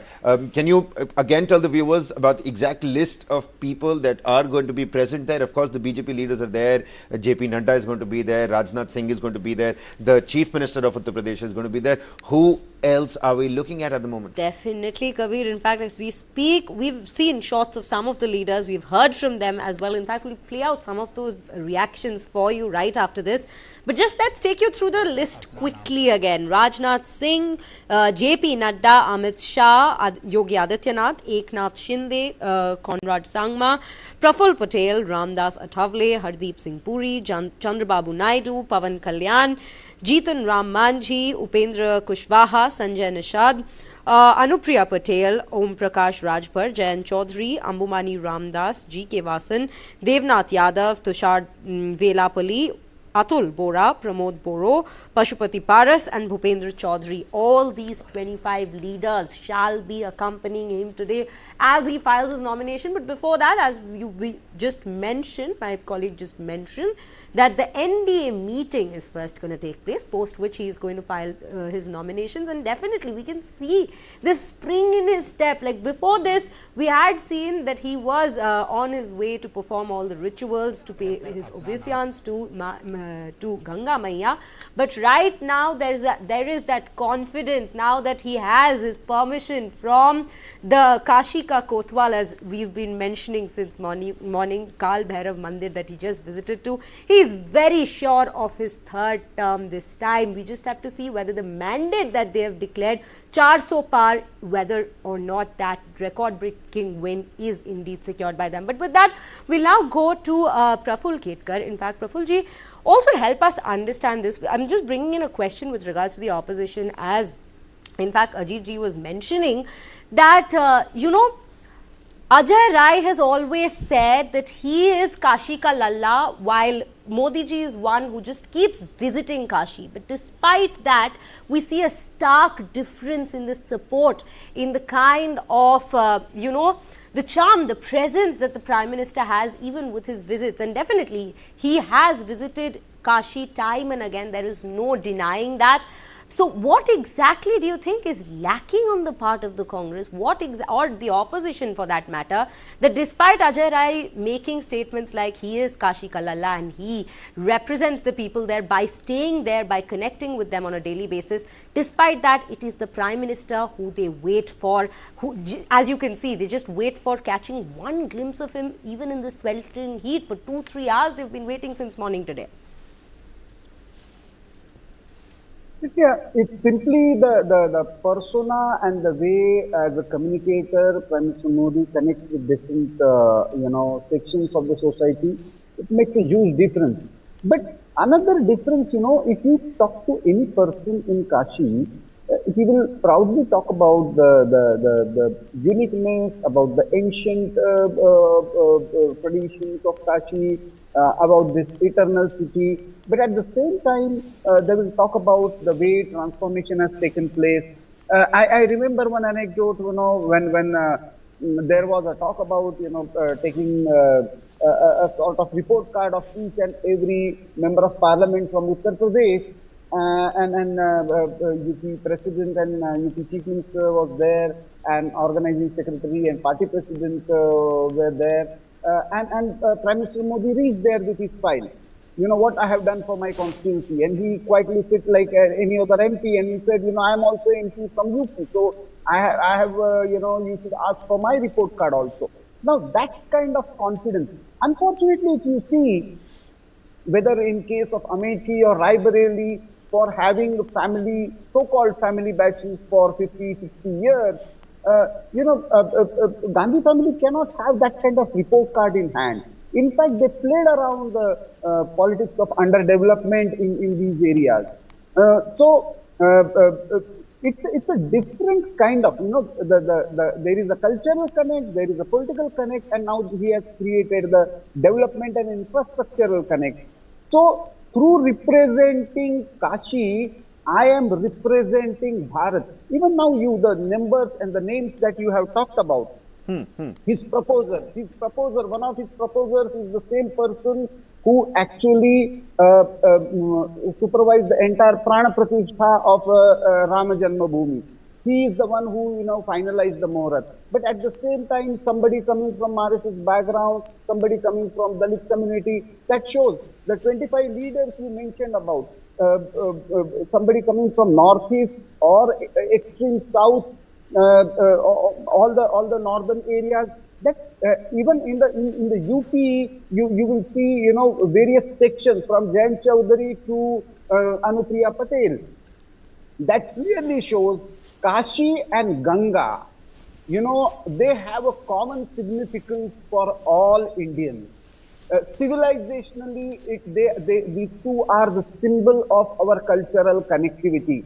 And Prime Minister Modi proudly not just displayed that connectivity, but in fact showcased it to the world that this is our central cultural capital. We are proud of it. We are not just, few hundred years old or 75 years old. We are thousands of years old civilization, and Kashi is the symbol of it. Prime Minister Modi does that, and that is one of the most important reasons perhaps that the people of Kashi connect with it.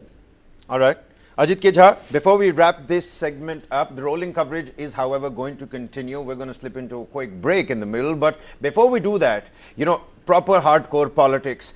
We now know that Prime Minister has shown the world and the people of Kashi Vishwanath why he thinks Kashi is important to him, and vice versa, why for the people of Kashi, the Prime Minister contesting the elections from there is important. This is a saffron bastion, has been ever since 1991. I mean, take a look at what Murli Manohar Joshi did for the constituency, apart from a little debacle in 2004. And every time, 30% vote share was pretty much the average. Come 2014, it goes up, becomes 50%. Come 2019, it goes even further, standing at 62%. I mean, that's clearly a Modi factor at play. You've told the world what Kashi means to you and vice versa. Right now at that NDA meeting, Ajit ji, what is the Prime Minister is going to be talking about to his NDA umbrella? That is what is intriguing me. And he is a great orator. We all know that as well. What do you think is happening inside closed doors at that meeting before we finally get a reaction from all the leaders from within the NDA fold? Point, which I completely disagree with. And their point is that in the India bloc, Congress is weakest, the allies are stronger. In the NDA, BJP is strong, gets stronger, the allies get weakened. I'm sure if you heard Prime Minister talking to Shinde in the past, Shinde in fact has pointed out that when he said that he gets nervous before an election, Prime Minister told him, खड़े होकर vote दीजिए पहले, वहां से शुरू होता है राजनीति. So that confidence that Modi ji has, he will bring with, he will inspire all his allies. Many of them right now in Maharashtra, the analysts are pointing out, oh, the allies are not doing so well. BJP is doing better. Modi ji's inspiration is that you have to work. You have to work hard to achieve great spectacular results. And that is what his central message will be, that whatever you hear, dipping turnouts, stock markets uncertainty, all that just forget. He believes in karma. That way Modi ji, although he's a very religious man, I mean, all of us talked about his spiritual and religious links, but at the same time, he's a karma yogi. He talks of karma. I mean, he's a guy who's known for sleeping just a few hours and working the entire day. So look at him. He's like, 73 years old. But the swagger with which he walks. That's the right word you've used here, Ajit ji. That's the right word that you've used. The swag of Prime Minister Narendra Modi is on full display, from the special puja that was conducted on the river bank, then at the custodian of Kashi, the entire legend city, the gusto with which the Prime Minister is moving at the moment as well. All of that rolling coverage on News9 will continue, ladies and gentlemen. Meanwhile, listen in to what the NDA members have had to say. On that bus, it was a complete representation of the subcontinent. You had the PMK representing Tamil Nadu, you had Eknath Shinde from Maharashtra, Jayan Chaudhary representing the Jat community, various galaxy of leaders. leaders, definitely. Absolutely. Galaxy of leaders that we have seen, in fact, in that bus, and we will bring to you their reactions right before we continue our special coverage. And as Prime Minister Modi is now just a few hours away from filing the nominations, currently he is in a meeting with all the other NDA leaders that we just mentioned. With that, now let's just dip into the reactions. साथ हैं और सहयोगी दल के बड़े देश भर के नेता यहाँ मौजूद हैं। गंगा पूजा और आरती करके मोदी जी वहाँ पहुँच रहे हैं। शुभकामनाएं। Today, our Honorable Prime Minister is filing his nomination from Varanasi. We are very confident that he will win by more than 5 lakh votes and will become the Prime Minister of India for the third time. Our alliance will win more than 400 seats. It's confirmed. And it's going to be a huge victory. And India is going to become a superpower under our Honorable Prime Minister, and is going to be the third largest economy soon. Under the leadership of Prime Minister Modi, for the economic growth of the country, security of the country. It is a historic day, historic place. We are very happy to associate. For the last 10 years, he brought stability for this country and sustainability. And now he is planning for Vikasit Bharat 2047. We are the world's largest democracy. We are the mother of democracies. And our leader is filling his nomination form to be re-elected and for the BJP and the NDA allies to come back with record numbers, so that when we are now at the 5th position, we will be the 3rd largest अर्थव्यवस्था. और हमारे लिए ये खुशी का दिन है, सौभाग्य का दिन है कि जिन्होंने इस देश में लोकशाही को मजबूत किया, देश को दुनिया में नाम इसका रोशन किया, हमारे भारत देश का, दुनिया में इस भारत को महासत्ता बनाने का जो संकल्प किया है, इस आज उनका नॉमिनेशन हम भर रहे हैं, जो दुनिया में नंबर 1 के पॉपुलैरिटी पे है। आज हम लोग की ताकत ही हमारी एकता है। जिस तरीके से हर राज्य में तमाम घटक दल ईमानदारी से एक दूसरे के साथ मिलकर हम लोग प्रचार प्रसार में लगे हुए हैं, ये हम लोग के विश्वास को बढ़ाता है कि जो लक्ष्य प्रधानमंत्री जी ने हम लोग को सौंपा है, उस लक्ष्य को यकीनन हम लोग प्राप्त करेंगे। हमने जो संकल्प कराया, वो संकल्प का उद्देश्य था केवल हमारा जो भारतवर्ष है, जो हिंदू राष्ट्र है, उसके उद्देश्य से जो भारतवर्षीय हमारे लोग हैं, आसे तो हिमाचल पर्यंतर, वो सभी लोग आरोग्य हैं, निरोग रहें, संपन्न रहे, धनदान से संपन्न रहे, हर जगह भारतवर्ष विजयी हो, श्रेयस्कर हो और भारत के सभी शत्रुओं का नाश हो, सब लोग ऐक्यमत्य प्रदान हो, सब लोग एक हो। कलयुग में जो है गंगा और गणपति दोनों जो है देवता प्रत्यक्ष बोले गए हैं, और आज गंगा सप्तमी है, तो आज के दिन जो है भगवान शिव जी के जटाओं में गंगा जी समाहित हुई हैं, उसके बाद ही एक गंगा धारा निकली है। तो आज के दिन पूजा करने से सभी कामनाएं पूर्ण होती हैं, इसीलिए मोदी सर जी ने आज का दिन चुना हुआ है, नॉमिनेशन के लिए भी आज का दिन चुना हुआ है, जिससे उनका सभी मनोकामनाएं पूर्ण हो। प्रधानमंत्री जी को हमने कलऊ गंगैव केवलम, कली में माँ गंगा प्रत्यक्ष देवी हैं, आज तो पुण्य दिन है पूरे भारत के लिए। आज गंगा सप्तमी का पुण्य दिन है। कलऊ गंगैव केवलम, कली में माँ गंगा प्रत्यक्ष देवी बताया गया है। हम जो भी संकल्प लेते हैं, जो भी प्रार्थना करते हैं, वो पूर्ण तुरंत होता है। तो देश के प्रधानमंत्री जी ने में हमारी देश के जितने भी सर्वे भवन्तु सुखिनः, उसके लिए संकल्प लेके आज नामांकन करने वाले हैं, और उनका जो संकल्प है 400 पार का, ऐसा पूर्ण हो, ऐसा हम लोग ने वेद मंत्रों के द्वारा उनको आशीर्वाद दिया। Hello and welcome. You're watching News 9 Live. Prime Minister Narendra Modi is all set to file his nomination papers from the Varanasi Lok Sabha seat. The Prime Minister is seeking a third successive term from Varanasi, and his nomination is being filed coinciding with the auspicious Abhijit Muhurat and Anand Yog according to the Hindu Panchanga. Before filing his nomination, the Prime Minister offered prayers at the Ganga Ghat and at the Kal Bhairav temple. The Congress has pitted Ajay Rai against PM Modi. The two shall be facing off for the third time in the Lok Sabha polls. Prime Minister Modi had won with a massive 63% vote share last time, but this time around the Congress party and the Samajwadi party have joined hands. However, the BJP aims to surpass Modi's previous victory margins. It is targeting over 10 lakh votes this time around, building on his increasing vote share from previous elections.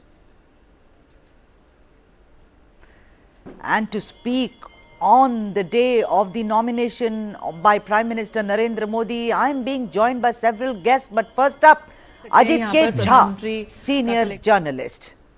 Before I go to the guests, these are the visuals of the nominations. Prime Minister Narendra Modi is all set to file his nominations from Varanasi. This is his third term that he's seeking from Varanasi. You can see Chief Minister of Uttar Pradesh also sitting behind him, that is Yogi Adityanath. The official seems to be inspecting all the papers of Narendra Modi, Prime Minister of India, who's seeking a third term from Varanasi, filing his nomination papers. It's also being said that it is a very, very auspicious day. He's chosen the Abhijit Yog and the Anand Yog. According to the Hindu Panchang, all the stars are aligned apparently for this moment that you see on your screen when the Prime Minister is filing his nomination papers from Varanasi. For those viewers who've just joined us, Prime Minister Modi is all set to file his nomination papers on your screens right now. You saw it first here.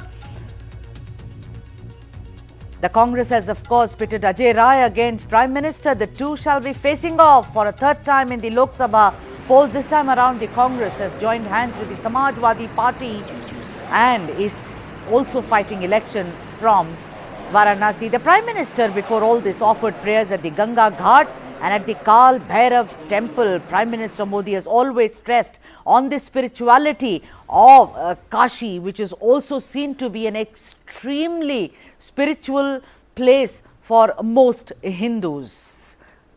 Touted to be the first city ever in the world where Shiva is worshipped as Mahadev.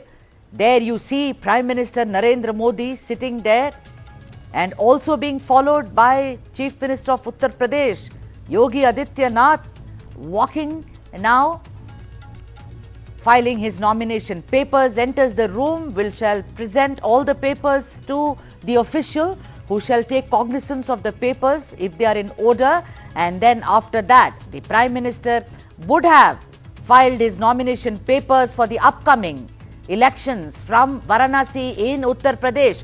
Varanasi, also known as Kashi, is a city which is revered by many Indians in the country and across the world as a spiritual center. It is also being said that if you pass away in Varanasi, then there is instant moksha or nirvana that is actually promised to everybody. Let me now go to Ajay K. Jha, Ajit K. Jha, I beg your pardon, who's joined us on the broadcast. And of course, I am also waiting for other guests. Dr. Anil K. Verma, political analyst, has also joined us, and we shall await for other guests to join us on this day when Prime Minister Modi has filed his nomination papers from Varanasi, of course, also known as Kashi. A very warm welcome, Dr. Anil K. Verma and Ajit K. Jha. Ajit, you know, nothing can be better than this city which actually represents what Prime Minister Modi has said throughout. It is not something which is new, that we are a spiritual country, that we believe in the ancient traditions of this country. You know, the kind of impetus is given to the Sanskrit language, it is unseen so far. And of course, I shall focus on what he did there when he did the Tamil Sangam in Kashi. But first up, representation, if juxtaposed, actually dovetails beautifully with the Prime Minister's personality. Over to you, Ajit K. Jha. You know, absolutely. In fact, in the earlier debate, I actually quoted the famous author Mark Twain, you know, who wrote Tom Sawyer, Huckleberry Finn, when he pointed out about Banaras that Banaras is older than history, older than tradition, older even than legend, and looks twice as old as all of them put together. So, you know, the fact that Banaras has always been the center of the universe, the center of this earth, the center of our civilization, has been made innumerable amount of times by scholars from all around the world who have studied the city of Banaras. what Prime Minister Modi did, which I was pointing out, Diane Eck, who wrote this beautiful book on Banaras, the city of light, because Kashi basically means luminous light.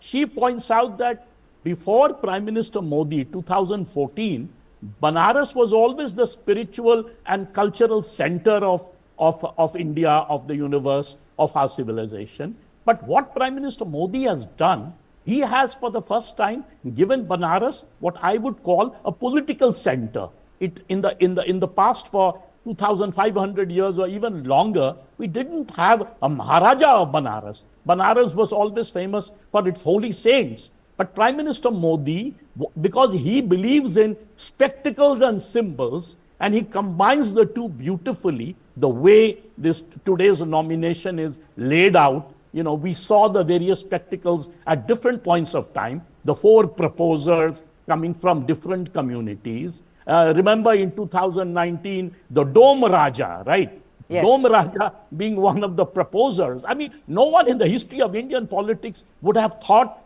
Dome Raja as a popular symbol. No, but Ajit, right. Very interesting point. I'm stopping you here so that the people know. The Dome Raja has an extreme significance in the spiritual and cultural history of Banaras. Don't you agree? I mean, Absolutely. he's the one who actually holds my hand or our hand and sees to it that our pathways to moksha is fulfilled. Absolutely. In fact, I was pointing out that nowhere in the world do I know of a city where people go to die, right? Banaras, you go when your child ka janau hoga, aapke bacche ka some other ceremony hoga, shadi hogi, and you go there to die. In that sense, it is both the center of creation and the center and the entire human life from birth to death. So you're right, absolutely. The Dome Raja's significance is precisely because Banaras is a city where all of us Hindu would love to go and die, because if you die in Banaras, if you die in Kashi, you attain moksha, you attain, sort of transcendental status where you will never end up coming back to this earth. But Ajit, you spoke about Hindus. Yes, of course, Hindus. And also, if you look strictly from the prism of elections, 75% I think Hindus. Dr. Anil K. Verma, but let's not forget, Banaras is also about Ustad Bismillah Khan Sahab, who played the Shehnai and woke us up every 26th of January. His love for Banaras was immense. Let's not forget Kabir Chaura, where all the singers belonging to all the faiths learnt, practiced music. So Banaras is a spiritual hub, also a cultural hub. And I think nobody but Prime Minister Modi manifested that better than anybody else. Would you agree, Dr. Verma? Of course, Sudha.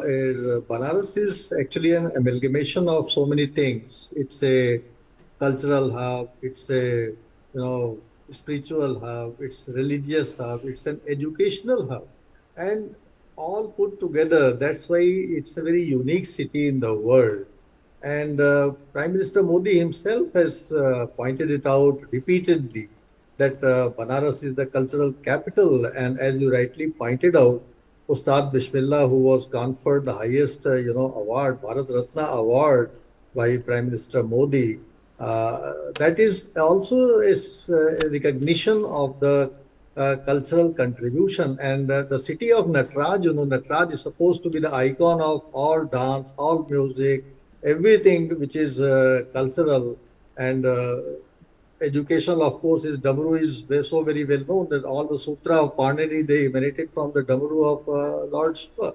So Lord Shiva is an icon of everything you can attribute to, whether it is cultural or whether it is educational or whether it is spiritual or whether it is religious. Said that Kashi is on the trident of Lord Shiva. So there are so many things which are amalgamated in Varanasi, and the choice of Varanasi by the Prime Minister is something very unique. And you were referring to the Dome episode, Dome Raja was the proposer. And I must tell you that it has a historical and it's also philosophical background, because when the Adi Shankaracharya was going over there for puja, it was blocked, the road was blocked by a Chandal that is the dome, with 4 dogs. And when he requested that he vacate the path, he said, to whom you are asking? You are asking to my body, or you are asking to my soul? Because your body and my body are made of the same Panchatattvas, Chitijal Pava Gagan Samira, so we are identical. And if you are asking my soul to get out, then we are derived from the same Brahmana. That is the Adi Shankaracharya immediately understood that he was educating him about the Advaita philosophy, and that was propounded by Adi Shankaracharya. And of course, Adi Shankara is being celebrated across the country 5 days long, you know. And that also comes together because we know Adi Shankaracharya's stay in Banaras, where he sang Bhajagovindam, Bhajagovindam, Bhajagovindam, Mudamate, where he said just worshipping God is not enough. There has to be enough faith in doing so. Let me now turn to the political aspect of it. Ajit K. Jha. Isn't it true? Of course, fabulous victories by Prime Minister Modi. But this time around, the kind of, the display of how he's got support from all the constituents of the NDA. I mean, look at Anbumani Ramadas, S. Ramadas of the Patali Makkal Katchi, who are present in Banaras. I want to ask you a question. Isn't it true, Ajit K. Jha, that between the Congress and the BJP over the years, let's look at from 1957 onwards, if my memory serves right, it's been alternatively the power has transferred. How come both the BSP and the SP, of course SP is now in alliance with the Congress, has never been able to make any inroads in Banaras? Ajit K. Jha. Well, to correct, I mean, I don't know, they lost it. But in 2019, the challenger of Prime Minister Modi was Samajwadi Party's candidate, who was a lady, right? Some Yadav, I forget her first name. Of course, in 2014, it was Arvind Kejriwal. And, Ajay Rai now claims that he's the Banaras ka lalla, and Modi ji just comes every time from outside. And therefore, he also has the support of the Samajwadi Party. But if you look at the slogan of the election this time in Banaras, it's Ab ki baar 10 lakh par, right? Last time I think he had won with almost close to 5 lakh votes, right? 6 lakhs. So that's the attempt. I wanted to also point out, since you raised that interesting question about Bismillah Khan.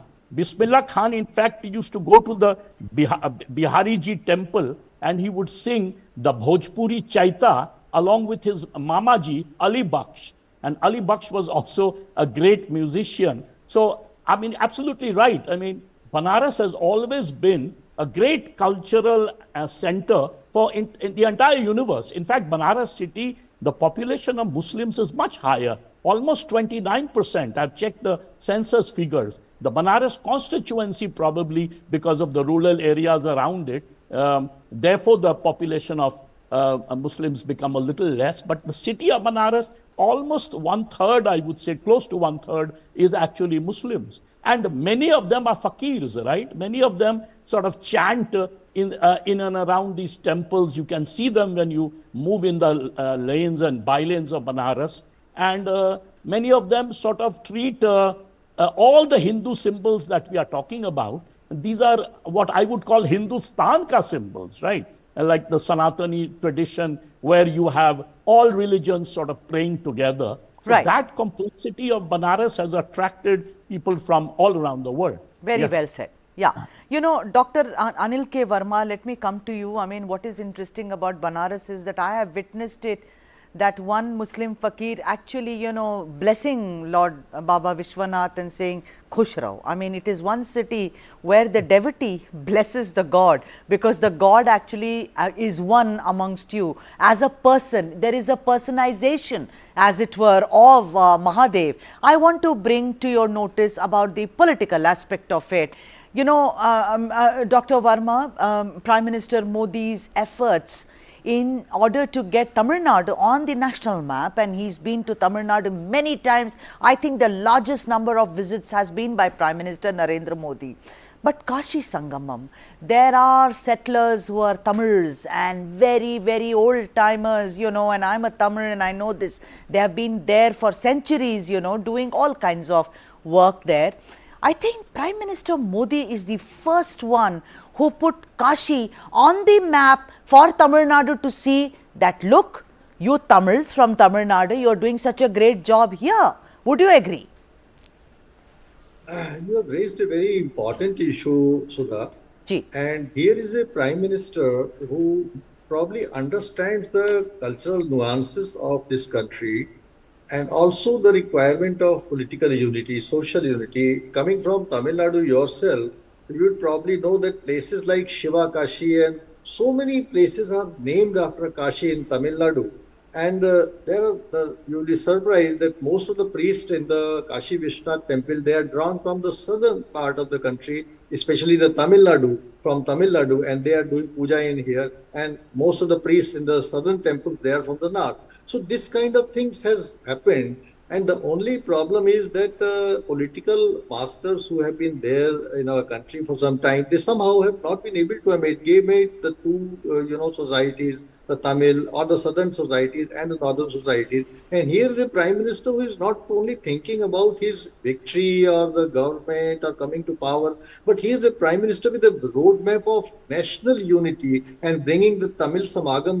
It was just a brilliant idea. To bring the north and the south together, and I am very sure that such things should be happening in the country. When we go to Tamil Nadu, when we go to Kerala, there is a complaint that you don't speak Tamil, you don't speak, and we know we speak Hindi and we speak this and that. So that is a responsibility on the people of North to learn Tamil, to learn Telugu, to learn Kannada to some extent, and be comfortable when we go to the. It is not that I don't know Tamil, I don't know Kannada, I don't know Telugu.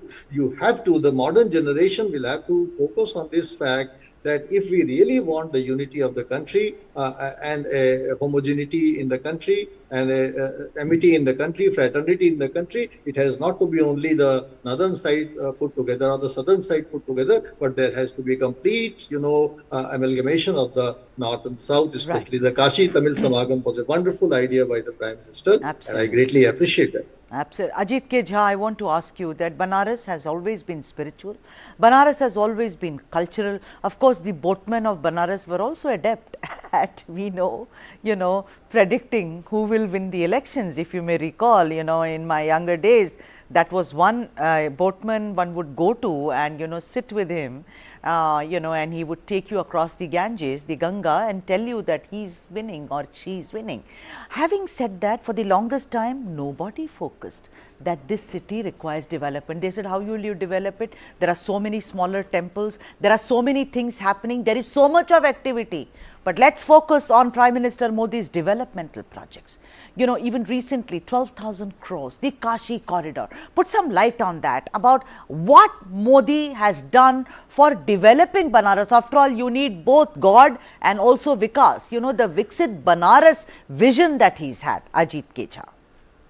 Yes, absolutely. I agree with you. I mean, the transformation of Banaras in terms of its modernization, in terms of infrastructure, is absolutely extraordinary. I remember going to Banaras, much before, and I would love Banaras, but I would get a little shocked as a young man. I had studied abroad. I came back. I would be shocked by the filth of the ghats. Today, when you go to those ghats, they actually look sacred.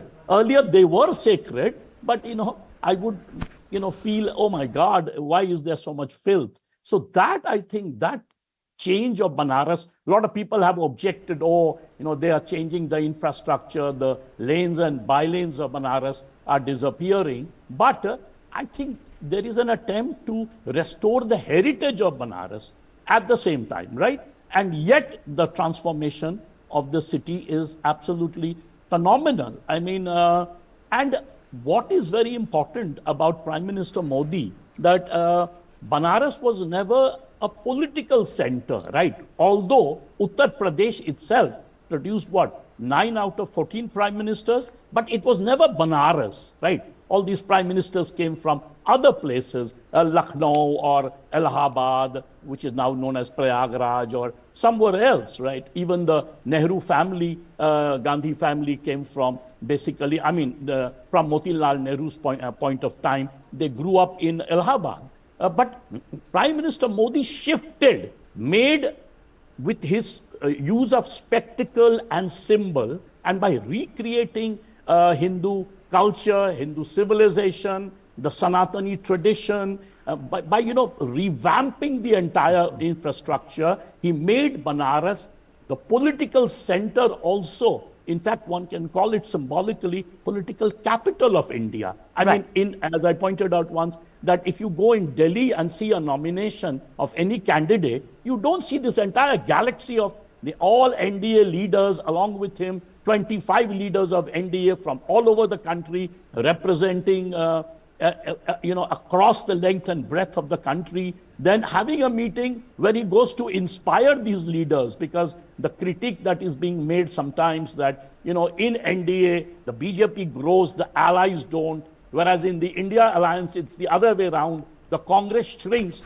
the allies grows. He tries to give a different image, create a different narrative. In fact, he was telling Shinde, who was feeling a bit nervous during elections, that you have to get up and vote first. From there you start your politics, and then you bring your confidence. So, the swagger with which Prime Minister walks, his bravado, all that he kind of rubs on the NDA allies, who are 38 in number, much more than the India bloc, which is only 26. Ajit, my colleague, I was watching the broadcast earlier, and Kabir said the right word that you used was swagger, which he shortened in and said swag. You're absolutely right. Dr. Anil K. Verma, let me come to you. Ajit spoke about the galaxy of all the members of constituents of the NDA who were there. A lot of his detractors said that what is the need for the Prime Minister to come with such an entourage? He is the Prime Minister. His winnability is something which is a given. There are no two ways about it. Why don't you weigh in on that aspect about what is the need to arrive with every constituent? Like I said, even from Tamil Nadu, Patali Makkal Katchi is there, who do not speak a word of Hindi, but are with the Prime Minister to say, here it is on your special day. Dr. Verma. So I would look at it differently, and I think that by being the Prime Minister did not need all these stalwarts to be there, because obviously during the process of a nomination, as we all know, there are very limited people allowed in the chamber. So, on the occasion to be present, it is the other way around actually. It is not the Prime Minister needed them, or that the people of Varanasi needed them to showcase their strength and support for the Prime Minister.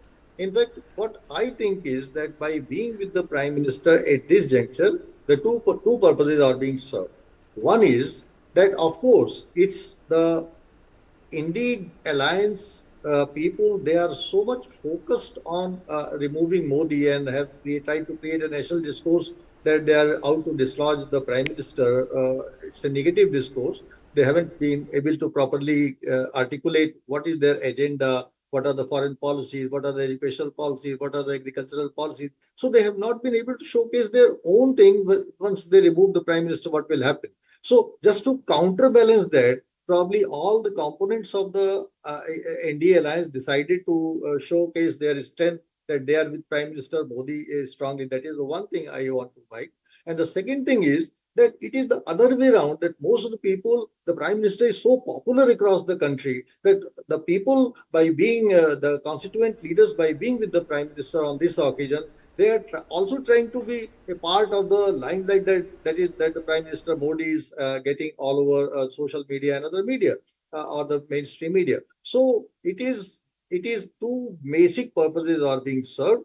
One is that to psychologically counter the NDA Alliance people and their components, and give a signal that all the NDA Alliance people are solidly with Prime Minister Modi, and there is no issue of removal of Prime Minister Modi or any alternative government formation. And the second is that they themselves want to derive some political advantages in their respective states. All right, very well said. And for those who've just joined us, viewers, we are focused today the whole day long on Prime Minister filing his nomination from Varanasi. Those are the visuals. First, he offered prayers at the Ganga Ghat. Then he went to the Kal Bhairav temple. You can see one part of your screen where he is performing the Aarati.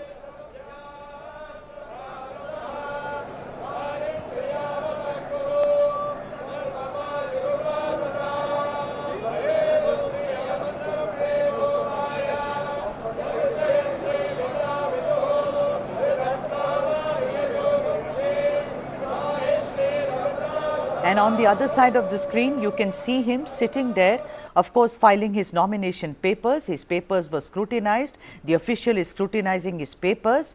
There he is, the Prime Minister at the temple offering prayers before filing his nomination papers. So, two scenarios, of course, all of them pointing towards Prime Minister Narendra Modi, who's all set to fight the elections from Varanasi. And let me also bring you up to speed about the margin of votes that he won by. In 2014, Prime Minister won with 3.7 lakh votes. 2019, PM retained the seat with 4.8 lakh votes. And in 2019, much like what the expert Ajit K. Jha, senior journalist, said, PM won Varanasi with 6.75 lakh votes and 63% of the total votes cast. So that has been his record. So his winnability is a given. I mean, there are no two ways about it. But today we are discussing the choice of Varanasi or Kashi, as the ancient city is known, as the choice of Prime Minister Modi to fight elections from there. A city that represents both spiritual and cultural hub of what is essentially Bharat, that is also India.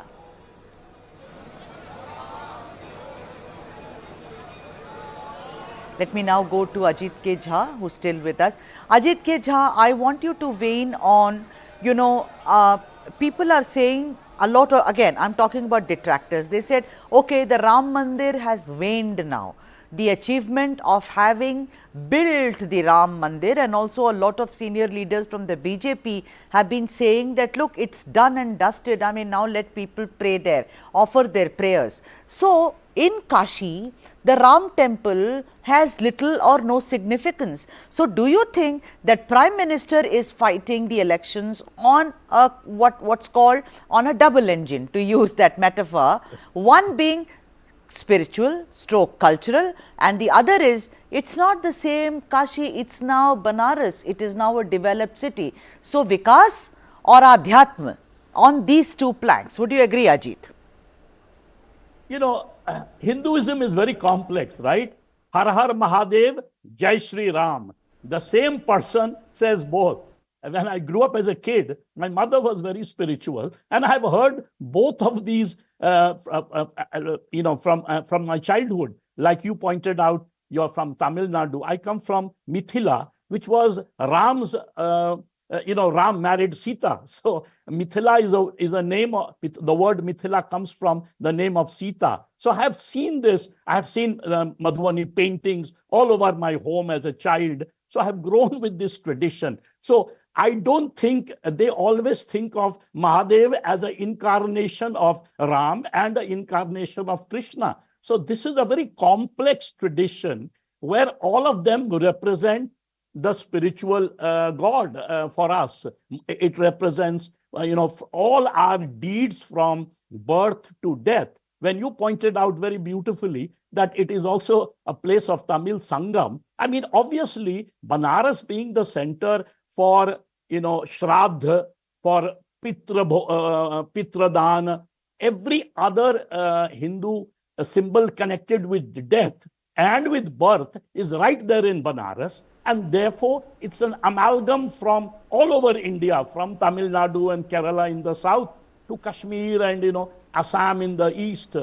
And the whole tradition among the pilgrims that you will not attain moksha unless you have visited all the pilgrimage sites of India, right? So that also unites in that great book of Diane Eck, The Sacred India, A Sacred Geography. She talks about that how when Indians retire, the whole idea is they'll go and visit each of these pilgrim sites, which is dotted all around the country. So in that sense, there is a great symbolic unity in diversity right there, and Prime Minister selecting that as the center of the universe as his constituency in 2014 was indeed a master stroke.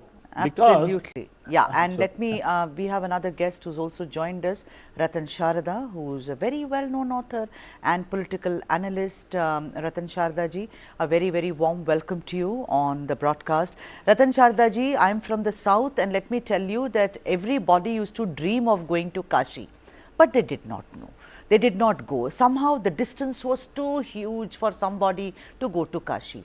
For me, Prime Minister Narendra Modi with his Tamil Sangamam, also whatever he's done for Kashi and Banaras, he's reduced the distance across the world, whether it is Assam, whether it is Kanyakumari, or whether it is, you know, even in Karnataka, Devangere, that now people can go to Kashi because that's where the Lord resides, and also that is where Mr. Modi has delivered on all his promises. You have put it so well that I cannot really better than what you have said. But just to add, since I'm here, I would say that Kashi and Rameshwaram were integral part of Hindu psyche of Bharatiya citizen. All these pilgrim centers were actually providing you as an occasion to not just travel but also feel the inherent unity of this land and this people. And as you know, the water from Kashi has to be, offered to Rameshwaram, and water from Rameshwaram is to be offered to Kashi Vishwanath. Modi ji has brought out this spiritual unity and this high aspect of our culture to our memory. And see, the distance is not of mind or physical distance; it's matter of heart. Kashi is connected to Maharashtra, it is connected to Madhya Pradesh, it is connected to South. We know Marathas rebuilt temples in South, and Ahilyabai Holkar built it in all over India, all the about 100 pilgrim centers. But major point is that, for example, Tamil Sangam, and even look at the convention center built in Kashi, with the were Japanese. So Modi ji is reconnecting all the cultural threads and making it into a very veritable garland of our civilization. That's the beauty. And as far as his candidature is for Kashi is concerned, see, Kashi is not just an old city or timeless city, the oldest living city in the world. It is also the cultural and religious center, spiritual center of hundreds and hundreds of spiritual traditions. Any guru, any spiritual master who wished his message should go or her message should go to all over Bharat would address people in Kashi. That was the importance of Kashi. So whether it was Buddha, whether it was Shankaracharya, whether it was even Madan or Malia, for example, or Guru Nanak Dev, they all came to Kashi to spread their message. And this was the epicenter of all the new ideas that sprang up. Kabir, the biggest icon of atheist, non-atheist ethos, he loved every religion, very criticized every religion freely, and he was considered one of the masters philosophers of Bharat. Not only then, even now, Osho has given nearly 100 hours of lecture only on Kabir. And we also know Tulsidas, he started writing Ramcharitmanas and he had to come to Kashi. So this importance of Kashi as the messenger of new ideas is to be very well understood. It's an ever-evolving city. New ideas come up, reforms come up. Bhakti movement also had its base in Kashi. That importance Modi ji could take grip of, and he not just became MP from there, but he rebuilt Kashi like a Punarnirman of Kashi, where it was supposed to be, people glorified its dirty lanes, its so-called tradition of being a dirty small place where you could go. Now you find a reborn Kashi, where when houses were broken, multiple hundreds of temples came out which were hidden by the people, despite being killed, despite being invaded and dishonored, and thousands of temples destroyed. They protect their temples, covering them with their homes. That is the spirit of Kashi. We Bismillah Khan, Bharat Ratna, who not just worshipped his Allah, he also worshipped Bhagwan Shiva and sang its stutis. So this cultural harmony, this culture symphony that Kashi represents is the beauty of Kashi, and Modi ji remade it into the center of this entire cultural movement that he has started. And that is the beauty, that Kashi has regained its glory, not just spiritual, but as a center of pilgrim, where young people go and feel connected, where you can walk from one end of Ghat of Kashi to another end, and where you can go to Manikarnika Ghat, thinking of Raja Harishchandra, who was forgotten, who took maximum, hurt on himself to live by dharma, and Dom Raja, that entire generation still lives. That is the continuously living civilization, and Modi ji has recreated that, and that is why he will simply not win over. he will win by a margin unimagined stop by you anybody for a so minute, far. sir. एक minute आपको रोकूंगी मैं. Sorry, sir. Those are the visuals on your screen right now. Post the NDA meeting, you can see all the leaders, you know, Prime Minister Modi right in the middle. And these visuals, of course, after the meeting, you can see JP Nadda there, you can see Eknath Shinde there, and also flanked by Chief Minister of Uttar Pradesh, Yogi Adityanath. The meeting is over. That is the strength that you see of the NDA. Today being the day when the Prime Minister has filed his nomination papers from Varanasi, which we are going to be having a rolling coverage of the whole day long, that and also flanked by Amit Shah. That's a photo opportunity, and all the constituents of the National Democratic Alliance in attendance of Prime Minister Narendra Modi in Kashi. Those are the visuals. Let's get back to the conversation that I've been having. Mr. Sharda, please go ahead, sir. Yeah, see, as you show these images, you will see that NDA partners have no dissonance. They don't publicly insult each other, don't abuse each other, they don't charge each other with unimaginable criticism. That is the beauty of this alliance compared to what it was with the earlier alliance. Those who walked out again walked in. Except Akali Dal, which is a blessing, I would say that they are not rejoined NDA in the sense that that is a major cause of problem in what was happening in Punjab. And this particular combination of parties which has come on their own, imagine the person who created India Alliance has joined NDA.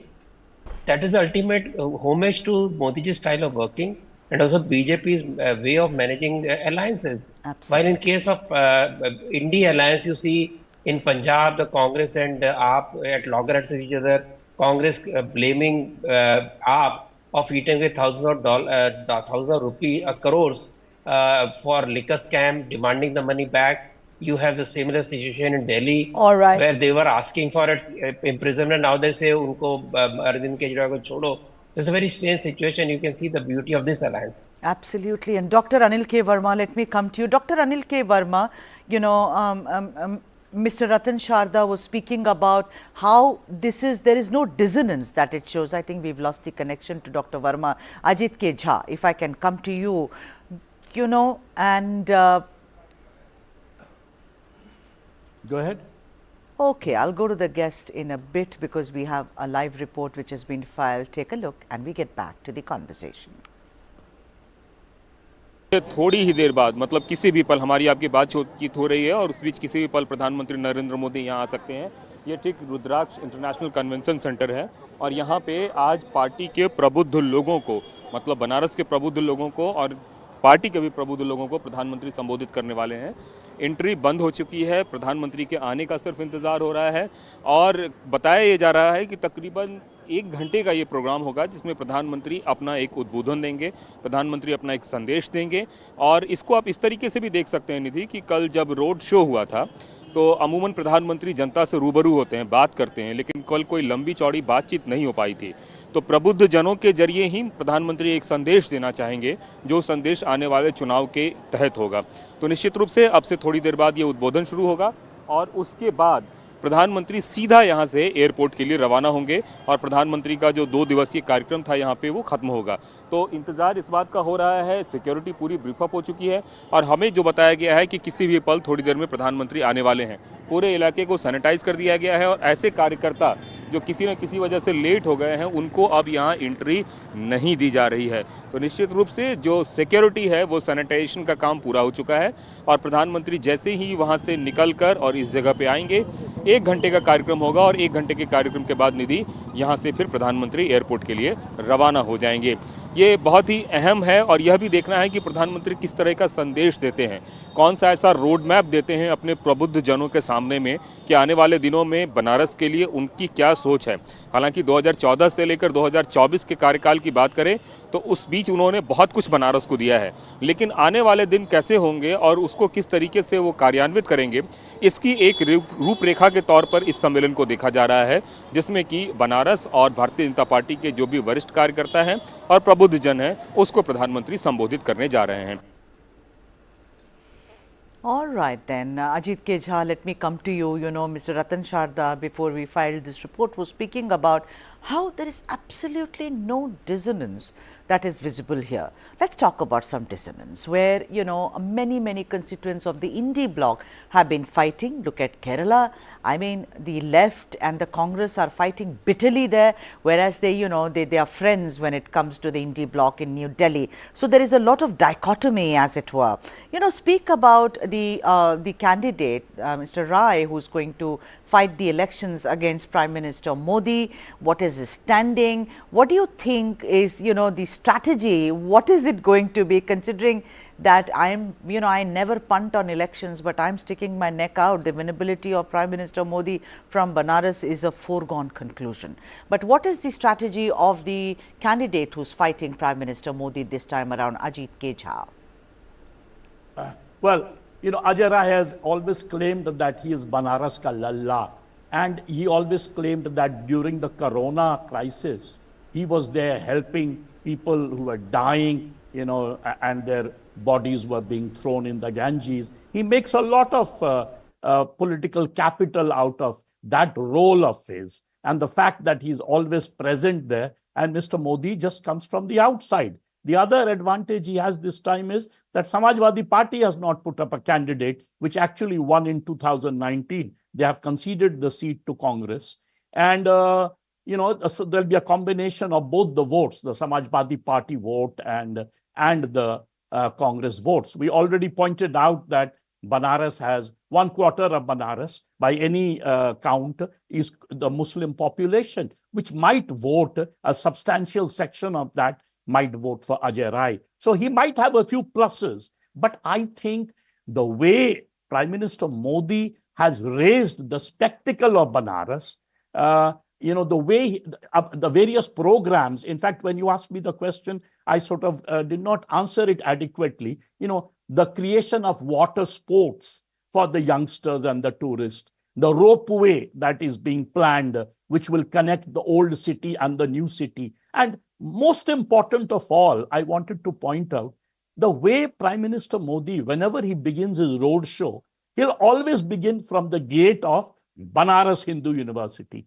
And he'll go to Madan Mohan Malviya and he does a matha take right there. You know, Madan Mohan Malviya was one of the great nationalist leaders of our country. But the way Congress emphasized certain leaders over others, I had read this beautiful story on Allahabad, where two families, Madan Mohan Malviya and Motilal Nehru, right next to each other, one produced the prime ministers of India, and the other got forgotten by the Congress. So Prime Minister Modi ended up revamping that whole tradition, starting with Madan Mohan Malviya, who ended up creating the largest campus of India, right? The Banaras Hindu University. It's almost 1,600 acres. It has a medical college, it has an engineering college, it has an IIT, and it has great Sanskrit departments, various departments in social sciences and others. So that, I think, the recreation of BHU,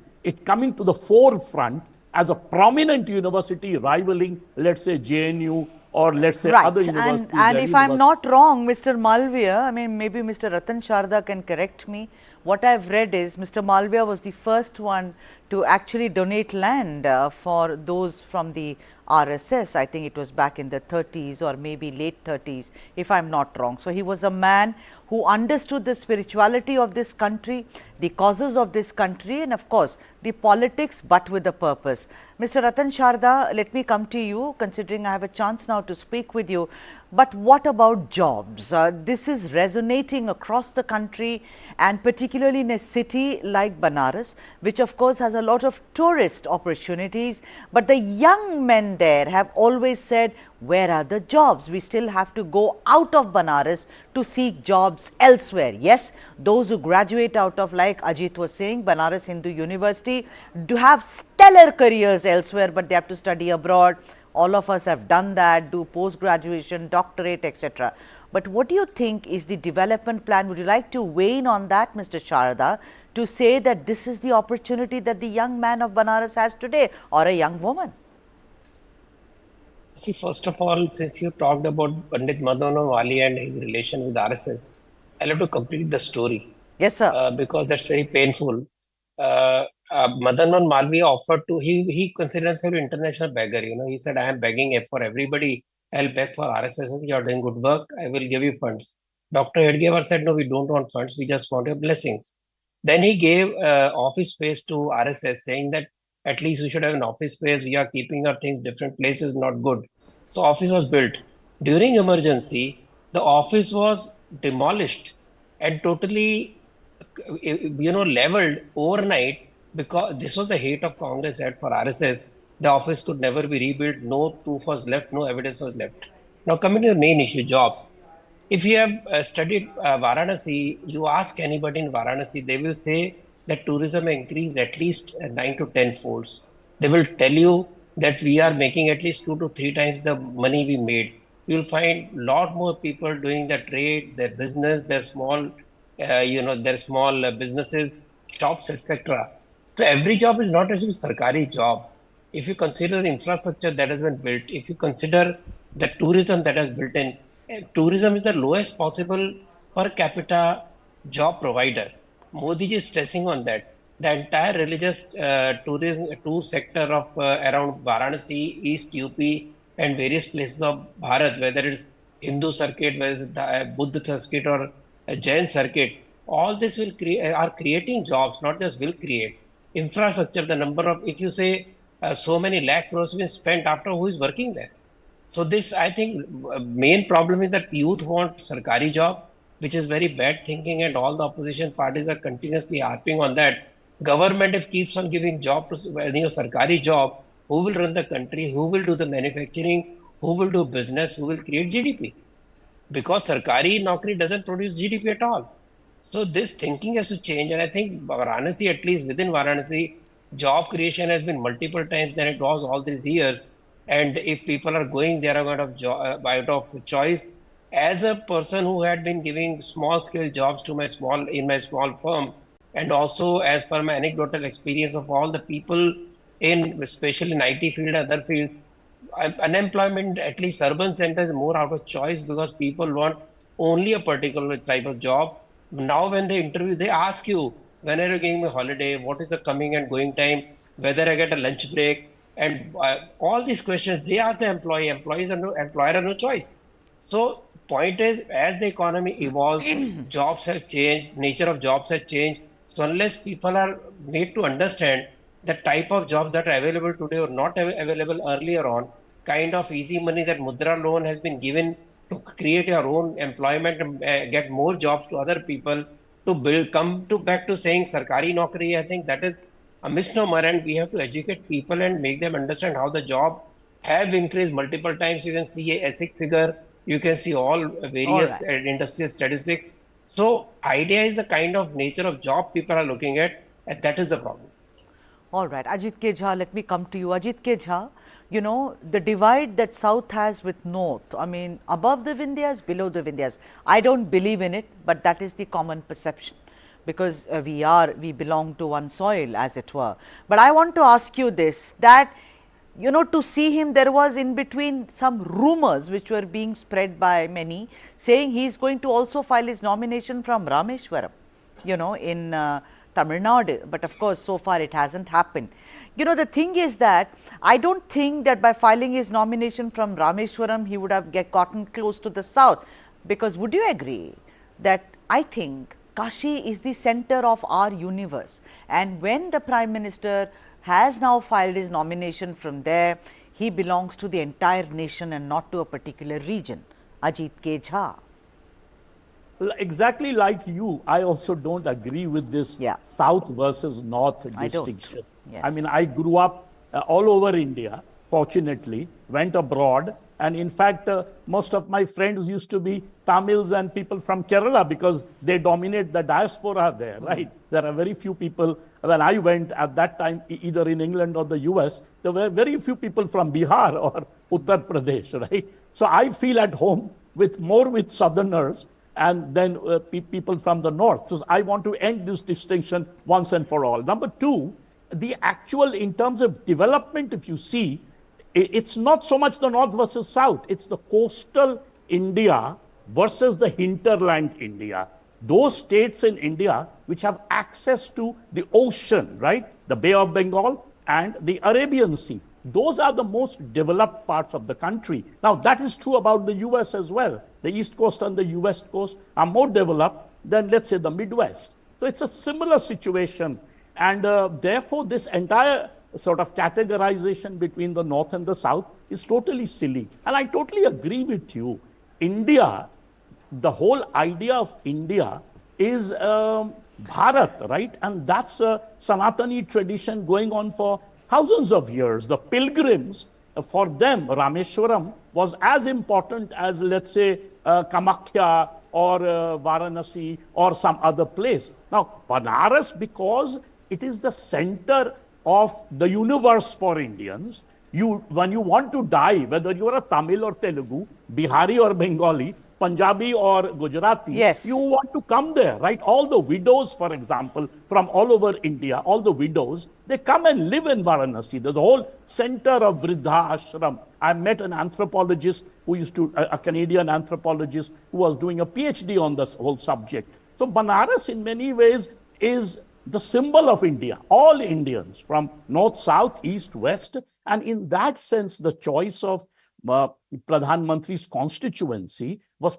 very powerfully symbolic, and Modi ji made a spectacle of it because Modi ji combines, Modi ji is a great communicator. So he combines spectacle with symbolic significance, and he joins both, and then he has got a personality. He's very charismatic. He's a great orator. So that kind of gives you a broad base of the whole country, and he does that. So I don't think that is an issue at all. But what one should point out is look at the number of attempts Modi ji has made to revive the BJP in Tamil Nadu. Right. Look at the number of times he has been to Tamil Nadu during this campaign. And also Kerala, Ajit. Kerala. And Kerala. And yes. Kerala. Yes. Absolutely.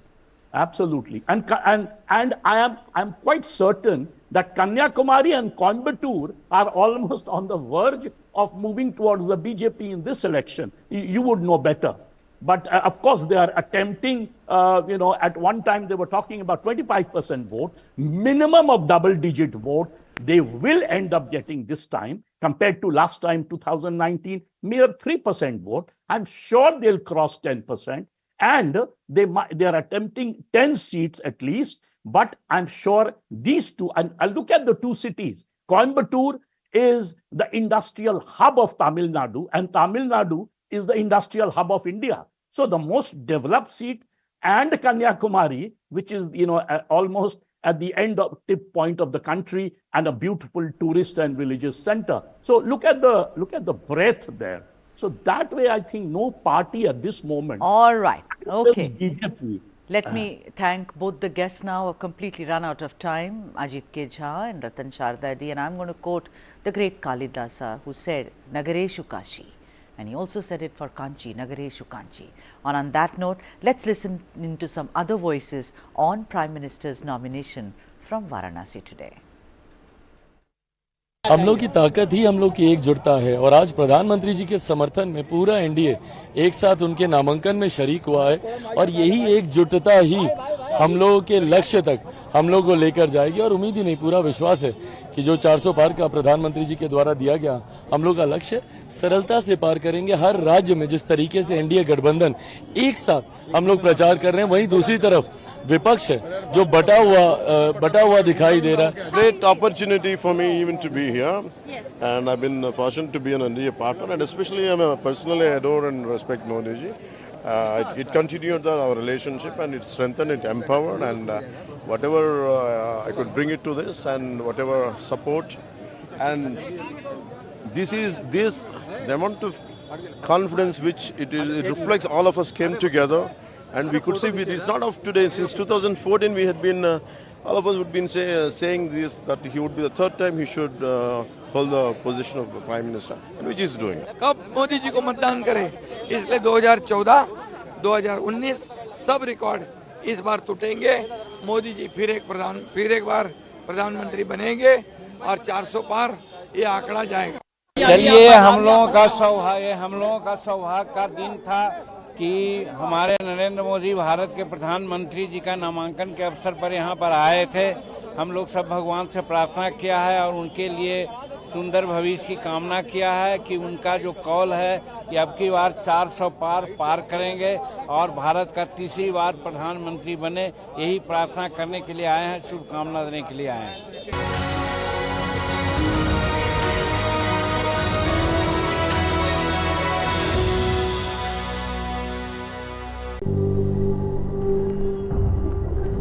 Helps beat sensitivity fast. Sensodyne Rapid Relief.